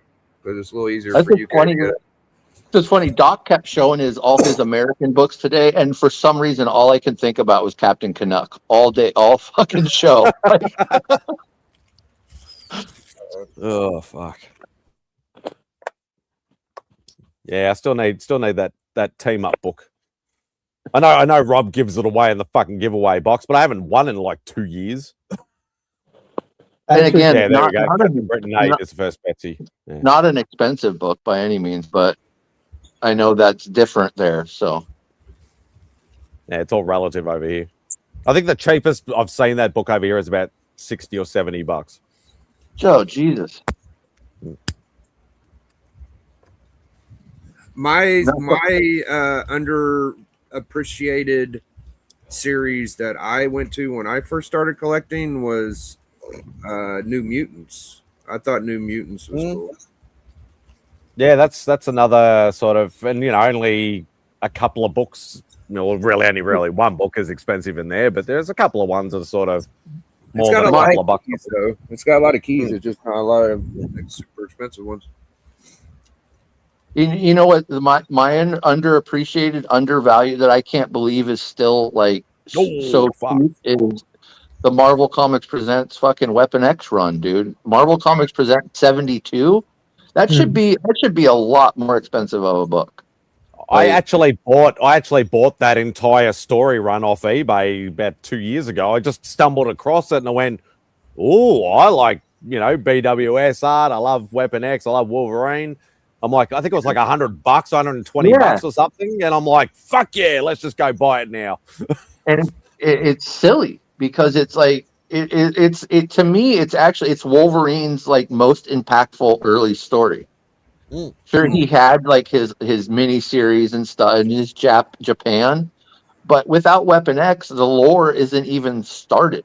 And it's just like, yeah, you can get like a 9/8 of it for like $100, like a 9/8 slab of 72, and it's a killer cover too. It's not like it's a shitty cover. Oh, the art in that storyline alone is phenomenal. It's Barry Windsor Smith, of course. So it's freaking right. That's awesome. 16.5 grand. Well, then you got peppered in there. You've got some other great artists as well besides just Barry Windsor. So like I think Sam Keith and shit. Yep. Yeah, fuck yeah, man. A lot of what I hear in that is like it might play a part in why the story doesn't pop off as much as a lot of people weren't fans of the Bone Claws because they like his healing factor was like that, and like they called him weapon, like he was a weapon and stuff. So they thought they added the bone, the adamantium claws to him and stuff. Bone Claw was later. That was also that's also X-Men 25. That was Jim Lee's X-Men run. That was way later when they it was right after Fatal Attraction. It was like literally that was the Fatal Attraction storyline. So pretty much from like Hulk 180 all the way up to like the early 90s, it was always adamantium, and then they did the Bone Claw stuff. Yeah, I heard like a lot of people didn't like that at the time. That they were like, well, they thought that like they made him into a Weapon X and stuff, and added the adamantium claws to him, and that his mutation was the healing factor, and that's why they were. But again, that was later. That wasn't the Marvel Comics Presents. Like even the original Weapon X storyline was, yeah, he got experimented on, but Bone Claw didn't come in until Jim Lee until like what was that mid 90s? Yeah, Like mid, 94? early to mid 90s. Yeah, as Big you said, when Fatal Attraction storyline was done. That was like the start when Magneto ripped it out of him. And then they started, a little bit later on, obviously, they did the Origins books and all dude, that hey, sort of TM, stuff. and TM, if you were alive then, you'd see how popular that story was. That was the shit. Like that people stopped buying other comics just to follow. Like they may not have liked where it ended. Like I don't like. To me, Origins is what fucked up Wolverine. To me, we don't need to know his true age. We don't need to know like his name's not James fucking Howlett. Like keep it a little mysterious, you know. Hey, Mike. Yeah, but before well, mate. It's just what I've been heard and stuff. Like I know a guy that like I guess it's just from one person, Coy Jandro. He says it on podcasts and stuff. Yeah, well, that guy's got so many fucking opinions. He doesn't know what to do with them. I like Coy Jandro and stuff. I don't dislike him, but dude, that guy's got an opinion on everything. Like hardcore. And if you don't agree with him, he's one of those guys that if you don't agree with him, like I've watched him before he was famous. Like when he used to just be one of the they used to bring him on every once in a while onto the what's that channel, Tim? He's still on that channel, Real Rejects. Yeah, but remember because he was just one of their friends that would come on and react to a movie every once in a while with them. Yeah, he was still in the industry because he started as an actor. Right, but he wasn't. Now he's like that. People take what his word as gospel, and I'm just like, yeah, it's cool. I don't think his word is gospel in that, but I do like some of his takes. And like I said, I don't dislike him. I just I don't always like the people that are I'm right and you're not. Like I've got the end all be all kind of. Yeah, he does have. I don't like people who can't admit they're wrong. He does remind me of somebody else as well, but like I said, like not everything he says, like it's just with everything too. Like their opinion and stuff is like, oh, I could see that, or oh, I can't see that, and stuff. Like it's all about that. But I do like his rapport with Greg. Well, he's also a lot younger too. Like he wasn't really into comics, I don't think, when that story popped. Because when that story popped, I mean, he was in that his if because I listened to Koicast and he's had his stepfather on, and they talk about stories about how they got into comics and stuff like that's and stuff. So like I know that he has been reading, but he hasn't read everything. Like he's very unfamiliar with a lot of DC stories, and I've actually commented and gave him shit for that too and stuff. When that storyline was dropping about like X-Men 25 dropped and everyone got fucking traumatized because they're like, holy shit, did you see what Magneto did to him? Like that was like fucked up at the time. We're like it was like a horror movie. But as that story was dropping, dude, there were lines outside comic shops. People's pull lists at comic shops were like higher than. It was like even in the show, it was a pretty horrific scene in that. It was pretty badass. Oh, it's gnarly, dude. I tell you, it fucked me up. The thing that I fucking noticed about that story that I don't think people talk about enough is they fucked Wolverine up, but he left fucking Cable looking like a bowl of pasta. Like that motherfucker fucked Cable up, dude. He fucked Cable up before he fucked Wolverine up. Nobody ever brings up how fucked up like Cable took longer to come back than fucking Wolverine did. Well, Cable was already. He was like. Plus, he came back like coming from basically a war planet. And like, so he had like that mentality of just watching people die left and right. I don't know how fucking Cable survived. Does Cable have regeneration? Like, how the fuck did he live? Yeah, I think he just has telekinesis and well, no, because he has that what is it that that virus going through him that like pretty much makes him mechanical, right?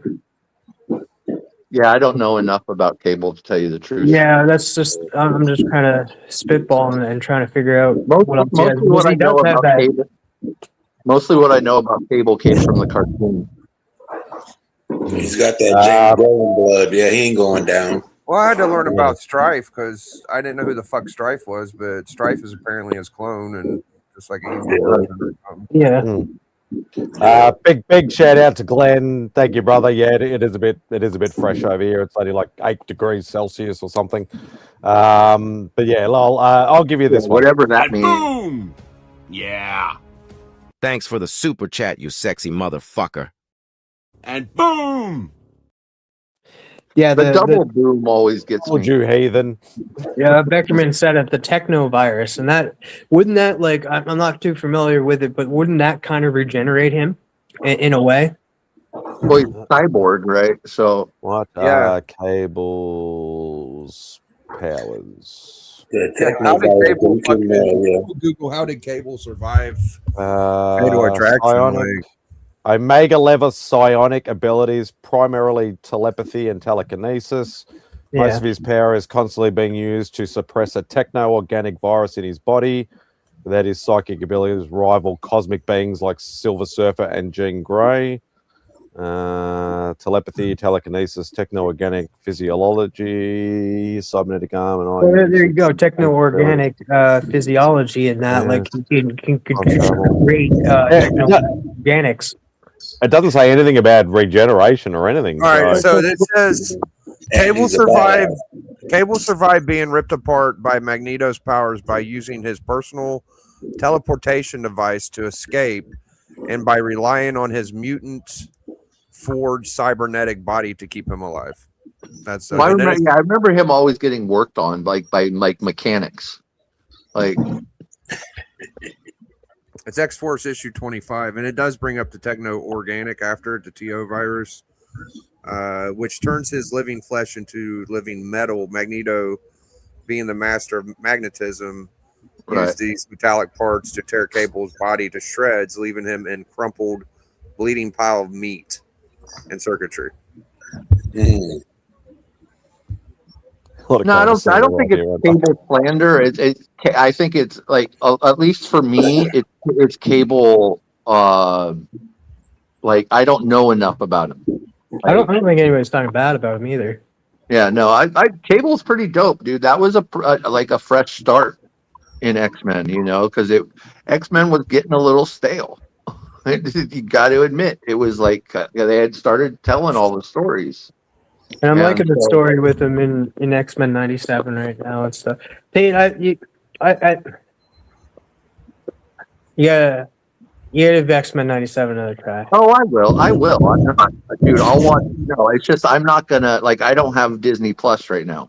Yeah. So I'm not gonna go out and get it. But when I do have it, because at some point, at some point I'll get it and I'll just binge all that shit that I haven't been able to watch.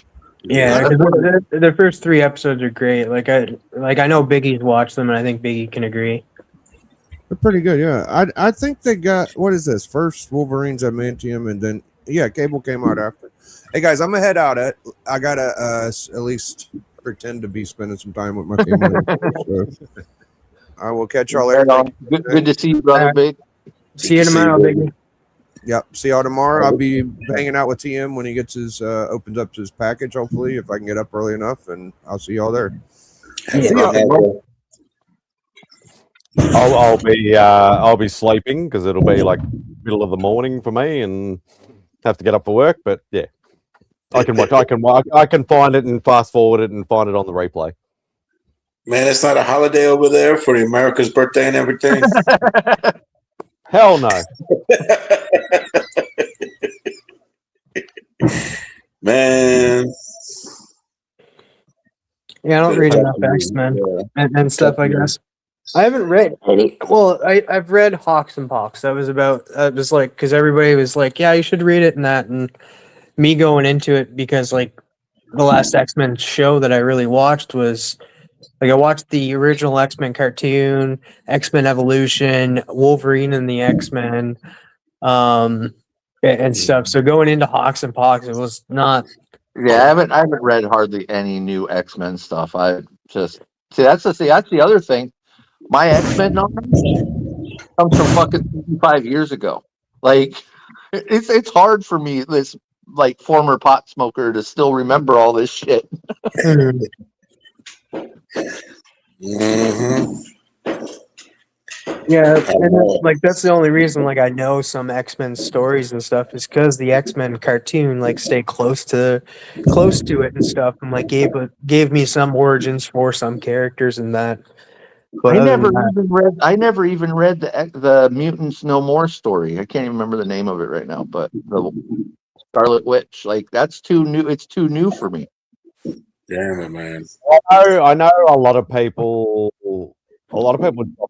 in probably the last 10 to 15 years, maybe even 20 years, because a lot of people were saying it was too complicated. Yeah, like they were just doing like up stories, retconning stuff, or rechanging stuff. And it was just too many books, and they're all intertwining, and it was just too much, and it was too confusing. It's like I think it all sort of started when they started doing like a little bit after like House of M and stuff like that, like the Extinction. I think it's Age of Extinction or something. Yeah, like that. It just went too complicated, and I think people just went, "Nah, fuck it. If I want to read X-Men, I'll go back to the Claremont run, or I'll go back to the early Jim Lee stuff, or I do want to something read. like I do want to read. I'll eventually get like the trade or something for it, but I do want to read New X-Men by Grant Morrison. Do you apparently have that was a good run. Apparently, from what I I've just been told. like Grant Morrison and stuff, and that's like that. Though that series actually introduces like Cassandra Nova, and like I dude, think I got back into comics, and people are like, Professor Xavier's got a sister. I'm like, what? This is news to me. Yeah. Right. Well, that's what it was too. Is like when I got back into comics, everybody just talks shit about all the X-Men books that come out. This one's shit. It's shit. It's shit. And so it's like, how am I supposed to get excited to read X-Men stories like that I've missed over the last 30 years? I will say there is a new book coming out that I'm kind of interested in it, but it's like what is it, Midnight X-Men or X-Men Midnight? It's coming out in October. This is this new thing that I think it's Marvel's sort of absolute sort of try to it's a horror version. It's a horror version of certain characters, and that I think it sounds cool and stuff. I don't know why they killed off the Ultimate Universe again. Like that to me felt like they're like fighting back. Like they could have made that into Absolute if they wanted to, because that was like good bait. Like I started reading that and I really liked it. I like to find that that Elf of Nowhere story that they just came out. Yeah. Elfland? Yeah. I like to find that one. Yeah. Actually, I think you can find them at bookstores. I think I might actually go on one and try to find it. I'm gonna wait till I can find a used copy, because if I remember, it's like $30, dude. So I'm gonna wait till you can start finding it, because within a month or two it'll start showing up at some of the discount bookshops.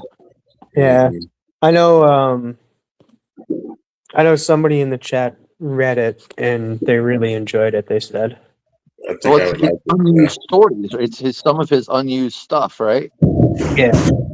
Because John Byrne and Claremont didn't get along. Yeah. Yeah, Glenn, I honestly, sorry, Tate. I honestly don't remember, Glenn. Like, I reckon it's probably been 10, 15 years at least. Like I do open them and like to look at the artwork and stuff, but I reckon it's been that long since I've actually read. Yeah, that's the thing. Like, and I've mentioned this before, where I've gone in and out of different hobbies where I'll make, I stopped buying a lot of books when I was focusing on my art, or when I was focusing on the statues, or when I did a few other things that I've sort of been in and out of, where I'd still pick up the new release stuff, like still have a pull list, but I wouldn't be buying any back issues or anything like that. And I started getting too focused on buying runs and things like that. We've tried, Glenn. We've tried. Yeah, it's yeah. And you know what? I honestly don't remember. And so many people talk so much shit now that I just started reading indies, because I'm you can't. For me, I can't find good Marvel or DC books because there's always someone talking shit about it, even if it's good. Yeah, but it's just that you'll find Don't that listen with to like those people, anything. man. People talk shit about TV shows, movies, and stuff, and like you can never. It's all about personal preference, and that But like that's hard when you want to read something like X-Men that's always a fucking event book. yeah, that's Only, true. That's X-Men, true. yeah. Only listen to the comic book fairy, man, because she'll steer you right. Yeah, these people talking smack. It's up to you. You know what I mean? What you like. You know what I mean? Don't listen to anybody Well, else, man. that's why it's easier for me to read the indies because they're shorter and they're starting all the time, so you can just jump on. And like, if you don't like it, then I really want to start reading Nectar again because I enjoyed the first couple issues, but it wasn't great. But now I'm hearing people go, "Oh, Nectar's getting really good," and I'm like, "Oh shit, okay." And like I kind of want to read Absolute Batman because of what's going on right now. And there are people talking shit, but the people loving it are so much louder. That's I'm more used to that. You know what run you should read is the current Wonder Woman run. I've been read. Well, I only read the first 2 issues, but the current Firestorm was like I need to get back on that too because the first 2 issues blew me away. But that's Jeff Lemire. Yeah, I thought Tam was going to say Animal Man for a second. Then I don't think I've. What did you say? Wonder Woman? Yeah, Wonder Woman by Tom King. And I want to, and I do want to. I want to read the Green Lantern, but I want to wait till it because I hate reading. Like that's what I been doing is reading 1 or 2 issues as they come out. I want to read a chunk. Like I want to read at least like 5 or 6 issues. No, you're not allowed. You're not allowed to come back. No. Wait, what? Is Vogs backstage? Yes. No, you left. Let him in. You tell him to go hang out with Chad. Yeah, with Chad. Yeah. And come back. Yeah, when you go. Yeah, go let's listen to what Remy says. This is terrible. Do you even YouTube, bro? I called that shit. I was just like, but as soon as MadSpidey was just like, no, you're not allowed back in. I was just like, oh, it's fucking Vogs. I thought you were talking to Dave. I just thought you were talking to because Dave said something about coming on too, right? Like right when he said that. So I thought maybe he was. I would never say no to Dave. You would know that. He would never say no to me. Actually, that's a lie. Dave has done way too much for me that I could never say no to Dave. Hey, Glenn, don't worry. You're not the only one. I bought the stupid all-in special and thinking that was going to be it, right? Dude, that all-in special #1 is the first appearance of Absolute Batman, Absolute Wonder Woman, Absolute. What am I? It's worth $100 right now. Is it? Okay. Yeah, I got like I think I've got 3 or 4 covers for that all in. Having me back. Yeah. It's like not only is it the first appearance of all 3 of those characters, is the introduction of the Absolute universe as a whole. So it's like it was the same thing. It was the same thing with the Ultimate. I bought Ultimate Invasion. Bought every fucking cover of Ultimate Invasion. Nobody cares about that, even though the first appearance of Ultimate Spider-Man is in that book. You know it's what's like so funny is the maker and everything. I'm a DC guy, and I don't even read Absolute. I was going to say, what am I, chop liver, Glenn? I don't buy freaking DC books. What are you talking about? Every person on the planet. I read them, but I'm not picking them up right now. I read the first like 3 or 4 issues, and then was just kind of like, it's okay, but I'm not feeling it. But I want to read the annual though, because that's the one that like even Cliff likes. One thing I will say though, like I do appreciate art. I'm not a DC guy, comics, whatever.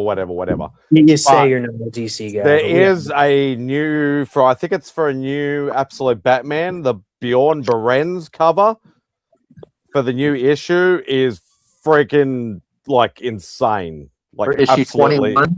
21? I think it's 21. I got a email, I think from BTC. I think it was Yeah. BTC. Well, No, Baron- 22. 22. Okay. This Bjorn doesn't. cover is nuts. He doesn't really miss for me. Like Born Barons has just killed it I every would time. say, Oh yeah, that's insane. obviously, I Alright. can't tell the detail on my phone, but Spidey, yeah, this that may is be nuts. Spidey. Is it? Can you from Australia order from BTC or no? Yeah, they do. They do worldwide shipping. But Yeah, I'm not a much, variant guy. I'm not a variant guy. you can I pretty stay much away from buy it. from anybody as long as you're willing to pay the shipping. Kept seeing it raising $10 How in much? price. How often do you use comic bookaroo? Never. That's a Bo thing. That's a Bo thing. Well, Bo works for them. Well, it's also, but they're more of a they do trades and stuff. New like books. they're more into the compiled books, right? They do new release books and trades and stuff. Yeah, they don't do any back issues or anything like that. Yeah. Omnibus. I'm an old school guy. I go after the old good stuff. Yeah. Sure. That Dave new Firestorm is amazing. But again, dude, I've never not liked Jeff Lemire book. Like everything I've ever read by him is just awesome. Yes, Lee. And really, Sweet Tooth is what made me start liking indies. Like that was real. Like, dude, I was blown away by the TV show. Then started reading it, and Okay, Tate. I'm sorry, MadSpidey, but I gotta bring this up. Uh-oh. Hey, you say you love all Jeff Lemire stories? Yep. Have you read Animal Man? No. No, heck no. No. Why would I read that? I know you like it. Oh yeah, yeah. No, it's what made me fall in love with Animal Man was that story by Jeff Lemire. Every time I see an Animal Man, it says "Do not read, only for TM." Yeah, it's just like property of TM. I own all the Animal Man books out there. Like Is that? that's the black and white one, the Noir It's edition. the Treasury edition, man. It's the big Oh, size. it's the Treasury edition. Oh, that's right. Yeah, I don't know why yeah. I couldn't tell the perspective. Sell that of for the book. $1 million. Yeah, man. I know it. Don't judge a comic by its size. That's a good one. Yeah, but I don't know if you've ever seen that, but yeah, it was like it's like black and white. It's it's all in black and white. But those are pretty cool. I like that. Yeah, I wasn't gonna get into Absolute Batman, but then I seen that annual, that first annual, and that one got me hooked and shit. Yeah, when I seen that, yeah. Yeah, I haven't been picking them up, but like I do kind of want to. Like I'm going back and forth. Like, do I want to read the Absolute Green Arrow or not? Like I'm a Green Arrow fan, but it's not Oliver Queen. And that it is a 6-issue, so I might just wait for the trade and pick up. Well, I don't know. Mini? Yeah, I don't know if anybody knows if it's Oliver Queen, right? No, Oliver Queen's dead. Oh, okay. He died in. Supposedly he's dead. No, he did. I think what was it? I don't even know what issue. It was either Absolute Superman or I think it was Absolute Batman. He dies. Spidey, I'm gonna get an absolute supposedly blanket and died. be like, sir, Yeah. can you draw absolute vodka? What? I saw somebody recently put up a piece of art that said "Absolute Batman" and it had him just looking like run over garbage. Like, No, it's not. It's not, dude. What the hell are you doing? It's not what? I know what you're planning on doing. It's not what? You're pulling a Tate. You're pulling a Tate. It looked like what? Tate. No, where the beanie's down super low. Oh, yeah. Well, that's what. How else are you supposed to wear a beanie? It's supposed to be like it's what you wear it so it blocks part of the light. You're part of that. There you go. Yeah. Anyway, I'm being silly. There you go. Steve likes Animal Man. Yep. See, No, Animal Man sounds really cool. I'm just giving TM shit. it's a person that actually has taste. And on that note, Oh no. I really need to get some rest. I'm fucking wrecked. Thank you, everybody, all you guys on the panel. I love all you guys, even you, Bogsy. You're the man. Thank you so much to Bo and Glenn for the super chats. I greatly appreciate it. Thank you to everybody who's been in the chat. I can't fucking see what I'm saying or doing or whatever. Thank you to everybody who's been in the chat. Greatly appreciate each and every one of you. Thank you, Christina, dropping all the links, doing God's work as normal. Please be safe, be kind, enjoy the rest of your July 4th holiday weekend, whatever the hell. Don't blow your hand off. Be safe, be kind, and buy some more comics and watch some anime like Bleach.